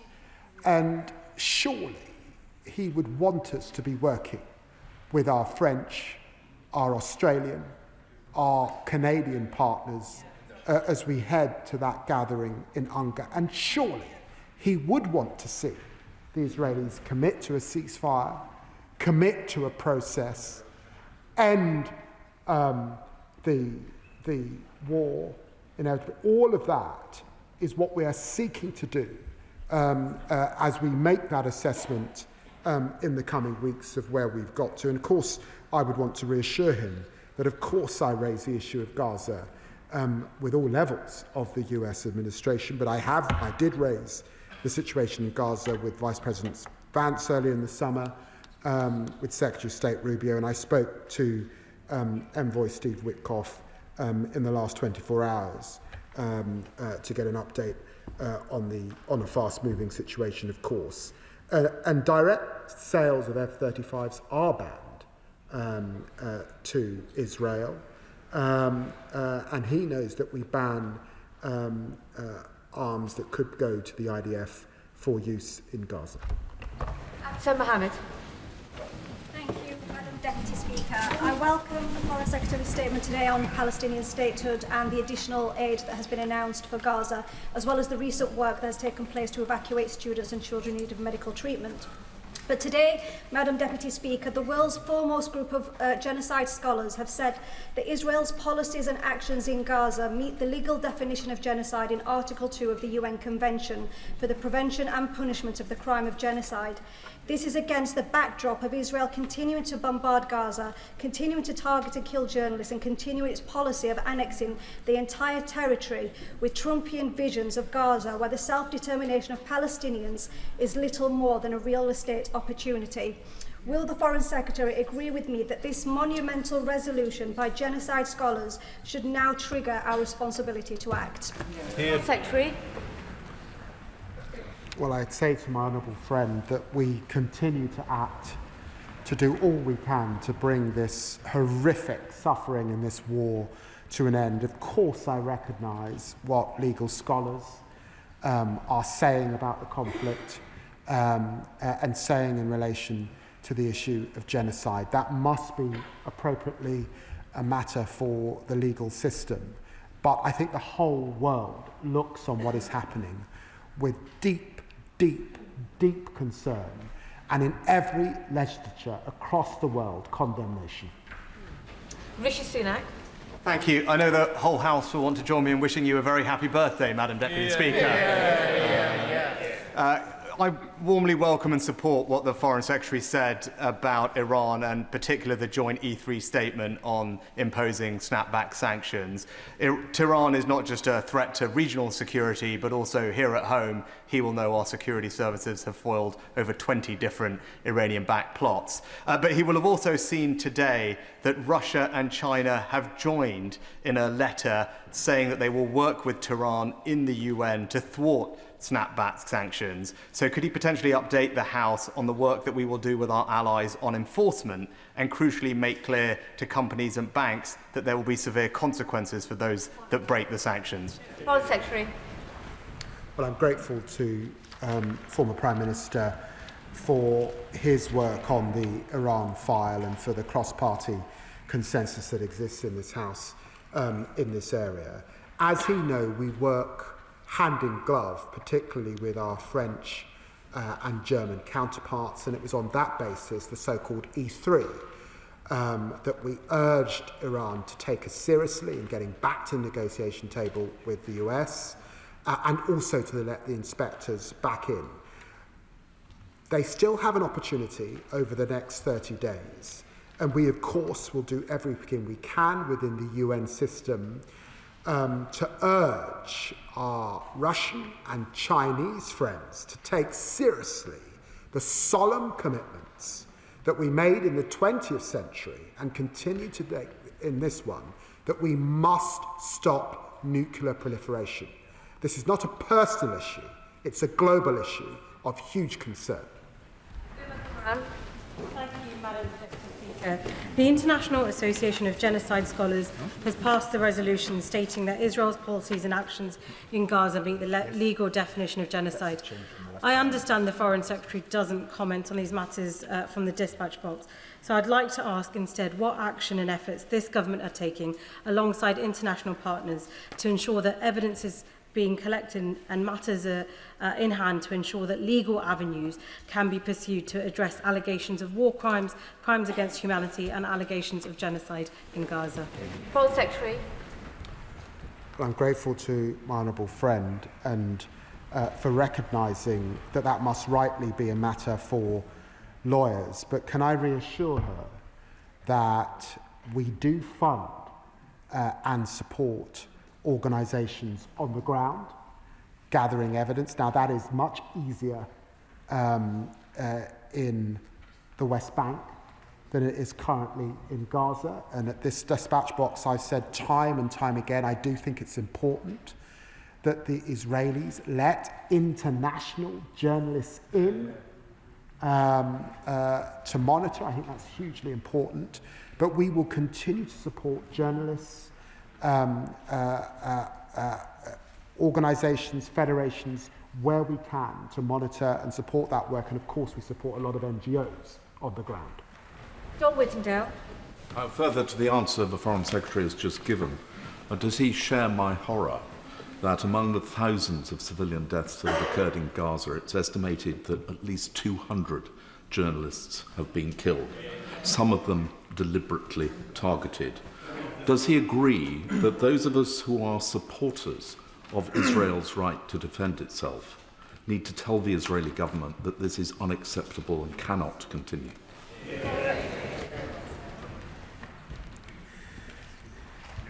I entirely would want to associate myself with the remarks that the right honourable gentleman has just made. It's not only unacceptable, it is diminishing in the eyes of young people across the globe who look at this with horror. They can't understand it. And so I urge the Israeli government to just step back and recognise the damage that they are doing to their reputations collectively. James Naish. Thank you, Madam Deputy Speaker. Attempts to settle the E1 area of the West Bank, splitting Palestinian areas in two, in an Israeli government minister's own words, will bury the idea of a Palestinian state by the end of this month. Would the Secretary of State commit to a further coordinated response with European partners over the coming weeks to ensure that those destructive plans are halted? Secretary. Yes, yes, yes. You know, I've spent time in Bedouin villages that would be entirely gone as a result of these abysmal plans. So, of course, I will continue to work with partners to oppose them. Richard Ford. Thank you, Madam Deputy Speaker. In May, the government revealed in court that it, the executive, had made recent assessments of the risk of breaches of international humanitarian law in Gaza. I say breaches, but the government revealed that it had found only one possible breach of IHL among tens of thousands of airstrikes in Gaza across 11 months. Surely this proves that the FCDO does not have the capacity to properly assess all the possible breaches of IHL in Gaza. Foreign Secretary. Well, it's axiomatic that the honourable gentleman is wrong. I made an assessment back in September that there was a clear risk. That was based on IHL assessments, and for that reason we suspended arms sales to Gaza. The machinery of government's working very well in terms of the assessments it's able to make, notwithstanding, of course, how difficult it is to get all the evidence that's necessary. Louise Sandert-Jones. Thank you, Madam Deputy Speaker. The famine in Gaza is clearly man-made and is abominable. The tens of thousands of civilians that have been brutally killed is abominable.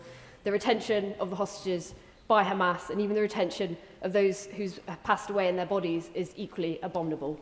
We can all see what is happening in Gaza and we can all see what is happening in the West Bank, and this cannot be allowed to continue. What more messages can we send to Netanyahu and the Israeli government to say that the two-state solution is the only way forward? It is the only way to guarantee the peace and security in the Middle East that every single innocent civilian deserves, and to stop the increased illegal settlements in the West Bank. Foreign Secretary. Well, I'd want to associate myself with the remarks of the Honourable Lady and congratulate her, I think, on her recent wedding.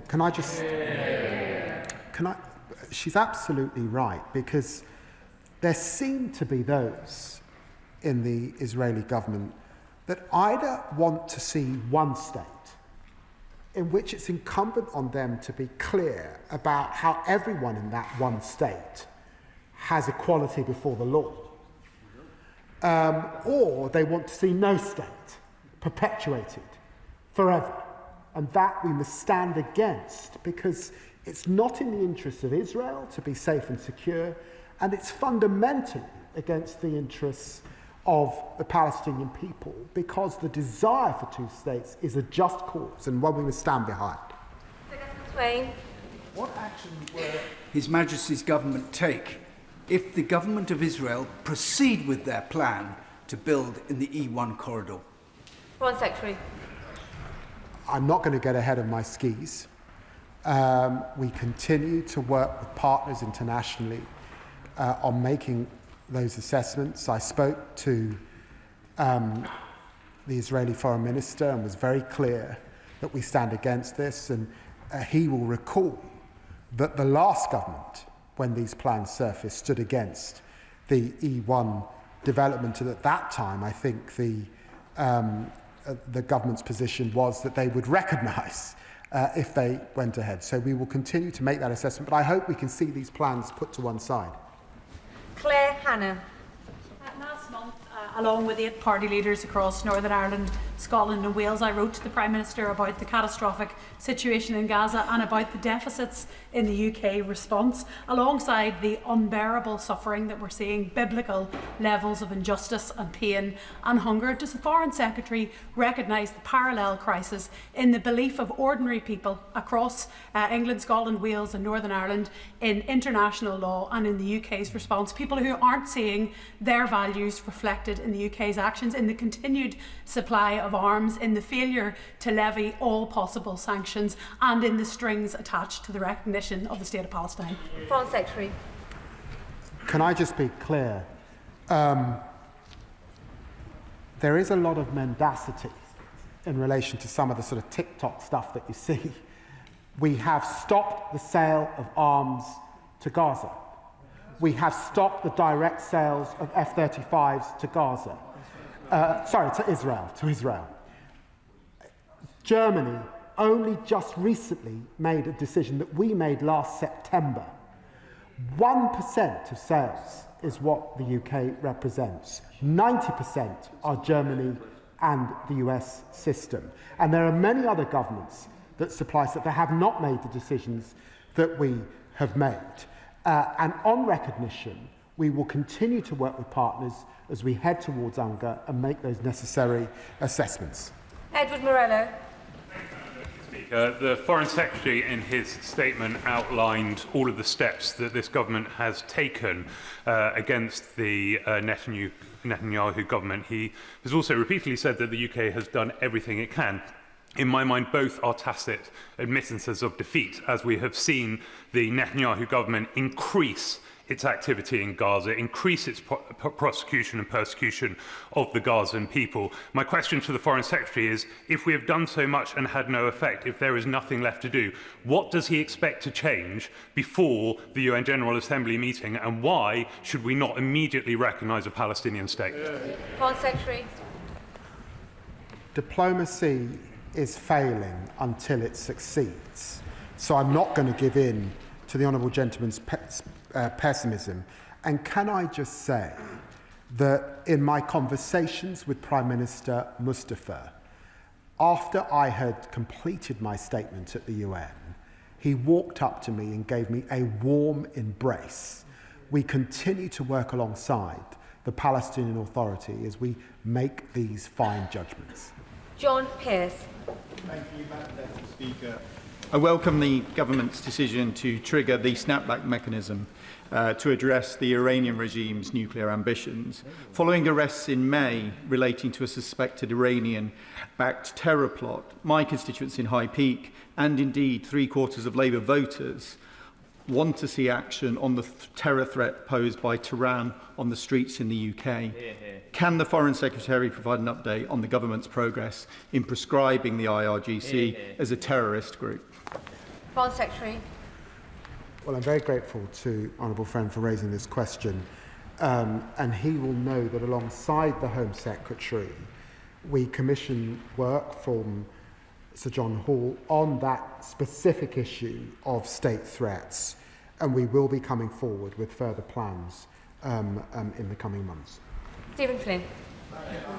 The Foreign Secretary has just said that on the ground it is unimaginably bleak. Horrifying images and accounts will be seared into the minds of colleagues across this House. They are almost impossible to put into words, but we can and we must be precise with our language. I agree. It's a genocide, isn't it? Foreign Secretary. Well, the honourable gentleman joins many. I don't know if he's legally qualified, but I know that there are many lawyers that take that view. As he knows, we made an assessment based on a clear risk of a breach of international humanitarian law that meant that we did suspend arms sales that could be used in Gaza. Tansing Desi. Thank you very much, and happy birthday. Madam Deputy Speaker, Benjamin Netanyahu's blockade and weaponisation of starvation has plunged Gaza into famine. And that is why the UN Secretary-General has described this man-made catastrophe as a failure of humanity. And while children die of hunger, unfortunately, we have a situation whereby the Israeli government continues to deny the existence of starvation in the very territory that it seeks to occupy. Now, before the summer recess, my right honourable friend, the Foreign Secretary, informed the House about additional aid for Gaza. Can he inform us just how much of that aid has actually got into Gaza, and what other further urgent steps is the government taking to bring this inhumane treatment of the population of the Palestinians to an end? Well, can I reassure my honourable friend that the good news is that the aid that we have supported is getting in. Now, principally that has been around medical supplies, and there are medical supplies that are replacing the dire situation that exists in Gaza. but it's also the case that we've been able to work with the World Food Programme, and the World Food Programme appear to be the UN agency that is having most effect at delivering aid on the ground. They're not sufficient, but it is having some effect. I will be in the region in the coming days discussing these issues in further detail. Kit Malthouse. Madam Deputy Speaker, another, I'm afraid, profoundly disappointing statement from the Foreign Secretary, devoid of anything that is likely to bring a swift end to this conflict. While at home, the police have been arresting vicars and grannies, and the government's been hiring American spy planes to fly over Gaza, as he himself said, the Israelis have intensified that campaign, their aggression and the slaughter of innocents in that awful conflict. And everything he said, all his condemnation has come to nothing. In every statement I've been in this chamber that he's spoken at, he's stressed the importance of international humanitarian law. So my question today is why he's been so passive in defending the International Criminal Court in the face of another wave of American sanctions. What steps is he going to take to support that institution and the individuals that staff it in the face of these sanctions? And what discussions has he had with the American government to get them to reverse them? Foreign Secretary. Well, it's just wrong to say that this government has been passive in relation to the ICC. We fund the ICC. We continue to support the ICC.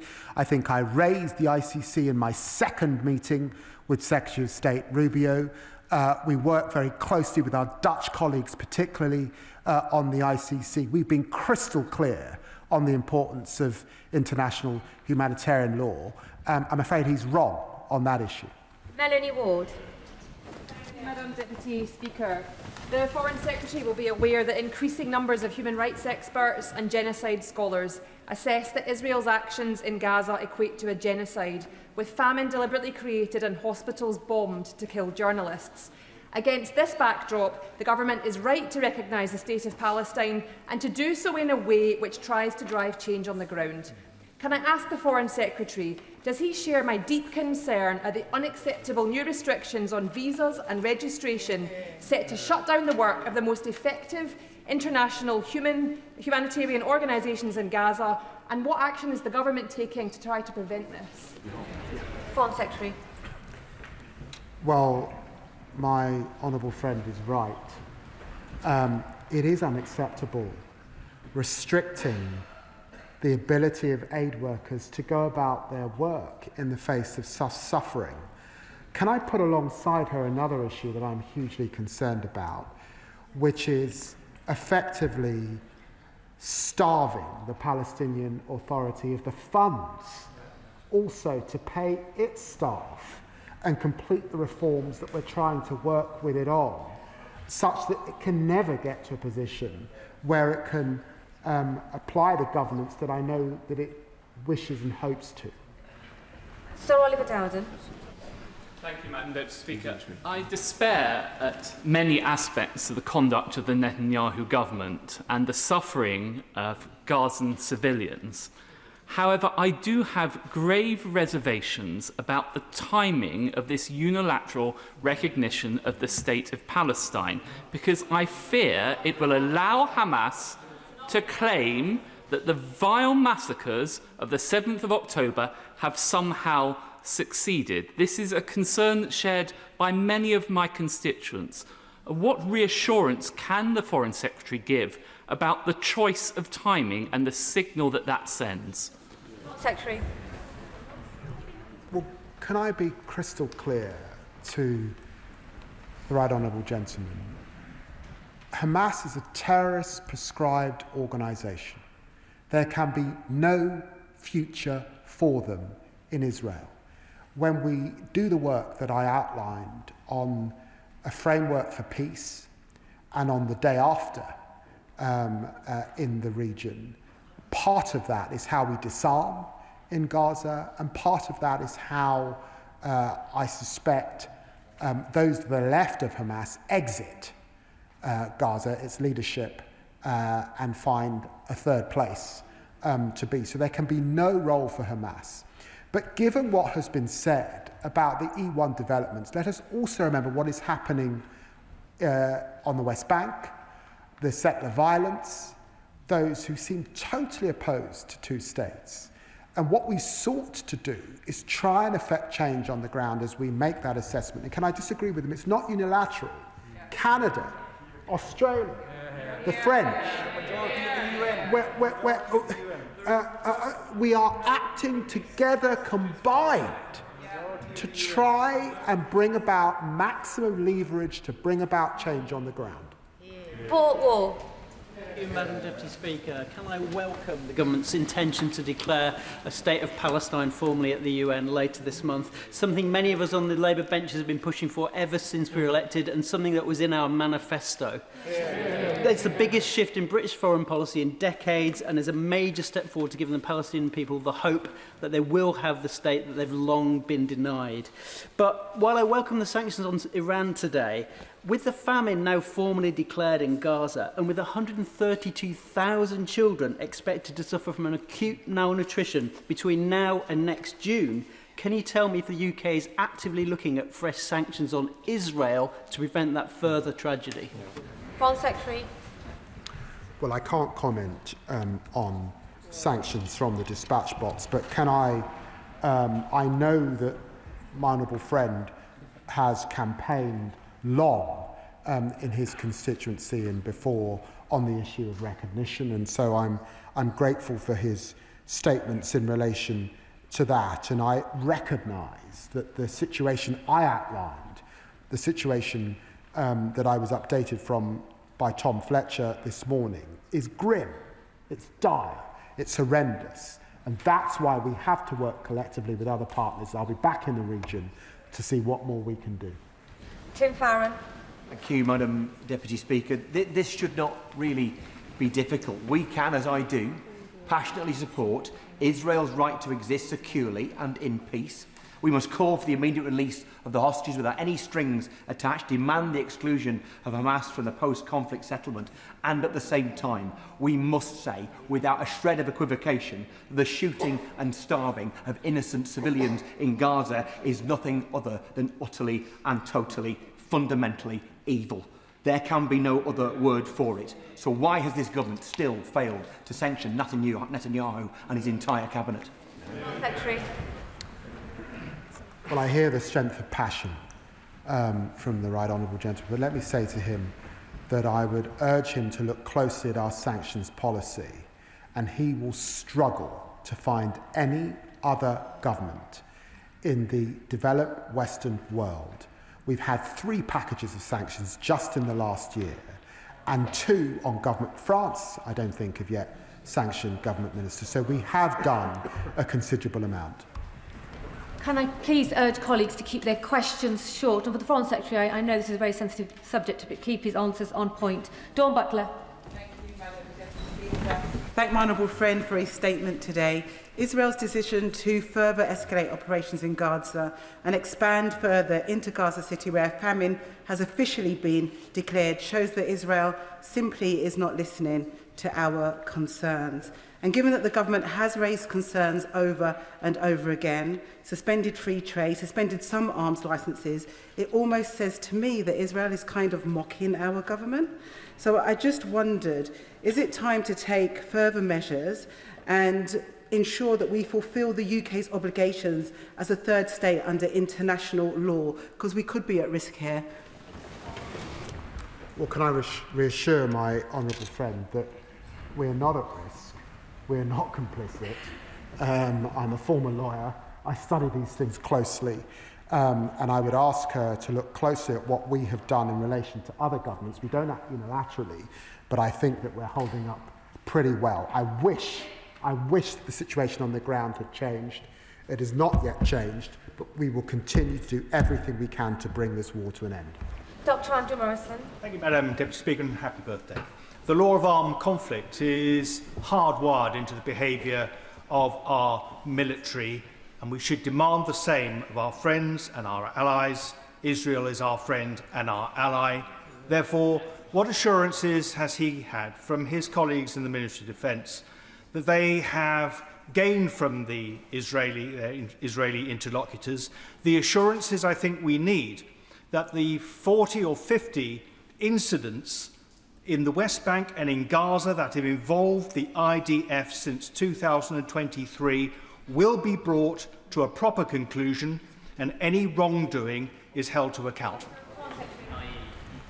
Well, can I say to the honourable gentleman that he put his remarks very well in his opening statement, and I would accord with them.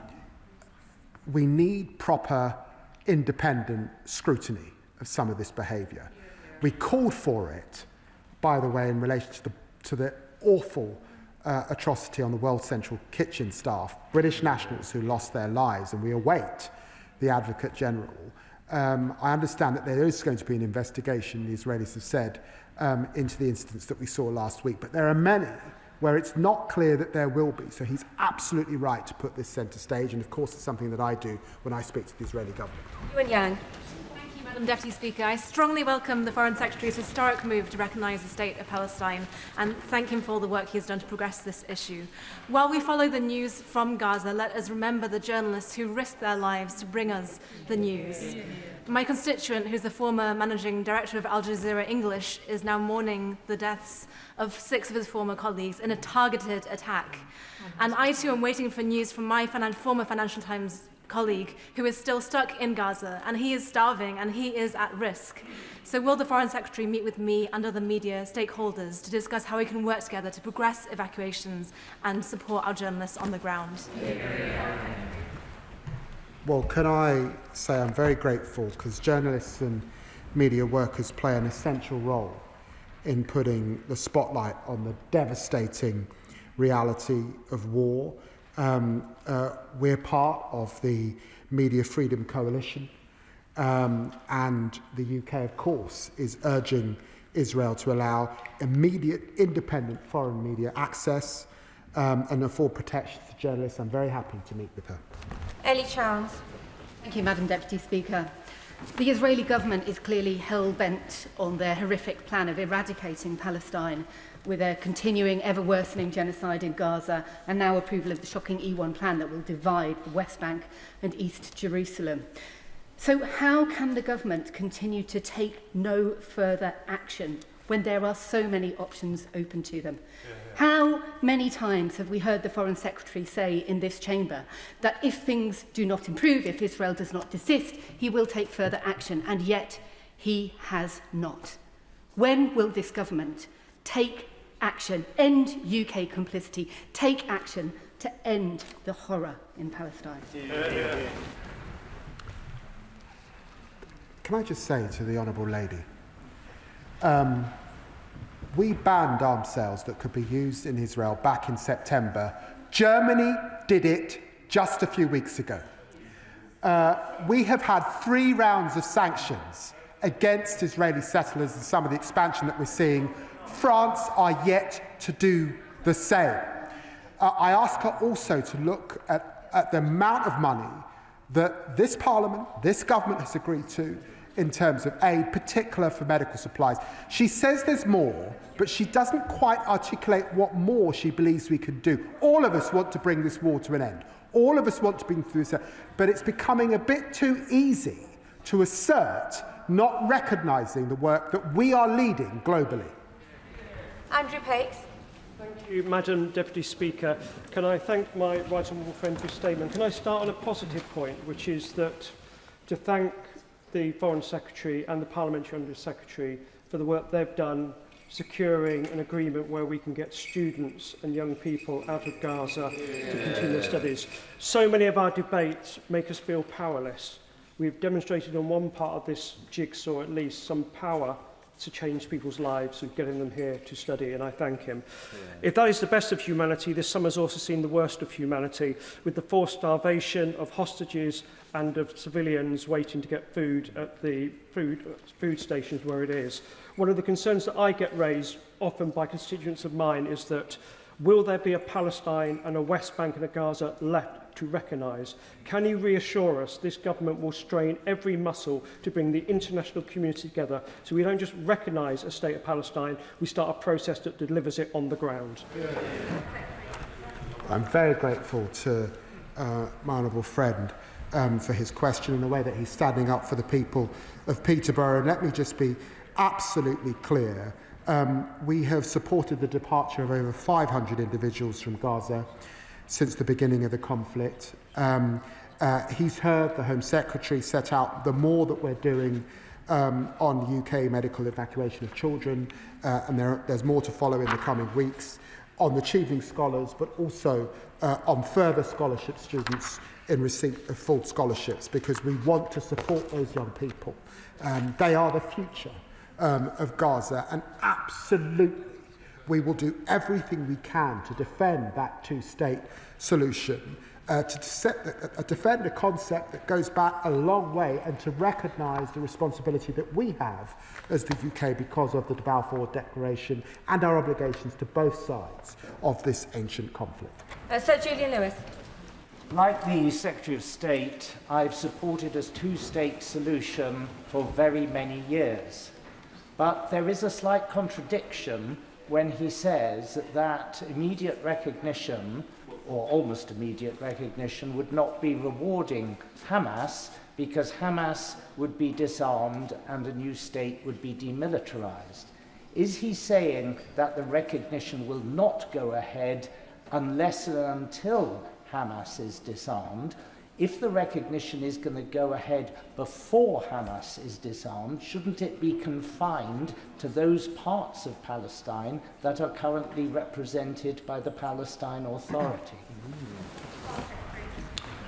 Well, can I just remind the right honourable gentleman of the letter that President Abbas wrote to Macron, where he was clear for the first time that there can be no role for Hamas, and he will recognise that we will make that assessment on recognition in the coming weeks.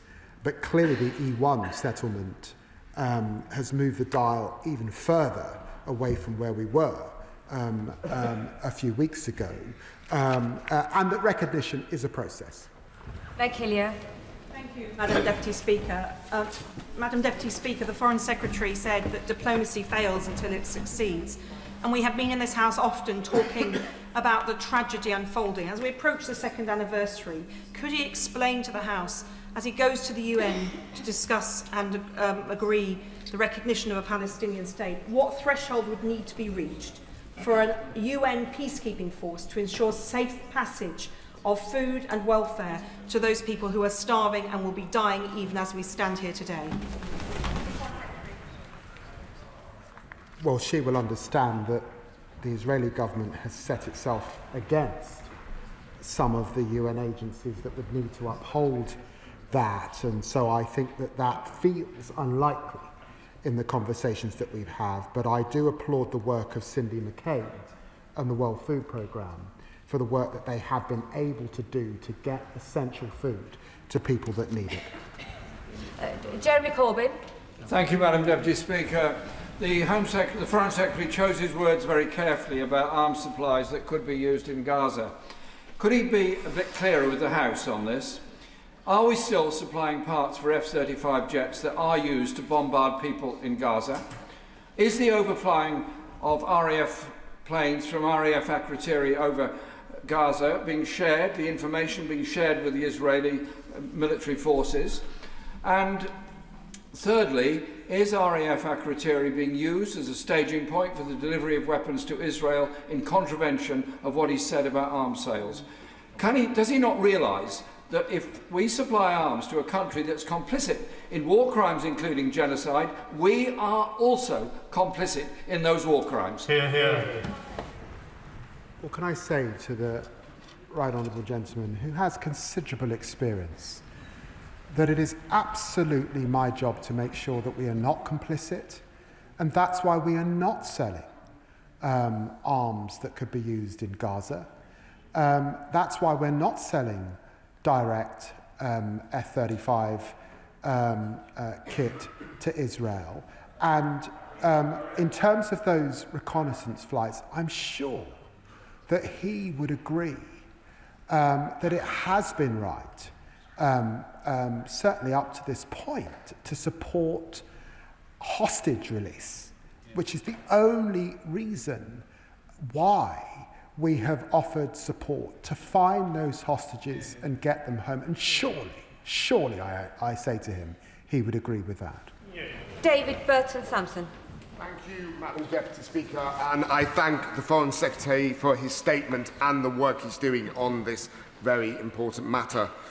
Over the summer, I received letters from Fossey, Joseph and Alice, 3 children from Eastwood Baptist Church, amongst many others, expressing their sadness at the situation in Gaza. They wanted me to give them my assurance that we are doing all we can as a government to bring an end to this horrendous conflict. So I ask him today on their behalf, can he give them and me that assurance, including him continuing to use all tools and sanctions at his disposal?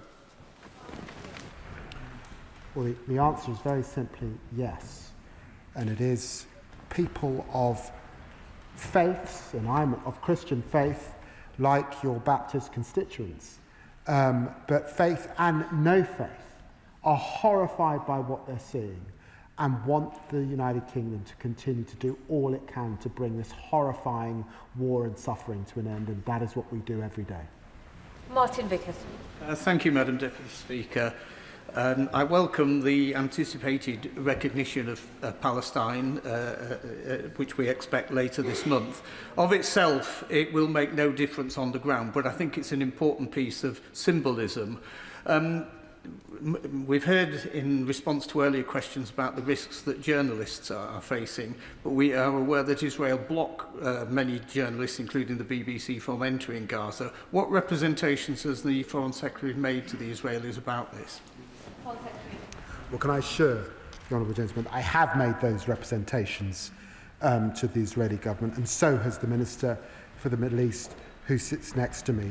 And I know that this is a topic of conversation amongst other foreign ministers across the developed world. We think that those international journalists play an important part of the landscape, an important part of the scrutiny of any democratic country. And Israel is a country that often reminds that it's a democratic country. It's important to let those journalists in. Thank you, Madam Deputy Speaker.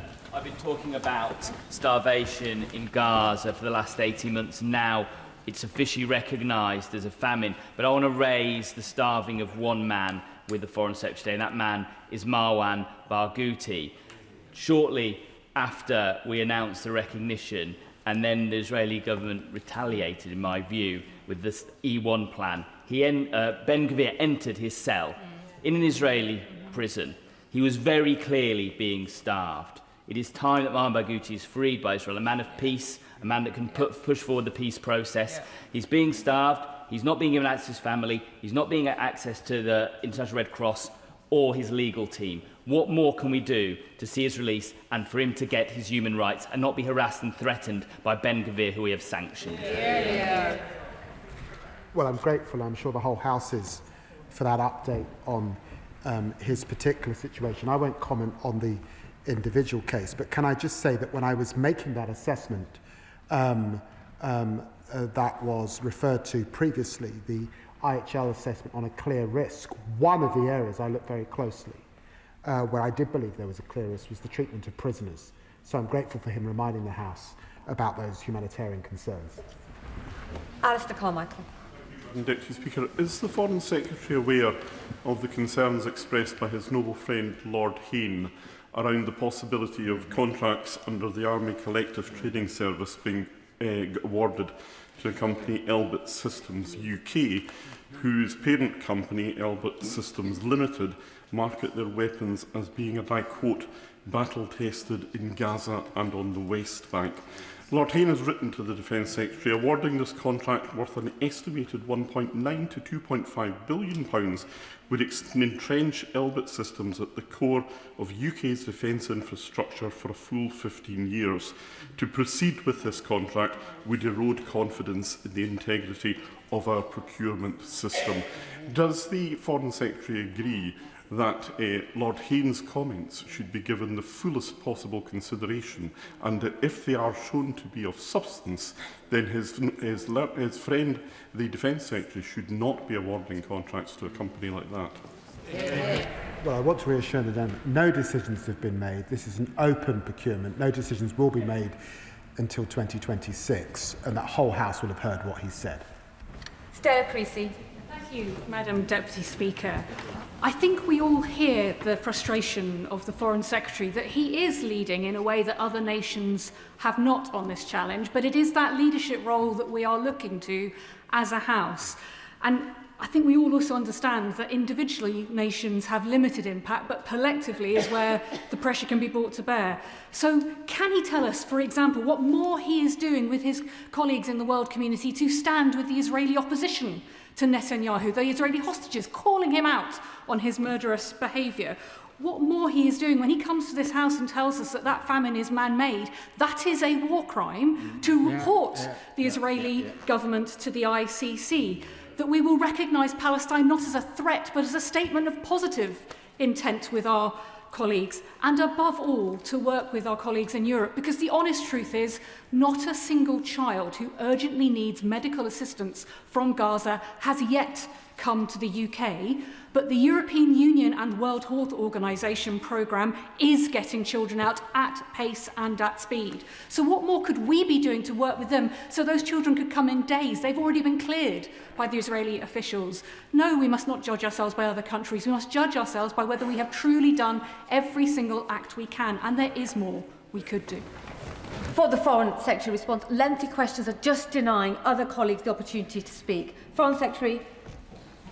Well, can I reassure her that we are working with our European counterparts, and what I get when I speak to Kaja Kallas and other European foreign ministers is the deep frustrations that she's heard me express in my answers. Can I remind her of the further 15 million that we're finding today, that I've announced today, to support humanitarian efforts, and particularly the supply of medicines in the area. And I believe that the decisions that I announced at the UN a few weeks ago are absolutely not unilateral. They are working with other partners as we make an assessment on the ground of the situation prior to UNGA.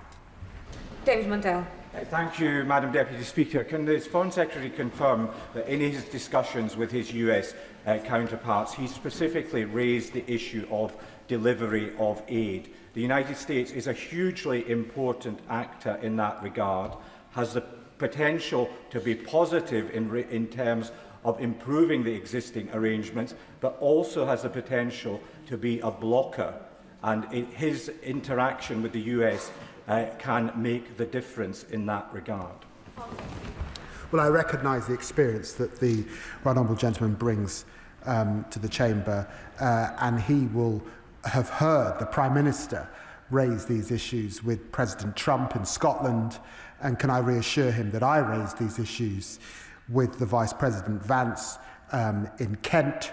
I got into a slight problem with a certain sort of fishing licence, but I raised these issues as well. Rachel Hopkins, after which I'll be calling Steve Darling. Rachel Hopkins. The Foreign Secretary for his statement today and the reminder of the actions this government has taken already, including restoring funding to UNRWA, suspending arms exports that could be used in Gaza, suspending trade negotiations with the Israeli government, sanctions packages on violent settlers and far-right Israeli ministers. But we need to see further action with regards to humanitarian aid getting into Gaza, where we are seeing a man-made famine.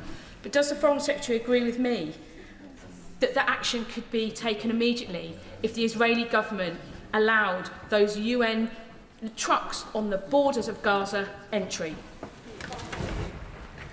Yes, I do, 100%. Steve Darling. Thank you, Madam Deputy Speaker. The war in Gaza is horrific on a number of different levels. However, I'd like to particularly focus on one level, and that it is the deadliest conflict for journalists. Journalists who often act as our window into atrocities. Will the Secretary of State please explain why we are selling any arms to Israel?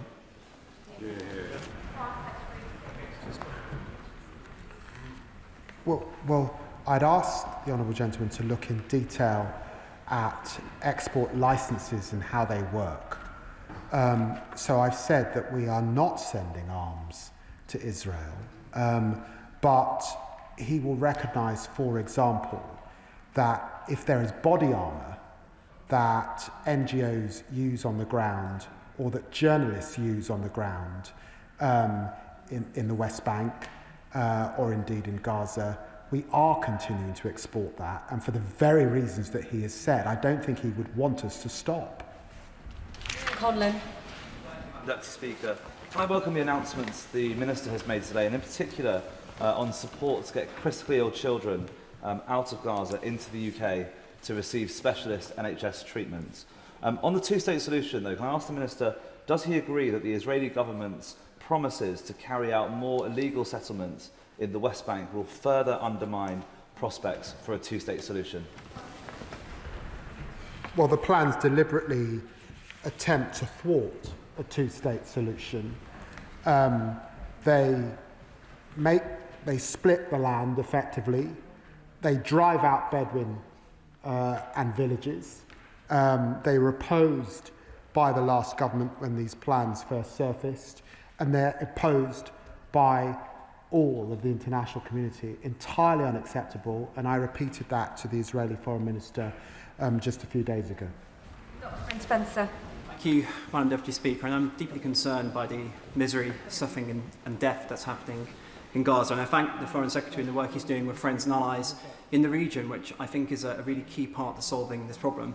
I also support a two-state solution, but is he not concerned that the ultimatum regarding unilateral recognition of a Palestinian state risks entirely disincentivising Hamas from negotiating any hostage release or ceasefire over the coming weeks and months? Well, I'd urge the honourable gentleman just to keep up to date with the latest, and he will have seen that there have been announcements by Hamas on the terms for a ceasefire. We haven't yet got that ceasefire, and there remain disputes, for example, about the length of a ceasefire, about withdrawal of the IDF from parts of Gaza. But Hamas, notwithstanding the concerns that we all have, are in dialogue, particularly with our Egyptian and Qatari friends. Emily Darlington. Thank you, Madam Speaker, and happy birthday. I'd like to start my comments by welcoming the comments from the Foreign Secretary about the recognition of Palestine. Of course, that is absolutely what everyone on this side of the chamber stood for in our manifesto. I'd like to raise with him the specific issues around the devastation and starvation of people in Gaza and the numerous reports that IDF are targeting doctors. Can the Foreign Secretary tell the House of the UK efforts to evacuate people with family links to the UK, including the case of Dr. Roddy, which I have raised many times in this House and with ministers? Well, can I say it was very humbling to meet with a group of doctors once more in New York who have served on the ground and to hear the hardships that they had experienced as very noble humanitarians. I think the Honourable Lady will see in the coming days UK efforts to evacuate people, particularly children, from Gaza. We do rely on Israeli permits, so it's not straightforward, it's not easy, but I'm grateful that she's put the issue of doctors front and centre this afternoon. Thank you, Madam Deputy Speaker. This morning the Scottish Labour leader told a press conference in Glasgow that, and I quote, "There is a genocide happening in Gaza. I believe that Benjamin Netanyahu is a war criminal and he will have to face further sanctions. Madam Deputy Speaker, does the Foreign Secretary agree? Well, can I say that I've got a list of statements that have been made by Yair Lapid, the leader of the Democrats, Yair Golan, the Israeli Mossad director, Tamir Pardo, all of whom call into question much of what they're seeing on the ground, and some of them use phrases like ethnic cleansing. So, of course, I'm aware of what is being said. In the end, we need a ceasefire. We need to bring this horror show to an end. Clive Efford. I've known my right honourable friend for more than 25 years, and I know that if he was up here on these back benches, he'd be as angry and frustrated as we are. But it does get frustrating coming here, expressing our concerns. With all due respect, he wrings his hands and says we're doing all we can. We go away, nothing moves on. So what can my right honourable friend say to us today to say that there is hope of something changing in the near future? Because in the meantime, it's the hostages and the people in Gaza who pay the heaviest price. Well, I'm very grateful to my dear friend for what he has said, and he knows that this is extremely frustrating. I spoke to Envoy Steve Witkoff in the last 24 hours to be updated on the situation in terms of a ceasefire and the gaps that still exist between the two sides. There are still gaps, unfortunately. He knows that this will only come to an end with a ceasefire, so we continue to do everything we can. I do sense that this month is an important month as we head towards UNGA. So let us see where we get to. It's the UN Assembly coming together is a big moment, and I'm sure the Israelis and Hamas recognise that. John. Madam Deputy Speaker, many happy returns. The Druze in Syria are suffering nothing short of atrocities. That continues. What practical help can the UK give as the Israelis try to set up safe zones for them and also humanitarian corridors? My honourable friend, the Minister for the Middle East, was there last week in Syria discussing these very same issues, and of course we've made representations to the Israelis about our concerns that some of their activity is undermining the prospects of the new government. Andy MacDonald. Speaker, I thank my honourable friend for making it clear that this country has its historic responsibilities in the region, and he's been consistent in calling for a ceasefire month after month. That hasn't happened. So I just ask him in all sincerity, what changes does he really expect by simply continuing to repeat that? And if Israel has agency, has the ability to qualify through those unless statements whether recognition is granted, I ask him to reflect upon that, and in answer to the earlier exchange around the potential for a peacekeeping force, surely it should not be that Israel has the ability to put a block on that. The people of Palestine deserve better than that, surely. Well, can I be very clear to my honourable friend that Israel does not have a veto on our decision to recognise, and I hear what has been said about a peacekeeping force, but when I discussed these issues with the Secretary General at the UN a few weeks ago, there are real tensions that Israel has put in the way with their ability to work with the UN, and that's why I think it's doubtful that that will come to pass in the near time. Vicky Slade. Thank you, Madam Deputy Speaker.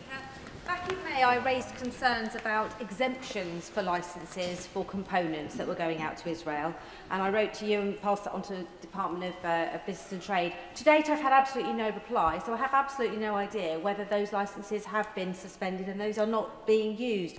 My residents are worried, but while the licences are now for non-military items, the exemptions for licences may be used for things that could harm Palestinians. Can I ask the Minister to please do all that he can to work with these colleagues in the Department of Business to make sure that we can get that reassurance? Yeah. Absolutely, I'll take that up. Sonia Kamal? Not in the chamber. Rupa Hawk? Thank you, Madam Deputy Speaker. It is truly momentous that this government this month looks set to put long-standing UK policy into practice and recognise Palestine.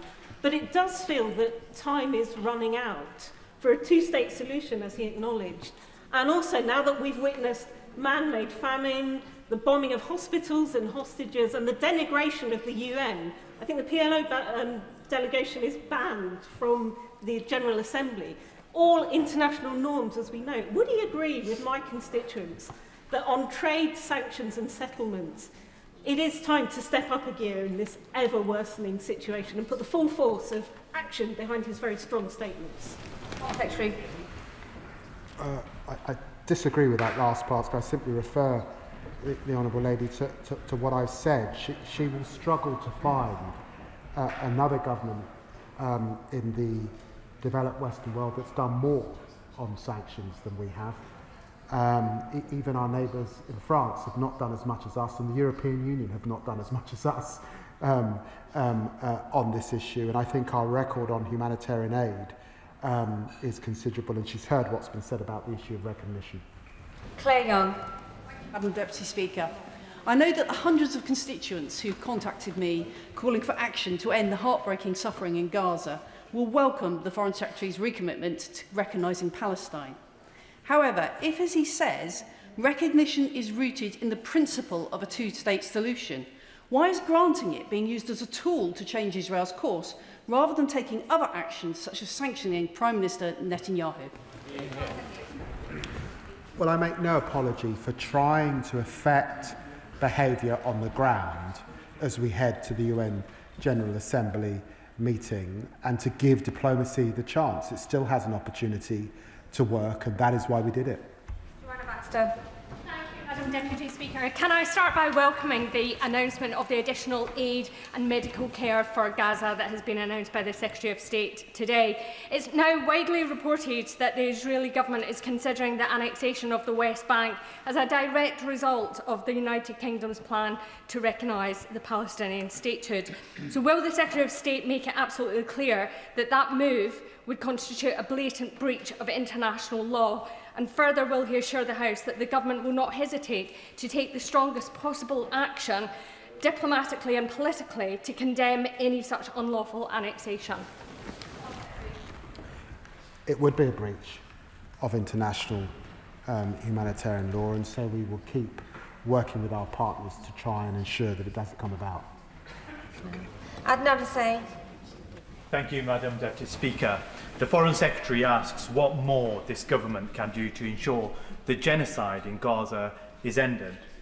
Might I suggest that the doctrine of responsibility to protect is enacted by the United Nations, and any and all means possible are exhausted to demand an end to genocide. Intervene to defend the helpless. Intervene to help the trapped and starved civilians of Gaza, half of which, if I may remind the House, is made up of children. Act now, immediately. I think I agree with everything that the honourable gentleman has said, and that is what we are attempting to do. Mr Speaker, instead of taking substantive steps to end the appalling situation in Gaza, agree to an immediate ceasefire and long-term sustainable peace, the Israeli government has ignored us. They've failed to let aid go through and created a man-made famine. It appears to me that the only people that the Israeli government will listen to is Donald Trump and the United States. So can the Foreign Secretary please confirm what discussions he has had with Donald Trump to take action against the Israeli government? As I've said, that I have spoken to Secretary of State Rubio, Envoy Steve Witkoff and Vice President Vance about these issues. I leave discussions with the President of the United States to our great Prime Minister. Anne Davies. Deputy Speaker, data from the Israeli military shows that 83% of people killed in Gaza since October 23 have been civilians. Killing at this mass scale for months on end is unparalleled in modern conflict. So will the Foreign Secretary act to place far more pressure on Israel to end the mass killing of civilians by suspending the UK's current trade agreement with Israel and sanctioning those responsible for breaching international law? Well, over 63,000 people have now lost their lives, and well over 100,000 are injured as a result of this war. So she's right to put that front and centre, and she will recognise that we made a decision about suspending any negotiations for a new trade agreement a few weeks ago. Dr. Peter Prinsley. Thank you, Madam Deputy Speaker. Professor Oz Salzberger describes a battle for the soul of Israel in the Financial Times of yesterday. There are thousands and thousands of moderate voices in Israel crying out for an end to this terrible war. Hundreds of thousands of Israelis march for peace. What can our government do to support these people? Well, I'm hugely grateful to the Honourable Gentleman for bringing to mind the many Israelis marching, the many Israelis expressing deep concern for the plight of the hostages. And I certainly have both Israeli and Jewish friends hugely concerned about the direction that the Netanyahu government is taking this war and this further military operation into Gaza City, which will inevitably lead to more loss of life. Martin Wrigley. Thank you, Madam Deputy Speaker. The United Nations described the famine in Gaza as a deliberate collapse of the systems needed for human survival, a man-made disaster, a moral indictment and a failure of humanity itself. Every day my constituents ask me, what more would it take for the government to recognise this as genocide? What would the Foreign Secretary have me say to them? Well, I'd refer to the remarks that I've made before at this dispatch box. I recognise what is being said. I recognise the work of international scholars particularly, and the fine judgments that must be made by the ICC and the ICJ. But we have an important democratic principle that these decisions must be made by lawyers, and it's for governments to act in the way that I have set out today. Debbie Abrahams. Madam Deputy Speaker, and I thank my right honourable friend for his statement today, but also for the extensive work that he and his team and his officials have done to secure the international coalition of allies in the recognition of the state of Palestine, although this has been very much undermined by the Israeli cabinet and what they are proposing around the E1 annexation plan. Is there more that we can do to extend this coalition and increase the level of sanctions to stop the Israeli behaviour like this? And is it appropriate also to transfer, as they did in 1988, the UNGA meeting from New York to Geneva so that the Palestinian delegation can attend? Well, I do think we need further dialogue on the issue of Palestinian attendance at that meeting, and I do recognise that these decisions were made previously and held in Geneva, but I hope that we can have some reconsideration and that we can afford the delegation the same privileges that they've had for many years. Caroline Bowden. Thank you, Madam Deputy Speaker. We have a UN-declared man-made famine, children and babies being starved to death, journalists murdered, and now the world's leading genocide scholars state that Israel's actions meet the legal definition of genocide. It's clear that painstaking, careful international diplomacy is not working fast enough, and the Gazans are running out of time. So isn't it time for us now to lead our allies in actions that Israel might take notice of? Sweeping trade sanctions, sanctions on Netanyahu and his entire cabinet, and a commitment that we will recognise Gaza at the UN with no conditions.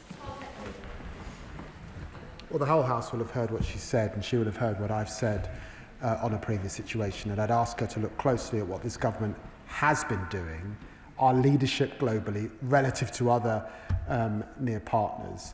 And I think the decision that we made a few weeks ago and the provisions that we set for how we would recognise, and the judgments that we'll make as we head to UNGA are particularly important. Patricia Ferguson. Thank you, Madam Deputy Speaker. I thank the Foreign Secretary very much for the action that's been taken by him and his colleagues to enable the safe passage of scholars to the UK, a number of whom hope to come to Glasgow University. And I'm also very grateful for the work being done to evacuate critically injured children. The Foreign Secretary has enumerated the number of children who have already died of famine, 119, with 132,000 under 5-year-olds also at risk of starvation in the next year. But we've already seen 17,000 children killed as a result of the conflict, and I refuse to call it a war because it isn't a war. There is one side that has arms and another side that does not have an equality of arms. But the Foreign Secretary has previously said that he would never rule out anything that could be helpful in this regard. And I understand why he will not commit to further sanctions at the dispatch box. But can he assure the House that he has not ruled out further sanctions or any other actions that might be helpful, both in the run-up to the UN meeting and beyond? Well, can I thank my honourable friend for what she's saying in relation to children, and also state that, of course, not just the children who have died as a result of famine, which is horrific, but the many, many thousands of children who are malnourished. And anyone who knows anything about education and children is, if you are malnourished children, then you are affecting outcomes for them as they get older and move towards adulthood. And that's why this is so horrific and so disastrous for the consequences of peace and the outcomes that we want to see. I've heard what she said about sanctions. Iqbal Mohammed. Thank you, Madam Deputy Speaker. The Foreign Secretary said that we can and must be precise with our language. I stand here 23 months after the atrocities of October the 7th, completely unforgivable atrocities against civilians and other innocent people, and I join in his call for all hostages to be released. However, since the 8th of October 2024, Israel has been extremely precise in its language about what it was going to do in response to October the 7th. Their playbook of war crime, genocide, murder, starvation, water blockages, power cuts, bombing hospitals and schools was laid out in extreme detail for all of us to see.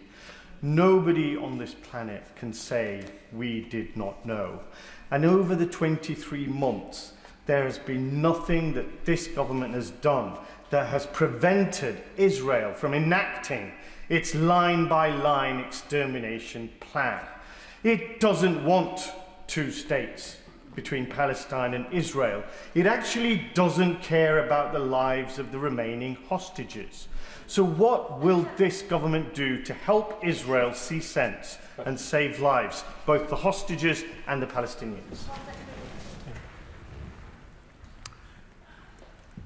I do think it's important, notwithstanding the strength of feeling of the honourable gentleman, that he recognise when he says Israel, that Israel is a complex place of many opinions, and he will have found disputes, I think, certainly from the government, but I think many people in this chamber, on the direction of travel that the Netanyahu government has set themselves, and the extremists that exist in that government that have taken them on a certain path. And I do think that's an important qualification. And we are doing all that we can, but he will recognise that we do that with partners seeking to exert leverage, and that's why we've made the decisions that we have most recently.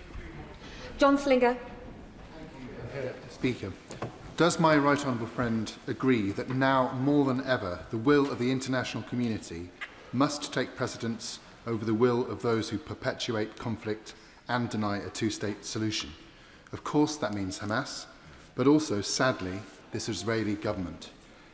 Can he assure me that the government is looking at previous conflicts where the international community, with Britain at the forefront, did, despite difficulties, end conflicts and build a fair and just peace, overcoming facts on the ground and restoring hope. Well, no conflict is the same, and this is a region that obviously has had numerous conflicts over the year. What we've seen over the last 23 months has been horrific, and it's my job as the country's chief diplomat to do everything I can to stretch every sinew to try and bring this to an end, working with colleagues, and to keep my language diplomatic. Andrew George. Thank you, Madam Deputy Speaker. We often get distracted with the semantics and jurisprudence of terms like genocide and ethnic cleansing. But what is clear is that with the exception of a few, this House appears united, just as the country is as a whole, in its opposition to the actions of the far-right Netanyahu government. The Foreign Secretary says that he wants to give diplomacy a chance, and he constantly repeats that intention. But what can he say to demonstrate to us that he's not being completely ignored throughout this? And if he can't do that, can he at least assure us that he won't allow the Elbit contract to go through, that RAF Akrotiri will not be used to the advantage of the Israeli military, and that there is no trade with illegal settlements? I think on the three last points, yes. Apsana Begum. Deputy Speaker, it is simply not enough at this stage to repeat the line of reminding Israel that international law requires the protection of healthcare workers, journalists and civilians, in theory, when it is so clear that they have not and are not doing so. Does the Foreign Secretary accept that it is as a result of the UK's ongoing political role as Israel's close ally that UK-made weapons, including components, directly or indirectly, continue to be sold to Israel? And if he doesn't accept that, will he play a role to ensure that no new contracts from the government will be awarded to Elbit Systems UK, the central supplier of Israel's military assault in Gaza? The ICC and ICJ are watching, and the UK does have its own obligations under international law. Well, I'm grateful to the Honourable Lady, but as I've said, we are not supplying arms to Israel. That was a decision made back in September, and it's my obligation, a very solemn undertaking, to ensure that we are not complicit. The standard that this legislature set is a very low one. It's a clear risk. It's not actually as high as standards that are found in international courts, and for that reason we suspended sales that could be used in Gaza, notwithstanding some of the mendacity that you see online. Ayub Khan. Deputy Speaker, despite all the protestations that we've had from that dispatch box by the Foreign Secretary, by the Prime Minister and others, it seems that Israel and Benjamin Netanyahu will stop at nothing. Just like a dog who's tasted blood, Netanyahu can only be stopped by military intervention. But my question to the Foreign Secretary, just to make it absolutely clear, is that we're not working with the likes of Canada, Australia and France when it comes to the recognition of the state of Palestine, because what we have adopted is what's known as a contradictory conditional statement. So can the Foreign Secretary make it plain that the UK Labour Party government's position is that we will not recognise the state of Palestine so long as Benjamin Netanyahu fulfills certain conditions? I set out my statement very clearly in the UN. The Prime Minister set out his statement at number 10. When I finished my statement, the Prime Minister of the Palestinian Authority came to me and gave me an embrace. Yet the honourable gentleman thinks he knows more and that he got it wrong. Of course we're working with our partners. Of course we're trying to change the situation on the ground. I make absolutely no apologies for that. We will make our assessments for UNGA. Your judgment on this occasion is wrong. Clive Betts. Thank you, Madam Deputy Speaker. As I say to the Foreign Secretary, I very much welcome the commitment to recognise the Palestinian state, which some of us have fought for many years. I also welcome the rest of his statement insofar as it goes. He's right to condemn what the Israelis are doing in Gaza with a policy of starvation. He's right to recognise Israel's attempt to split the West Bank in a way that will stop a Palestinian state being created. But in his heart of heart, he knows that despite his condemnation, the Israelis will carry on regardless. So is he now going to give some serious thought to a what if? What action, further action, on top of the other actions the government's already taken, is the government prepared to take to actually hold the Israelis to account and get them to recognise the force of the international arguments against them on both these points? Well, the honourable gentleman brings considerable experience to this chamber and to these issues. And of course, as he would expect, both as Foreign Secretary and as the SCDO, we plan for all scenarios. But we remain optimistic and hopeful. That is our solemn duty on behalf of the hostages still underground and on behalf of those suffering in Gaza, particularly children and women, using their lives and injured in the way that we're seeing. Clive Jones. Thank you very much, Madam Deputy Speaker. My honourable friend, the member for Bicester and Woodstock, was right to ask the Foreign Secretary to place sanctions on Prime Minister Netanyahu. Many of my constituents in Wokingham agree with him and are contacting me to urge the government to take more steps to stop the famine in Gaza and stop the Israeli Defence Force continuing to kill many innocent women, children and men in Gaza. Does the Foreign Secretary realise that many people in this country do not think that he is doing enough to stop the famine and to end the killing, and they are very frustrated with him for what they see as his lack of inaction, for what they see as his inaction? I think that the British people are wise. They're deeply concerned about what they see, but I also think their wisdom means that they ascribe blame where it's appropriate to the actors on the ground, remembering that one of those actors is a prescribed terrorist organisation. They recognise that Britain has a role to play, they recognise that Britain has a historical duty as well, and they want to see Britain playing that role alongside partners, which is what we're doing. Helen Hayes. Thank you, Madam Deputy Speaker. I welcome the commitment to recognise the Palestinian state later this month. It is an essential step and there can be no further delay. The Israeli government's support for illegal settlement in the West Bank and the decision to build in the E1 area are strategically designed to undermine the viability of a Palestinian state. Will the Foreign Secretary therefore commit to introduce a ban on all settlement trade, including services and investments, so that money from the UK cannot be used to fund this illegal occupation and the state of Palestine, which we are rightly recognising, has a chance to become a reality? Well, I'm very grateful to my honourable friend for continuing to press these issues over so many months on behalf of her constituents. And can I just say to her that goods from settlements not entitled to tariff and trade preferences are obviously something of important consideration, and that UK business guidance outlines clear risks to UK operators considering economic activity in the area.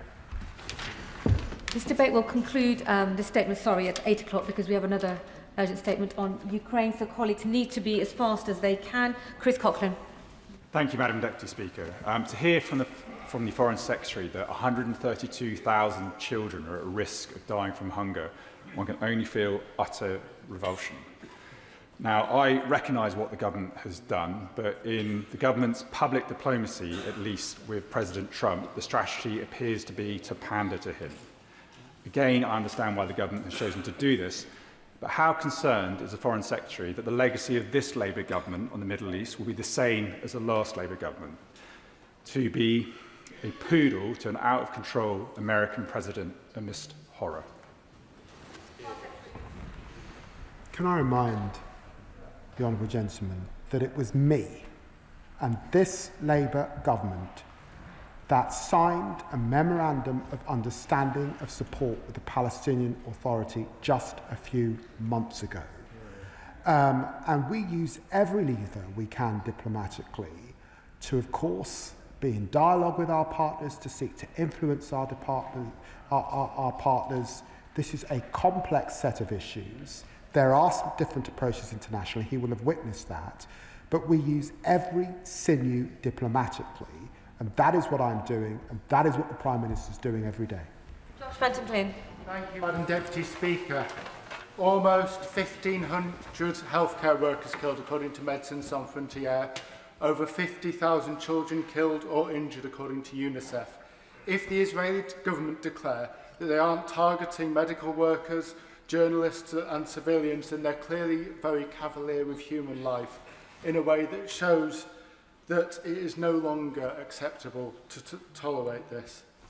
So can the Honourable Gentleman tell me what steps we're going to take to properly hold them to account under international law and make it clear that this is no longer acceptable and we will not tolerate it?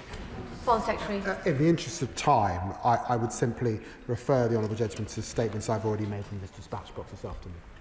Jim Shannon. Deputy Speaker, can I thank the Secretary of State very much for his clear commitment to deliver help and assistance and to find a lasting solution.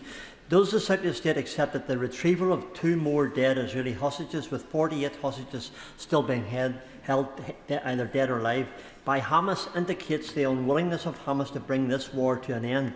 So does the Secretary of State believe we have any further way of seeing these hostages brought home, which would be, I believe, and we all believe, a meaningful step on the road to ceasefire and a rebuilding of a life for the people of Gaza, as well as the Israelis on the other side of the strip? Foreign Secretary. Well, the Honourable Gentleman is right. The return of those hostages would see this war come to an end tomorrow. And the sight recently of badly, terribly malnourished hostages was just so chilling and horrendous and heartbreaking for their families. I met with hostage families just before the recess, and I'll meet with them again very shortly. But he's right to centre them in his remarks. Alison Hume. Thank my right honourable friend and colleagues for the urgent work that you're doing to evacuate and treat seriously injured and critically ill children from Gaza. New restrictions on aid are due to be fully implemented on the 9th of September. Aid organisations face being banned if they delegitimise the State of Israel or do not provide detailed information about Palestinian staff. Would my right honourable friend agree with me that it's women and girls who have suffered the worst impacts of the war? And would he be able to expand on how we help get more aid to them? Foreign Secretary. It's always women and girls who are the face of pain and suffering in conflict and in the most desperate of circumstances. And that's why we will continue to centre women and girls in all of our development work, because it's so critical and important. And she's right to refer to the remarks that have been made. These are not the remarks that you expect of any democratic partner. And I would urge the Israeli government to think again. John Grady. Thank you, Madam Deputy Speaker. And I explain to my constituents every week how hard the Foreign Secretary and his ministerial team are working in this context. But every day, women and children are killed and are starving. What is happening is a moral outrage of a first order. The International Criminal Court is a key pillar of international justice. Will my right honourable friend reassure me that he is doing everything possible to protect and enhance its independence from political interference, and to ensure that it is more than properly resourced to carry out its important work in this conflict? Foreign Secretary. The International Criminal Court is a fundamental part of the architecture that was set up after the atrocities of the Second World War. The United Kingdom played a central role in that architecture, and it's why this government, and I hope any government, remains absolutely committed to the ICC and the ICJ and the good and important work that they must do, free and unfettered from political interference. Harpreet Powell. recognize a Palestinian state at UNGA. Violence in the West Bank has been horrific, with Israeli forces and settlers displacing over 40,000 Palestinians due to assaults in northern refugee camps, and of course we've got concerns of further annexation. So can I ask what actions the Foreign Secretary will take to protect Palestinians at the risk of forced transfer, and what work he will do with international partners to pressure the Israeli government at UNGA? Foreign Secretary. Well, this is a decision that I'm discussing with the Palestinian Authority, but also I will be in the region in the coming days discussing what further support we can give to those who are suffering or at risk on the ground. Richard Bergen. Thank you, Madam Deputy Speaker. Today, the world's leading genocide scholars declared genocide in Gaza. Earlier this summer, famine was officially declared in Gaza. We've seen war crime after war crime, with more journalists killed and more hospitals bombed. Yet on sanctions, the government still continues to drag its feet. How can it be morally justifiable that whilst rightly being robust on Russia with extensive sanctions, when it comes to Israel and sanctions, we're letting them off lightly, to say the least? What's the difference, and when are we going to see widespread sanctions on Israel? Secretary. Well, the honourable gentleman is a lawyer, and so I would ask him, when he says that, to point to a nation on sanctions that's doing more on this file than the United Kingdom, and I note that he hasn't been able to do that. Luke Murphy. Question either about Russia. Luke Murphy. Thank you, Madam Deputy Speaker. I'd like to welcome the Foreign Secretary's statement and also the actions the government have already taken on sanctions and aid, and the proposals to recognise the Palestinian state. But given the facts on the ground that he has himself recognised, the man-made famine, the killing of women and children, healthcare workers, journalists, the ongoing suffering of the hostages, and the intensification of the military campaign, can the Foreign Secretary confirm that he will continue to work with international allies and consider all further actions that he can take to bring about the end of this catastrophe? Foreign Secretary. Yes, I give the honourable gentleman that assurance. Deirdre Castigan. Thank you, Madam Deputy Speaker. Just in recent months, over 1,000 of my constituents in Ealing Southall have contacted me about the brutal conflict in Gaza, making it the single biggest issue of concern to local people. I know that the Foreign Secretary and his ministers are doing everything they can behind the scenes and in private. But does he agree with me that the Palestinian people have an inalienable right to statehood, and that a further group of countries, including the UK, recognising Palestine, can provide a practical step and, importantly, a public step towards making a two-state solution and a lasting peace possible? Foreign Secretary. Well, I'm very grateful to my honourable friend, and we believe passionately in a two-state solution and keeping that dream alive. We do believe in the inalienable right of the Palestinian people, and that's why I set out what I did in the UN a few weeks ago. Torquil Crichton. Thank you, Madam Deputy Speaker. Can I thank the Foreign Secretary for his statement and for his stamina over the last 2 hours, and assure him that the horror of the unfolding famine in Gaza and concern over the future of the hostages is felt just as strongly on the Atlantic coast of Scotland as it is on the shores of the Eastern Mediterranean. International experts have rightly described what's going on in Gaza as a genocide, and as Sarwar, the Scottish Labour leader today, described as a genocide. Will these sentiments inform our next round of sanctions against Netanyahu's government? Foreign Secretary.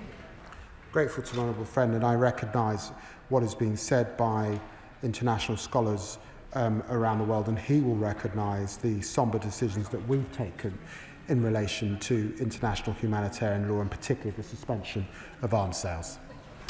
I've tried to go as fast as I can, and I apologise to all the colleagues that are disappointed, but the final question goes to Tom Hayes. Thank you, Madam Deputy Speaker. What happened on October 7th was inhumane. Hamas are terrorists, and the hostages must be returned immediately and safely. Israel is behaving insufferably. It is unacceptable what the Israeli government is doing.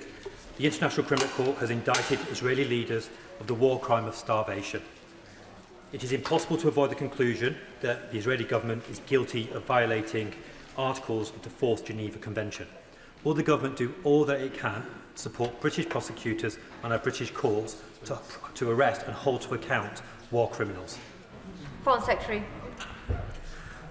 Well, I'm very grateful to the honourable gentleman and Madam Deputy Speaker. I too am sorry that other colleagues who were wanting to get in did not get in today, but I'm sure that much of the global community will see the strength of feeling in the Chamber this afternoon in relation to this horrific war. And it's absolutely my great honour as Foreign Secretary to stand shoulder to shoulder with those giants of this Chamber that gave us the international humanitarian architecture that we have, and to be absolutely crystal clear in our support. That is the end of the statements on the Middle East. Point of order, is it really relevant right now? Point of order, Kit Malthouse. Madam Deputy Speaker, thank you. On the 22nd of April, I wrote to the Foreign Secretary and the Attorney General raising a number of matters to do with domestic legal issues and our international obligations with regard to this conflict. 132 days later, I have yet to receive a reply. What steps can I take to elucidate the information I need from the Foreign Secretary? I thank the honourable member for giving notice of his point of order. This is not a matter for the chair, but the honourable member has put his concerns on the record and they've been heard by the front bench and the Foreign Secretary himself. Now, I'll give the front benches a few moments if they swiftly swap over so we can get on to the next statement on Ukraine.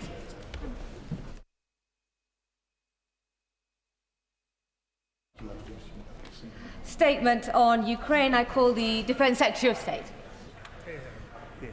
With permission, Madam Deputy Speaker, I'd like to make a statement on Ukraine. But before I begin, I'd like to inform the House that yesterday we secured a £10 billion contract to supply Norway with at least 5 Type 26 frigates. This is the biggest British warship deal in our history. It strengthens NATO and our northern flank. It supports 4,000 British jobs and 400 British businesses for years to come. And it is showing that this government is making defence an engine for growth across the regions and nations of the United Kingdom. Turning to Ukraine, Madam Deputy Speaker. A few days ago, Ukrainians around the world came together to mark a special day. 34 years of their country's independence, 34 years as a proud and sovereign nation. And Ukrainians continue to fight for that freedom with huge courage, military and civilians alike, 3.5 years on from the start of Putin's brutal, full-scale invasion. A secure Europe needs a strong Ukraine. Their freedom is our freedom, their values are our values, and this is why the UK stands with Ukraine, and this is why this House stands united for Ukraine. And when Ukraine marks their next Independence Day, we all hope to see them celebrate in a time of peace and not in a time of war. Madam Deputy Speaker, over the summer the UK, with our allies, have been working hard to make that hope a reality. The Prime Minister hosted President Zelensky in London. He chaired various Coalition of the Willing meetings with President Macron, and he joined European leaders with President Zelensky to meet President Trump in Washington, D.C. I've spoken with defence ministers across the coalition about stepping up military support and about securing a peace after any deal. And our military leaders have met multiple times to strengthen international contributions to the coalition, also known now as the Multinational Force Ukraine. We welcome President Trump's dedication to bringing this terrible war to an end, and we strongly welcome his commitment to make security guarantees, as he says, very secure with the Europeans. At every stage, President Zelensky continues his support for a full, unconditional ceasefire and for talks on a lasting peace. And yet Putin's response has been to launch some of the largest attacks on Ukraine since the start of the war. During last week's onslaught on Kyiv, at least 23 people were killed, 4 of whom were children, including a 2-year-old. And the attack on the British Council was an outrage. A Russian missile fired into a civilian area as part of an illegal war, damaging a British government building and injuring a civilian worker. Now, it appears that Putin is refusing a meeting with President Trump and President Zelensky. So while Ukraine wants peace, Putin wages war. And President Trump is right. We must continue pushing for peace, as well as increasing pressure on Putin to come to the table. So we support measures to disrupt Russian oil revenues, and we welcome President Trump's comments that he is weighing very serious economic sanctions on Russia. And the Foreign Secretary will have more to say on similar UK action very soon. Madam Deputy Speaker, on the battlefield, intense fighting continues along the front line. And while Russian military activity has reduced in the Kharkiv and Sumy oblasts, as Russian ground forces relocate elements of those forces, over the past 2 weeks, they have advanced in the northern Donetsk region. Pokrovsk remains Russia's focus, and its forces are using a variety of methods to infiltrate Ukrainian positions. But Putin continues only to make minor territorial gains, and at a huge cost. The most recent assessment of the UK Defence Intelligence estimates that at the current pace since January, it would take Russia another 4.4 years to seize the Donbass, at a cost of almost 2 million more Russian casualties. Despite this, the increasing escalation of Russia's devastating drone strikes is a serious concern. In July, Russia launched approximately 6,200 one-way attack drones into Ukraine, another monthly record. Yet in one night alone, over this weekend, Russia launched nearly 540 drones and 45 missiles. So, Madam Deputy Speaker, the UK government is stepping up our efforts for Ukraine, and our priorities are simple. Support the fight today, secure the peace tomorrow. On support for the fight today, we are providing £4.5 billion in military aid for Ukraine this year, the highest ever level. And at the last Ukraine Defence Contact Group meeting, with over 50 nations and partners in July, I launched a 50-day drive to accelerate the assistance we're giving. 50 days on, the Ukraine has delivered to Ukraine nearly 5 million rounds of munitions, around 60,000 artillery shells, rockets and missiles, 2,500 uncrewed platforms, 30 vehicles and engineering equipment, and 200 electronic warfare and air defence systems. Madam Deputy Speaker, we will not jeopardise the peace by forgetting about the war. So next week I will also co-chair the 30th UDCG meeting with Germany's Minister Pistorius, alongside NATO Secretary-General Mark Rutte and 50 other allies and partners. And I will host an E5 Defence Ministers Summit in London next week, where we will be joined by the Ukrainian Defence Minister, where together we will step up still further our support for Ukraine. And then to secure the peace tomorrow, the UK continues with the French to lead the coalition of the willing. 200 military planners from more than 30 nations have helped design plans in the event of a ceasefire. Plans to secure the skies and seas and to train Ukrainian forces to defend their nation. This week, I will host defence ministers from across the coalition with French Minister Le Cornu to further cement contributions to that coalition. And for the armed forces, I'm reviewing readiness levels and accelerating funding to prepare for any possible deployment. Peace is possible, and we will be ready. And the Prime Minister and I will ensure that the House is fully informed of developments in the proper way. Madam Deputy Speaker, may I take this opportunity today to pay tribute to one of the driving figures of the Coalition of the Willing, Admiral Sir Tony Radakin, whose last day as our UK Chief of the Defence Staff is today. Tony's had a distinguished 35-year military career in the armed forces, serving in operations right across the globe. He's widely respected, and as a true friend of the Ukrainian people, as President Zelensky himself said last week. I'm sure everyone in the House will join me in thanking Tony for his outstanding service and wish every success to his successor as CDS, Air Chief Marshal Rich Knighton. And let me end then by saying that while President Putin likes to project strength, he is now weaker than ever. Since Putin launched his illegal invasion, he's not achieved any of his strategic aims. He's lost more than 10,000 tanks and armoured vehicles, and his Black Sea fleet has been humiliated. He's forced to rely on states like Iran for drones, North Korea for frontline troops, and China for technology and components.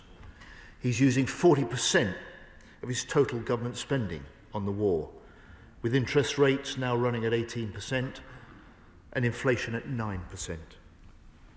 And moreover, Putin now faces a bigger NATO, 32 nations strong, with an agreement to raise national spending on security to 5% by 2035, and he faces a Ukraine more determined than ever to control its own future. Madam Deputy Speaker, a secure Europe needs a strong, sovereign Ukraine, and we in the UK, will stand with Ukraine for as long as it takes. I call the Shadow Defence Secretary of State, James Cartledge.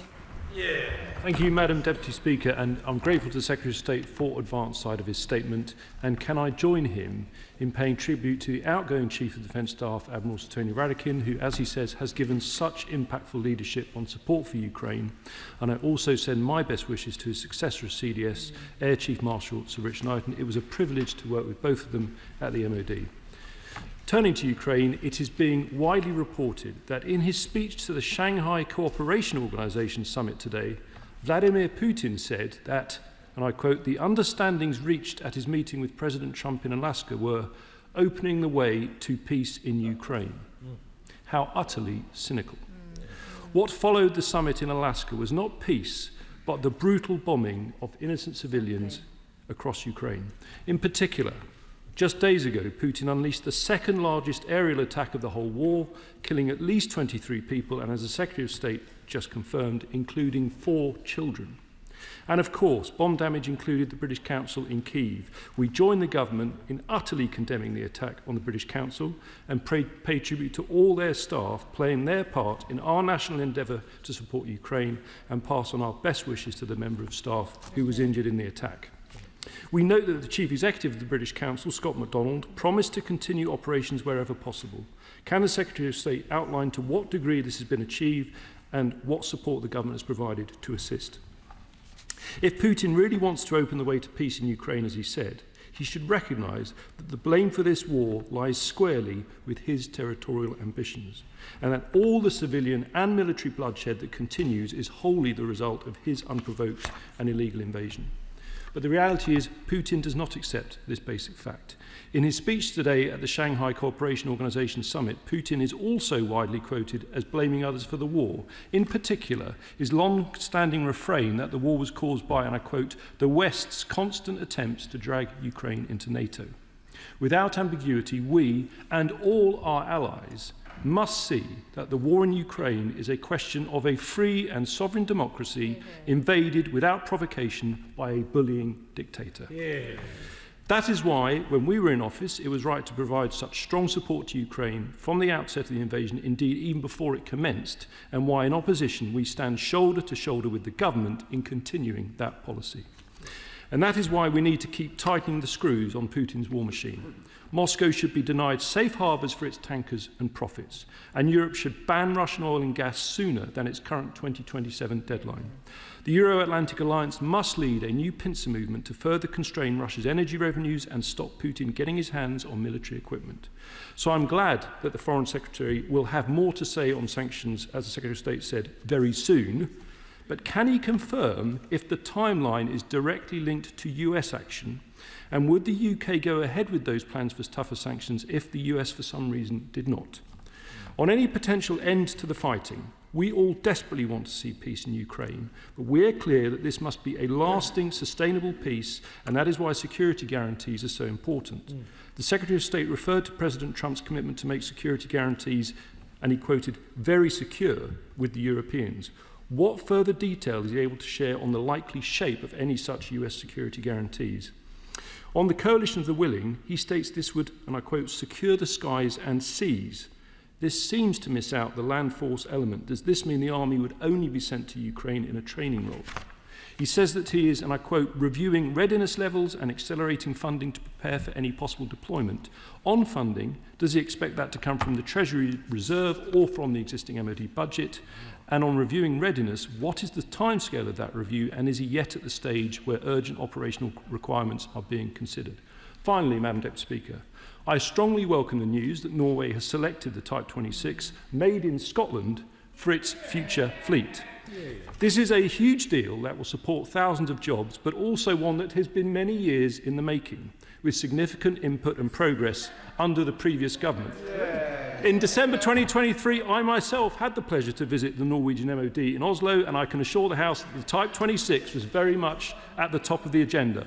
Just to remind them, that was in the same week that we announced that Britain and Norway would lead the maritime coalition supporting Ukraine's navy, underlining the strength of our naval alliance and our joint commitment to Ukraine. It's clear that a key reason for Norway's decision is that they face the same Russian threat as we do from Russian submarines and want the best possible capability to respond, maximising interoperability with the Royal Navy. But that Russian threat arises entirely from Putin's pursuit of aggression rather than peace, and until that situation changes in reality rather than rhetoric, we must continue to be robust in doing everything possible to support Ukraine. Secretary of State. Thank you. Well, Madam Deputy Speaker, I welcome his endorsement of the success in securing the Norway deal. I do have to say to him there was certainly groundwork done under the last government, and he led a lot of that in as Defence Procurement Minister. But I have to say we had a great deal more to do when we took over in July last year. And frankly, we had to reboot the campaign, which we did, and I'm grateful that we've secured it. It has huge military, economic and strategic importance. Can I say I welcome also his continuing support for the action we're taking to support Ukraine. He is absolutely right to call out Putin's remarks at the Shanghai Cooperation Council. And the pressure is now on Putin to prove he wants peace, to do what he says he wants. And while he has sat down to discuss peace with President Trump in Alaska, he's been turning up his attacks, of course, in Ukraine. He launched this war. He can stop this war tomorrow if he chooses.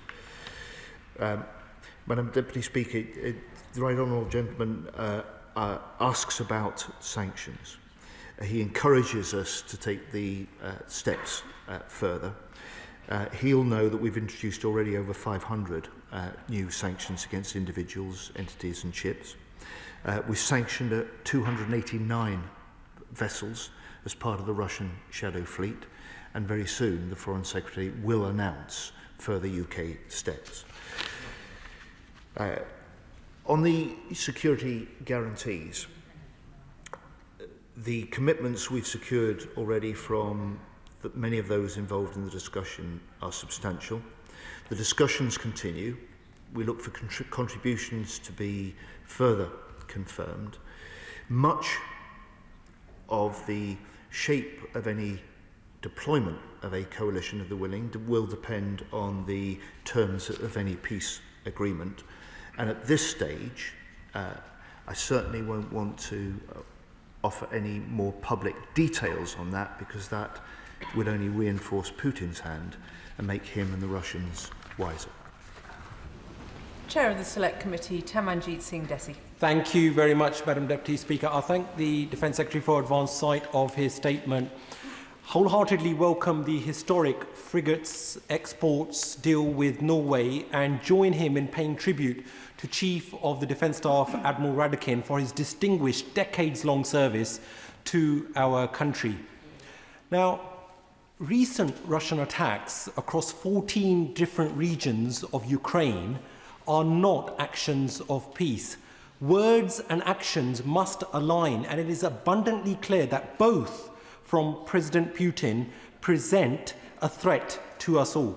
So with such drastic escalation of Putin's violence and that running concurrently with peace negotiations, along with Putin's false reframing of his invasion as some sort of reaction to a Western-backed coup, can my right honourable friend, the Secretary of State, shed further light on what steps, what levers he has pulled to help enable a peaceful outcome? Secretary of State. It's a truism that peace is secured through strength. And our task, those countries like the UK that strongly support Ukraine, is to put Ukraine in the strongest possible position on the battlefield and at any negotiating table. That means stepping up military support for Ukraine now, which we are doing, and we will do further in next week's UDCG meeting that I will co-chair. We are stepping that up with further economic pressure on Putin, which the House will have a chance to hear more about, and the Foreign Secretary will announce further measures soon. And it means also stepping up our preparations for securing any peace for the long term if Trump can help lead negotiations that will lead to a ceasefire and a peace agreement. That is the way that we support Ukraine now. That is the way that we can help reinforce the steps towards the possibility of peace tomorrow. And I just say to my honourable friend, the Defence Select Committee Chair, and to the honourable gentleman from the opposition benches, I will ensure that Admiral Radakin tomorrow is aware of the kind comments, and I know he will appreciate that from both sides of the House. Liberal Democrat spokesperson Helen Maguire. Yeah. Thank you, Madam Deputy Speaker, and I thank the Defence Secretary for advance sight of his statement. I'd also like to join others in the House today in thanking Admiral Sir Tony Radakin for his service and wish him well on his next steps. Yeah. I was relieved to see the Prime Minister join fellow European leaders in Washington last month, standing shoulder to shoulder with President Zelensky, and in the wake of Donald Trump's fawning appeasement of Vladimir Putin in Alaska.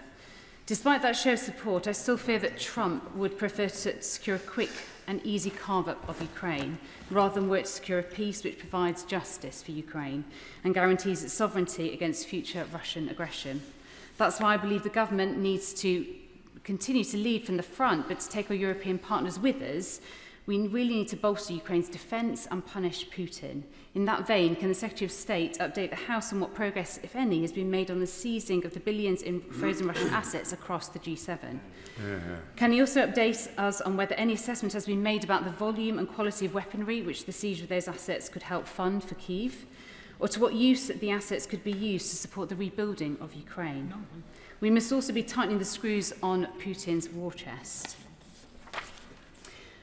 I welcome the new £10 billion contract with Norway and the British jobs and businesses that it will support in the UK, and this further demonstrates the need for us to work with our northern European allies in the fight against the aggression from Russia.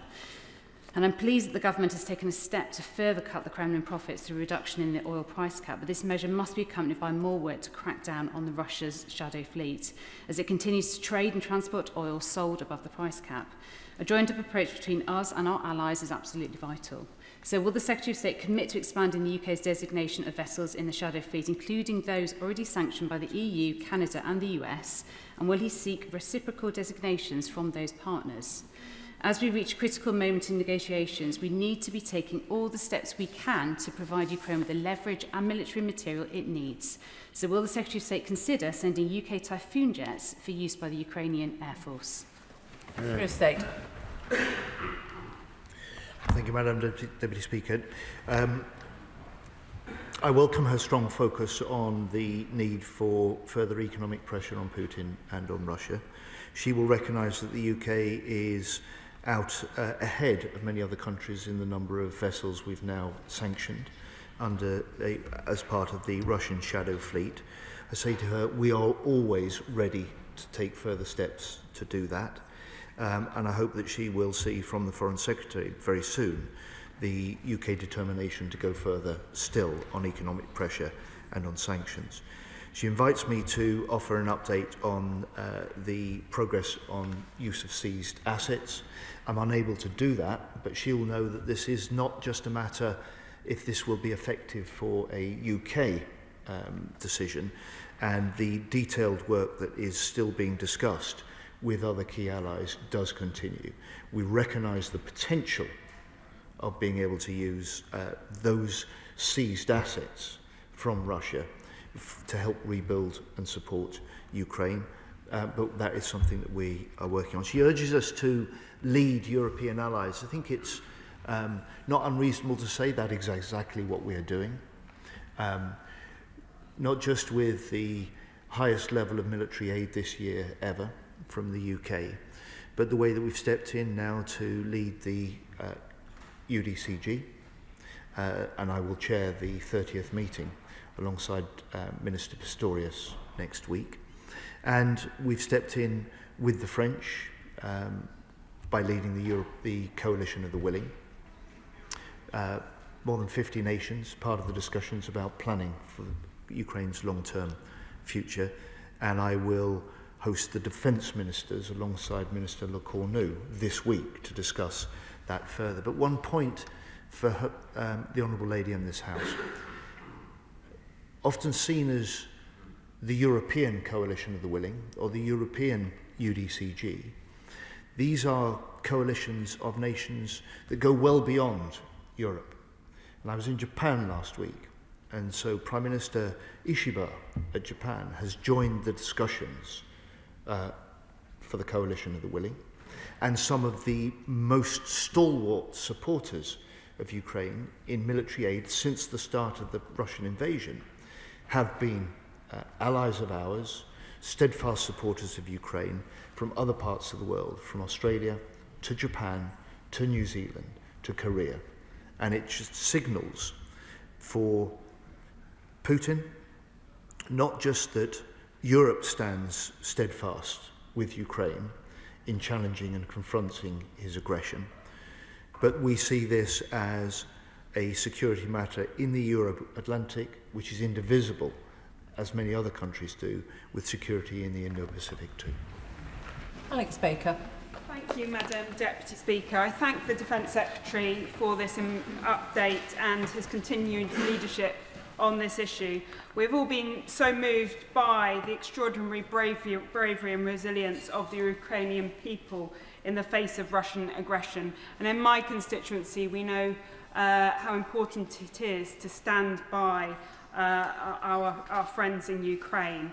In my constituency, I also had the privilege of being able to visit our armed forces and our industry and see how much actually they have been inspired themselves by our Ukrainian colleagues and their innovation on the battlefield. So can I ask the Secretary of State to have a bit of an update on the important lessons that the MOD have learnt from Ukrainians' innovation on the battlefield?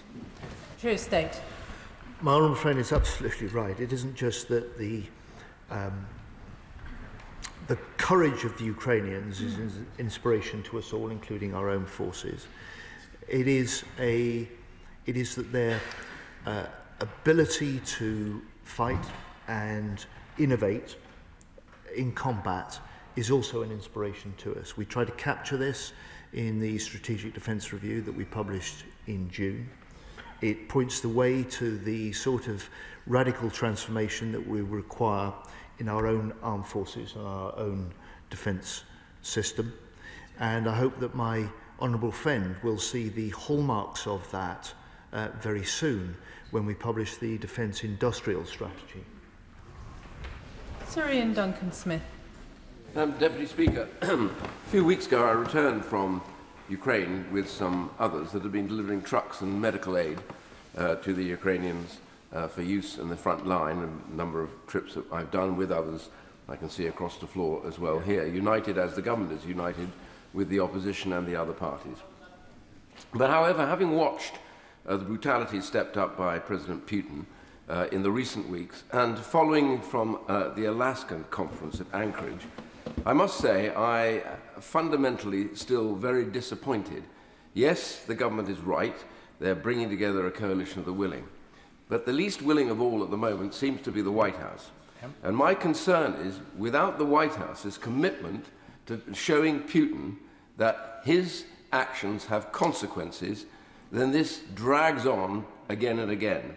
They are the one country that can really impress upon him that if they carry on with these attacks, they will be sanctioned dramatically and the weapons will flow like water to the Ukrainians that they desperately need.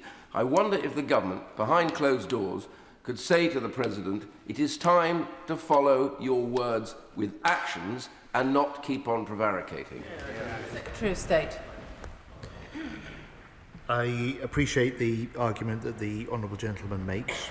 It's important to recognise that the role of President Trump is essential and central into any opportunity to bring the two sides together.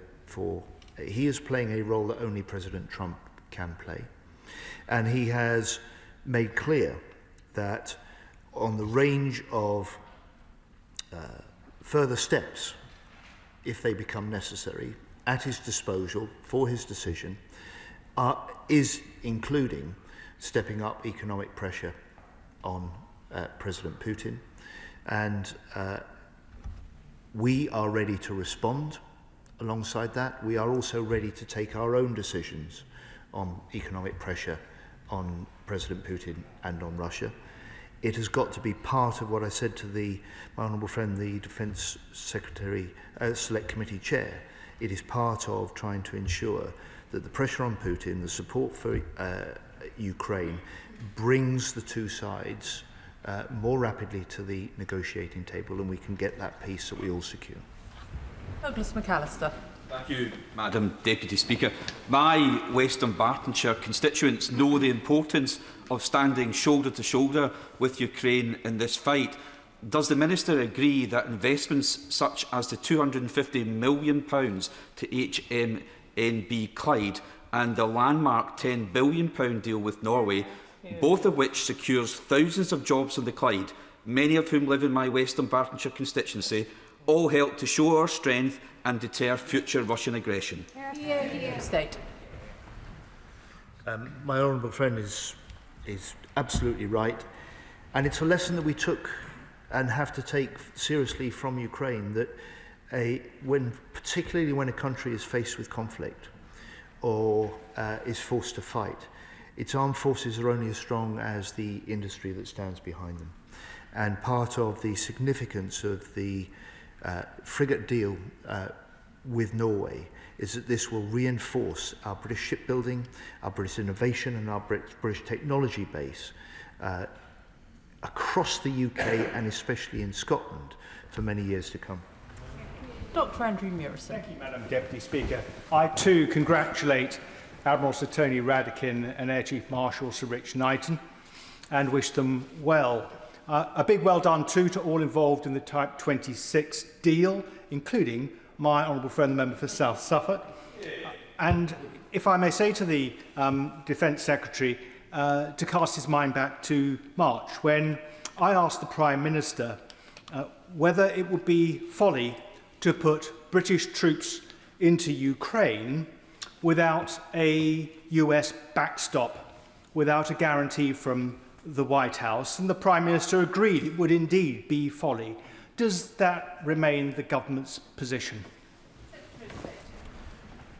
What is the government's position is that we are discussing the nature of security guarantees, the contribution that we can help lead through the coalition of the willing, alongside any American support, and together that is part of the configuration of making Ukraine strong and creating the circumstances in which serious negotiations and we hope a peace agreement can be reached.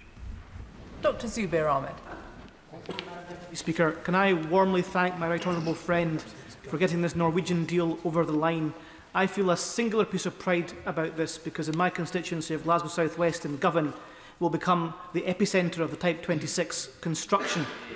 Will he undertake to work with me to make sure that my constituents in Glasgow South West feel the full benefits of this investment? And in that vein, will he urge the SNP government to finally collaborate with us to dispense their ideological block on the defence sector so together, for want of a better word, we can be stronger for Scotland? State. Well, first of all, Madam Deputy Speaker, can I say to my honourable friend, all of us in the House here appreciate the contribution that his constituents as part of that government workforce make to building the outstanding British ships. The Norwegian Prime Minister had a very telling way of explaining the decision on Sunday when he said, "We weighed two questions in the decision.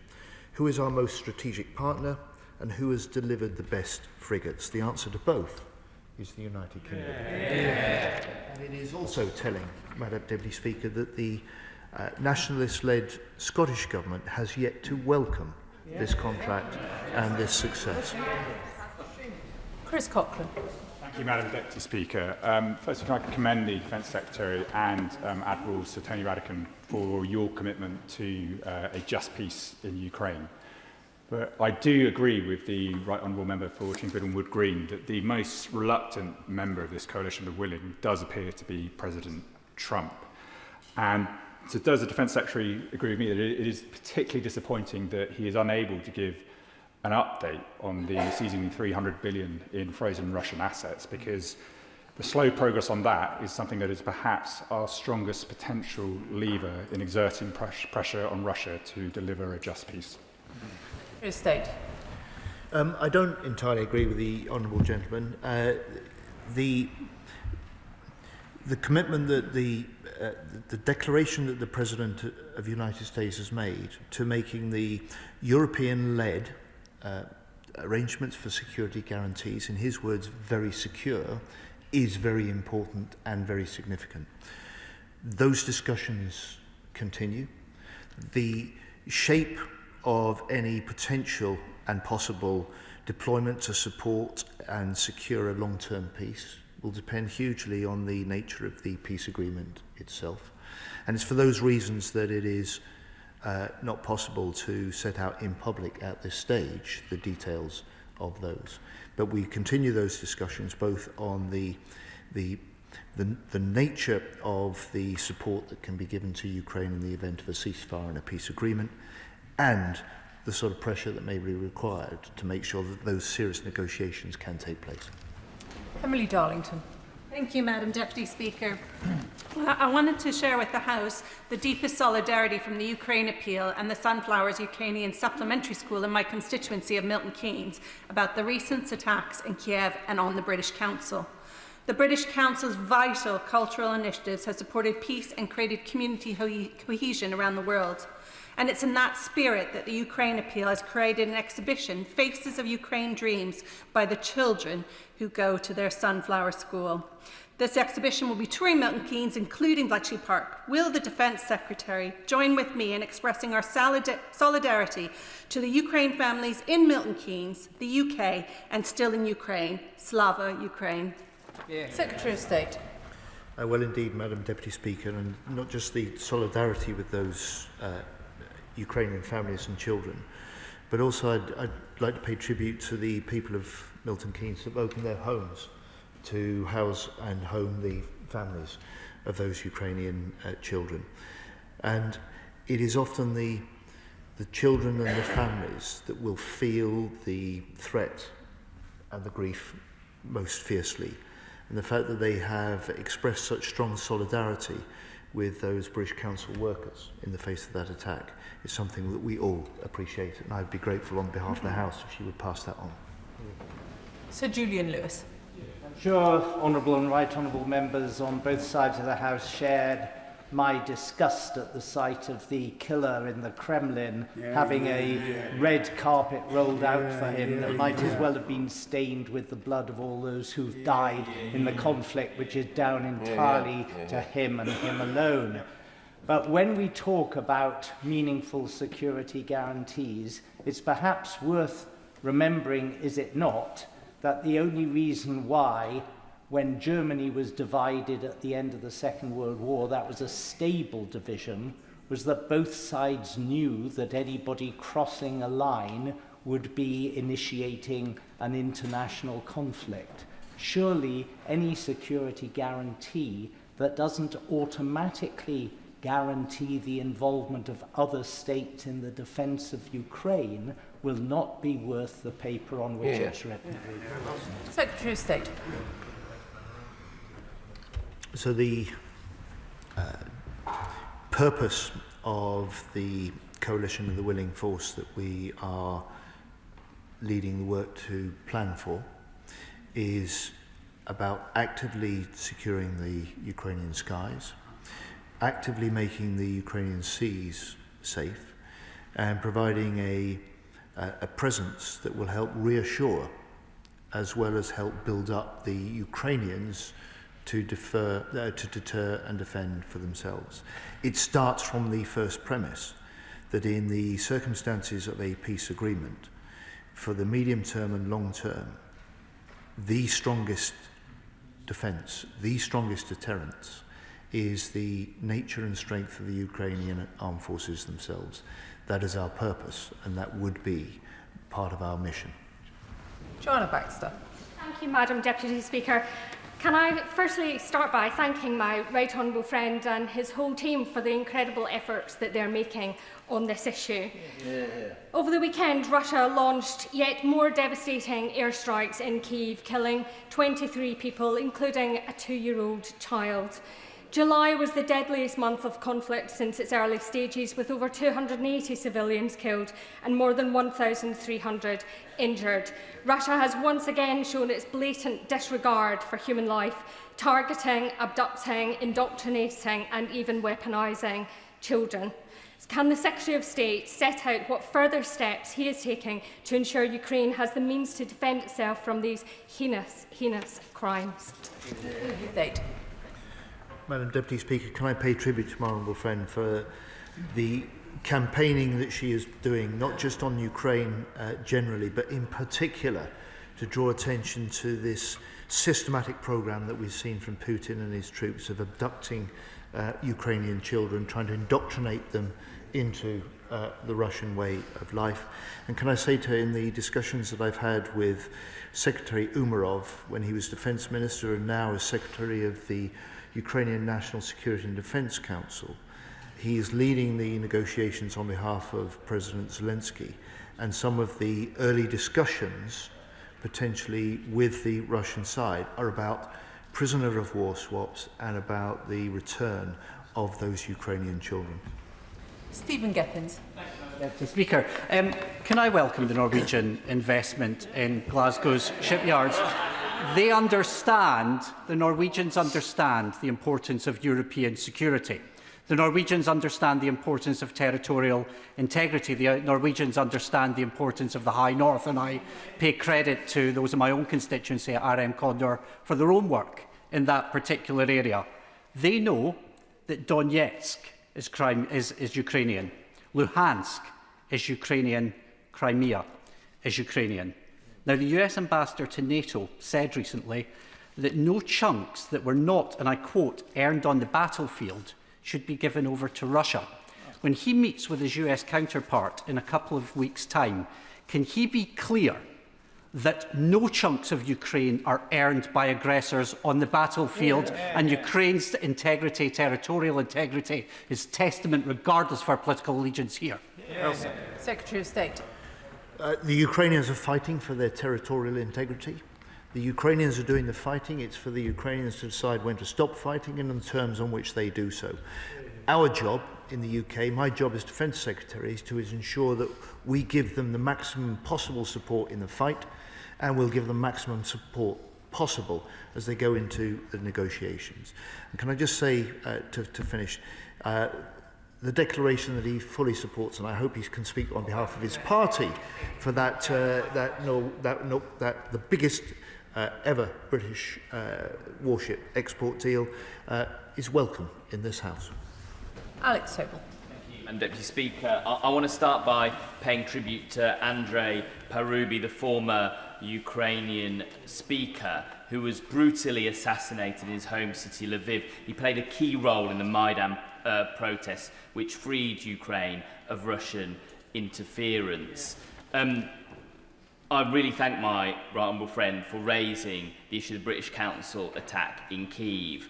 A man was injured. We need to remember the British Council isn't just any body. It's an arm's-length body of the FCDO. It takes British culture and values and English language teaching around the world. In the same attack, the EU delegation building was also attacked. And we heard tonight from Bulgaria that Ursula von der Leyen's plane was jammed by Russia and had difficulty landing and had to use paper maps to land.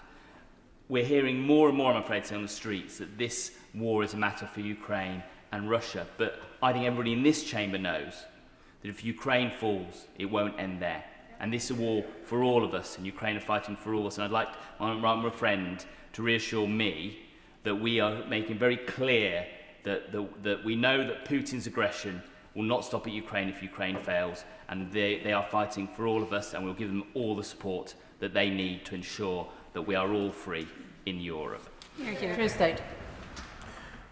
Madam Deputy Speaker, my honourable friend speaks plainly and strongly. Can I recognise the work that he's done on Ukraine just in the way that President Zelensky did last month when he awarded my honourable friend the Order of Merit from Ukraine for his support.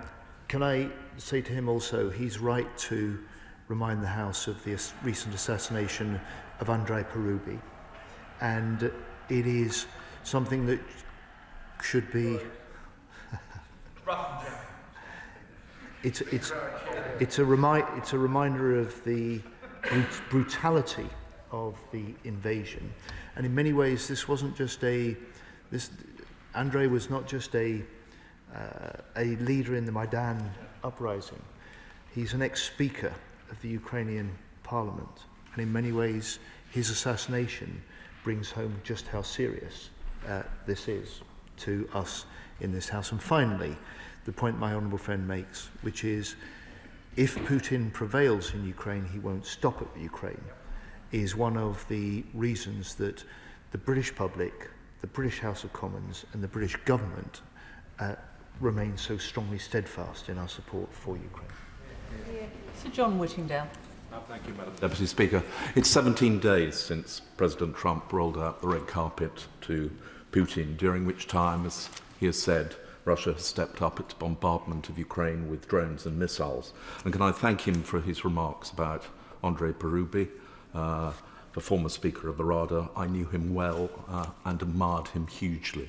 And actually, last time I met him was when we entertained him in this House as the visiting Speaker who came here. And it is a mark of Putin's hatred of democracy that he regarded the democratic Speaker of a Parliament as a appropriate target. Does the Secretary of State agree that Putin at the present time shows no interest in a ceasefire? And will he do whatever he can to persuade President Trump that the only way that Putin can be made to consider a ceasefire is by stepping up the pressure on Russia through extra sanctions and by giving ever more support to Ukraine? True State. I think the whole House appreciates the right honourable gentleman's remarks about Andrei Parubi and appreciates the relationship that he had with him. On the question of pressure on Putin to come to the negotiating table, that is a matter for it's a matter for the nations that stand with Ukraine, and we're determined to play our role. It is also a matter that is recognised by the US and the US President. He wants Putin to come to the table. He wants Putin now to start to act in the way that he says, which is interested in peace, ready to talk about peace, but at the moment not yet showing enough sign of doing so. Luke Charters. Thank you, Madam Deputy Speaker. To secure the peace in the long term for Ukraine, we need to support its defence industrial base and therefore the financial sector that underpins it. But I'm concerned that UK export finance red tape could be limiting UK-Ukraine defence partnerships. And I also believe we could launch new joint defence innovation funds. Would my right honourable friend consider carefully these ideas and work with me to discuss how we can support Ukraine's defence financing system too. Secretary of State. Madam Deputy Speaker, the short answer is yes. The slightly longer answer is that we are already working hard with Ukraine on some of these questions of joint ventures, joint industrial partnerships, and indeed our Prime Minister, Keir Starmer, in June with President Zelensky, declared when he visited Downing Street that this is an area of reinforcing our industrial connections and joint enterprise that will help Ukraine in the fight now, will help develop Ukrainian industry, but could bring benefits to us and our armed forces in the future. Richard Tice. Thank you, Madam Deputy Speaker. Can I congratulate the Secretary of State and all those involved in the Type 26 frigate deal, which is great news for all and for economic growth, and reiterate our continuing support for Ukraine and also to this government and the Secretary of State to working with other world leaders in trying to secure a ceasefire. And I suppose we shouldn't be surprised by Putin's appalling continuation of bombing Ukraine. And can I urge the Secretary of State to work with other world leaders to use the leverage that I think we still have of the $300 billion of frozen central bank assets that I think could help in the negotiations with Putin. Secretary of State. Thank you, Madam Deputy Speaker. Can I thank the honourable gentleman? I note his view on the frozen Russian assets, and I welcome his declaration of support for Ukraine and his condemnation of Vladimir Putin. The all-party nature of the support for Ukraine in this House is very important, and it is particularly welcome that he's here this afternoon and he makes that clear for the Reform Party. Serena Breckenridge. Thank you, Madam Deputy Speaker. Russia's aggression directly threatens our security here at home. Does my right honourable friend agree that the push for peace matters not just for Ukrainian people, but for all of our security? And we must invest in the defence industry in constituencies like Wolverhampton North East to deter Russian aggression and stand in solidarity with Ukraine. Secretary of State. I do indeed, Madam Deputy Speaker. If for a moment this House considers a situation in which Putin prevails in Ukraine, it is not hard to see how that makes Europe less secure, and a strong Ukraine is essential for a secure UK and a secure Europe in the future. My honourable friend urges us to do more to reinforce the British defence industrial base and the record increase in defence spending that this government is now committed to investing since the end of the Cold War will be an important part of that, and I hope she'll welcome the defence industrial strategy when we publish that shortly. Sir Desmond Swing. Given the red carpet treatment afforded to Putin, will the Secretary of State remind our principal ally that it is our co-signatory to the Budapest Memorandum? Yes. Yep. Very good. The US is well aware that it's a co-signatory, and everyone involved in trying to support Ukraine through this war, but more importantly also looking to the route to securing a long-term and just peace, is acutely aware of not repeating the mistakes of the Budapest Memorandum. John Pearce. Thank you, Madam Deputy Speaker. I'd like to thank the Secretary of State for his statement and the government's unwavering support for Ukraine. Given recent reports that Starlink was disabled during a major Ukrainian counteroffensive, highlighting the dangers of relying on a single privately owned satellite system, can the Secretary of State outline what steps the government is taking with its European allies to ensure that Ukraine has a resilient and sovereign communication system that cannot be switched off at the whim of one individual? Secretary of State. Without going into the details in public, I can say to my honourable friend, across a range of capabilities, where the Ukrainians are requiring our support and our military aid, we're looking to provide that. Len Osmedy. Madam Deputy Speaker, it's been a long summer. Ukraine needs a just peace. It also needs financial support to rebuild. The EU has said it will allow frozen Russian assets to be used in higher risk investments to generate more money. What discussions has the Secretary of State had about supporting the EU's latest effort to use Russian assets to provide vital funding for Ukraine? State. I've had none of those discussions myself, but the government has with the European Union and with other allies that must be part of any effective plan to make use of the frozen Russian assets. She will, however, be aware of the way that we're making already use of the interest on those frozen assets, putting them to good use to make sure that we can support Ukraine to continue its fight. John Slinger. Thank you, Madam Deputy Speaker. A Ukrainian constituent who has just returned from a visit to Ukraine told me today that, and I quote, "Russia is systematically destroying our border regions and key infrastructure, medical, educational, civil, governmental and business. The scale of the problem goes far beyond housing or temporary displacement. It is about the viability of life across large parts of Ukraine. This is part of a wider strategy aimed at rendering Ukraine's borderlands uninhabitable. Any recovery strategy will require years of investment, security guarantees and sustained international support. In light of this, I thank my right honourable friend for his statement, which demonstrates that British support for Ukraine is unwavering. Can he confirm that we are using every tool at our disposal to ensure that the cynical Russian policy described by my constituent will ultimately be overcome? Secretary of State. I can confirm we are doing all we can, and if my honourable friend or his constituent identifies areas in which we are not doing that, then I would welcome him tackling me on doing so. Sir Bernard Jenkins. Thank you, Madam Deputy Speaker. The House should be grateful to the Secretary of State for giving this statement today, because it underlines how the government is determined to keep this issue at the top of the British political agenda. But he gave quite an optimistic assessment of how we, the Ukrainians and her allies, are doing in Ukraine, only in as much as Russia can't win this war.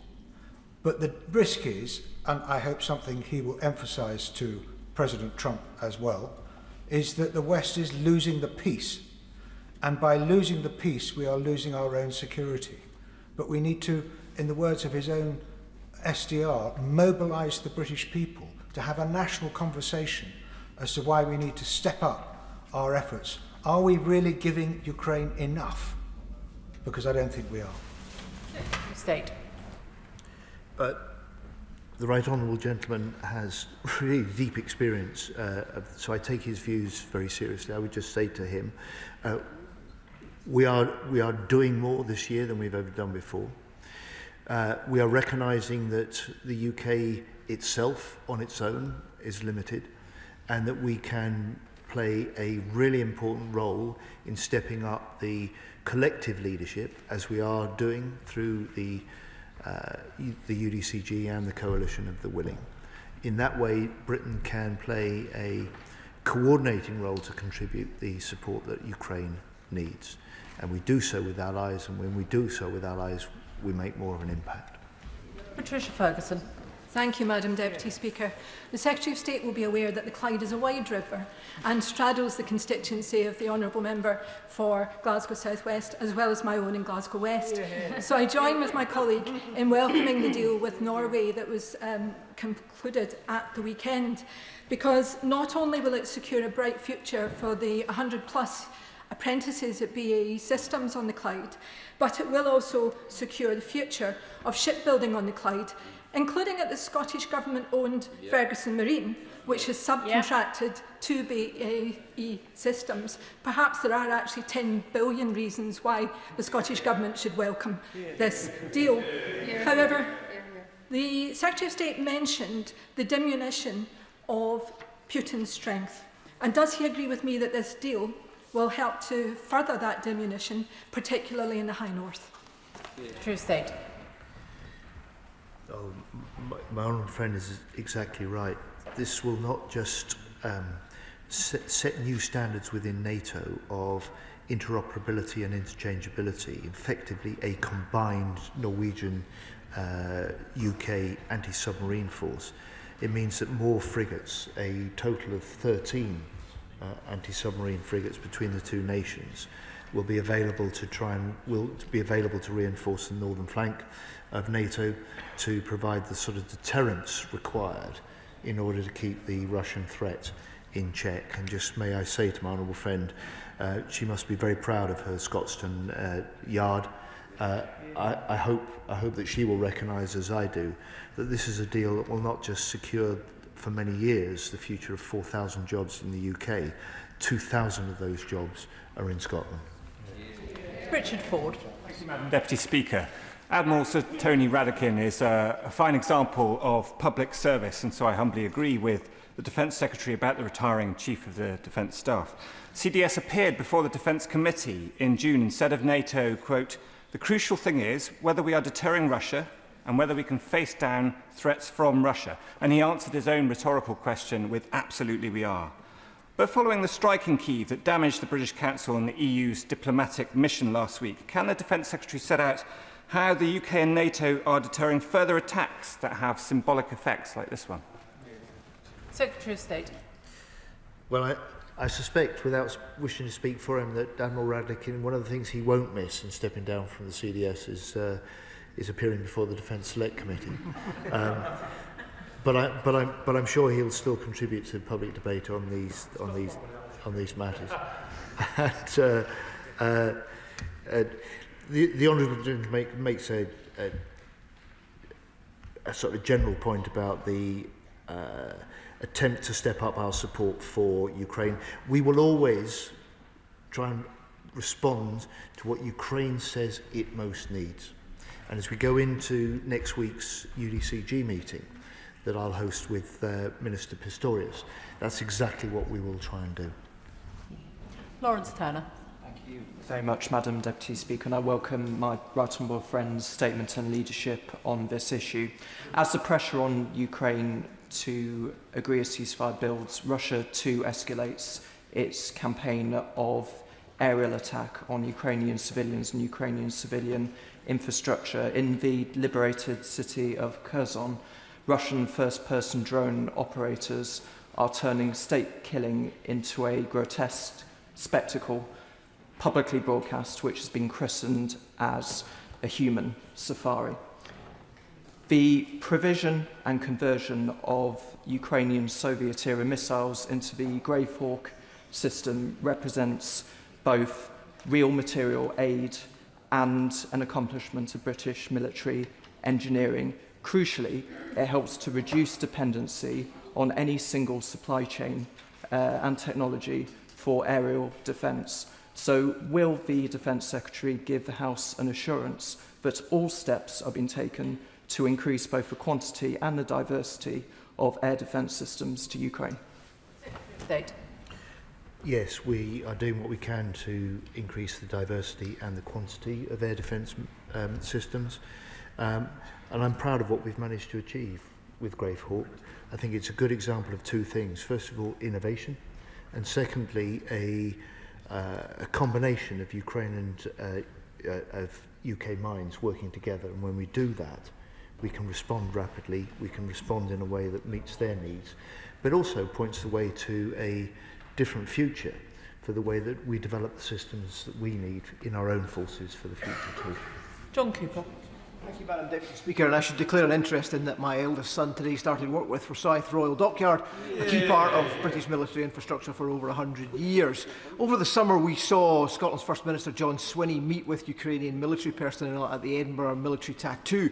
Incredibly, were those brave men and women to be injured in the line of duty, NHS medical aid sent from Scotland could not be used to treat them because of a prohibition put in place by the Scottish Government, and they still continue to refuse to fund warfighting capability in Scotland. With defence reserved to this place, Secretary of State, how is it possible that the devolved administration in Holyrood can damage British interests and security in this manner? Secretary of State. He poses those questions to me, but they're clearly matters not for me to answer, but for the Scottish Nationalist Government. And I would love to see the antagonism to investment in Scotland that supports Scottish jobs in the wider defence industry, that supports our UK security, of which Scotland plays such a vital part. That ought to be something that the Scottish Government embraces and supports, rather than resists and opposes.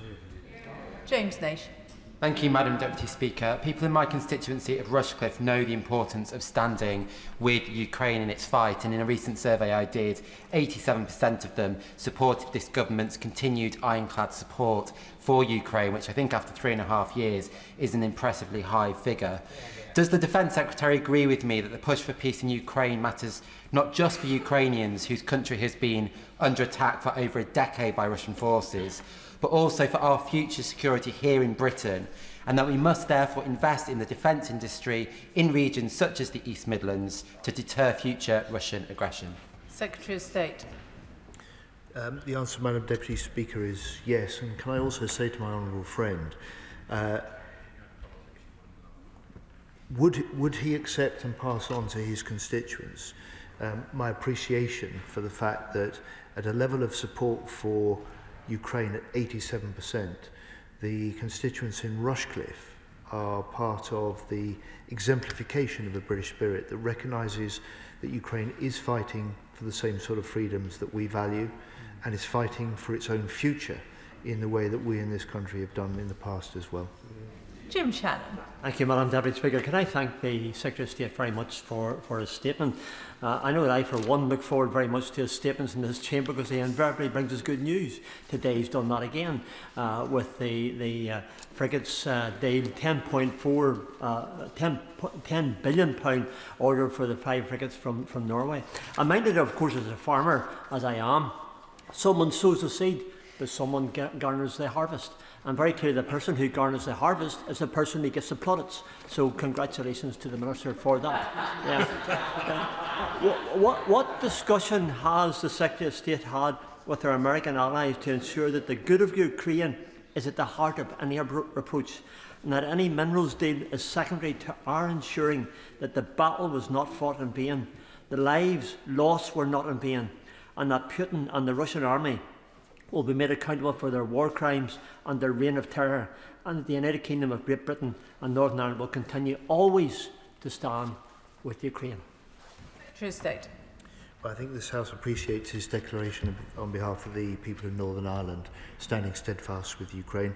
And I'd just say to the honourable gentleman, the support that the UK government, under the previous government and this, is giving to Ukraine to be able to document in the most difficult circumstances of an ongoing war some of the evidence that will be required to bring those Russian forces and those Russian leaders to account after the fighting is over, is an important part of the contribution that we can make. Funding, resources, expert and legal advice is part of that ongoing aid that we're providing to Ukraine for that purpose. And finally, Mark Seward. Thank you, Madam Deputy Speaker.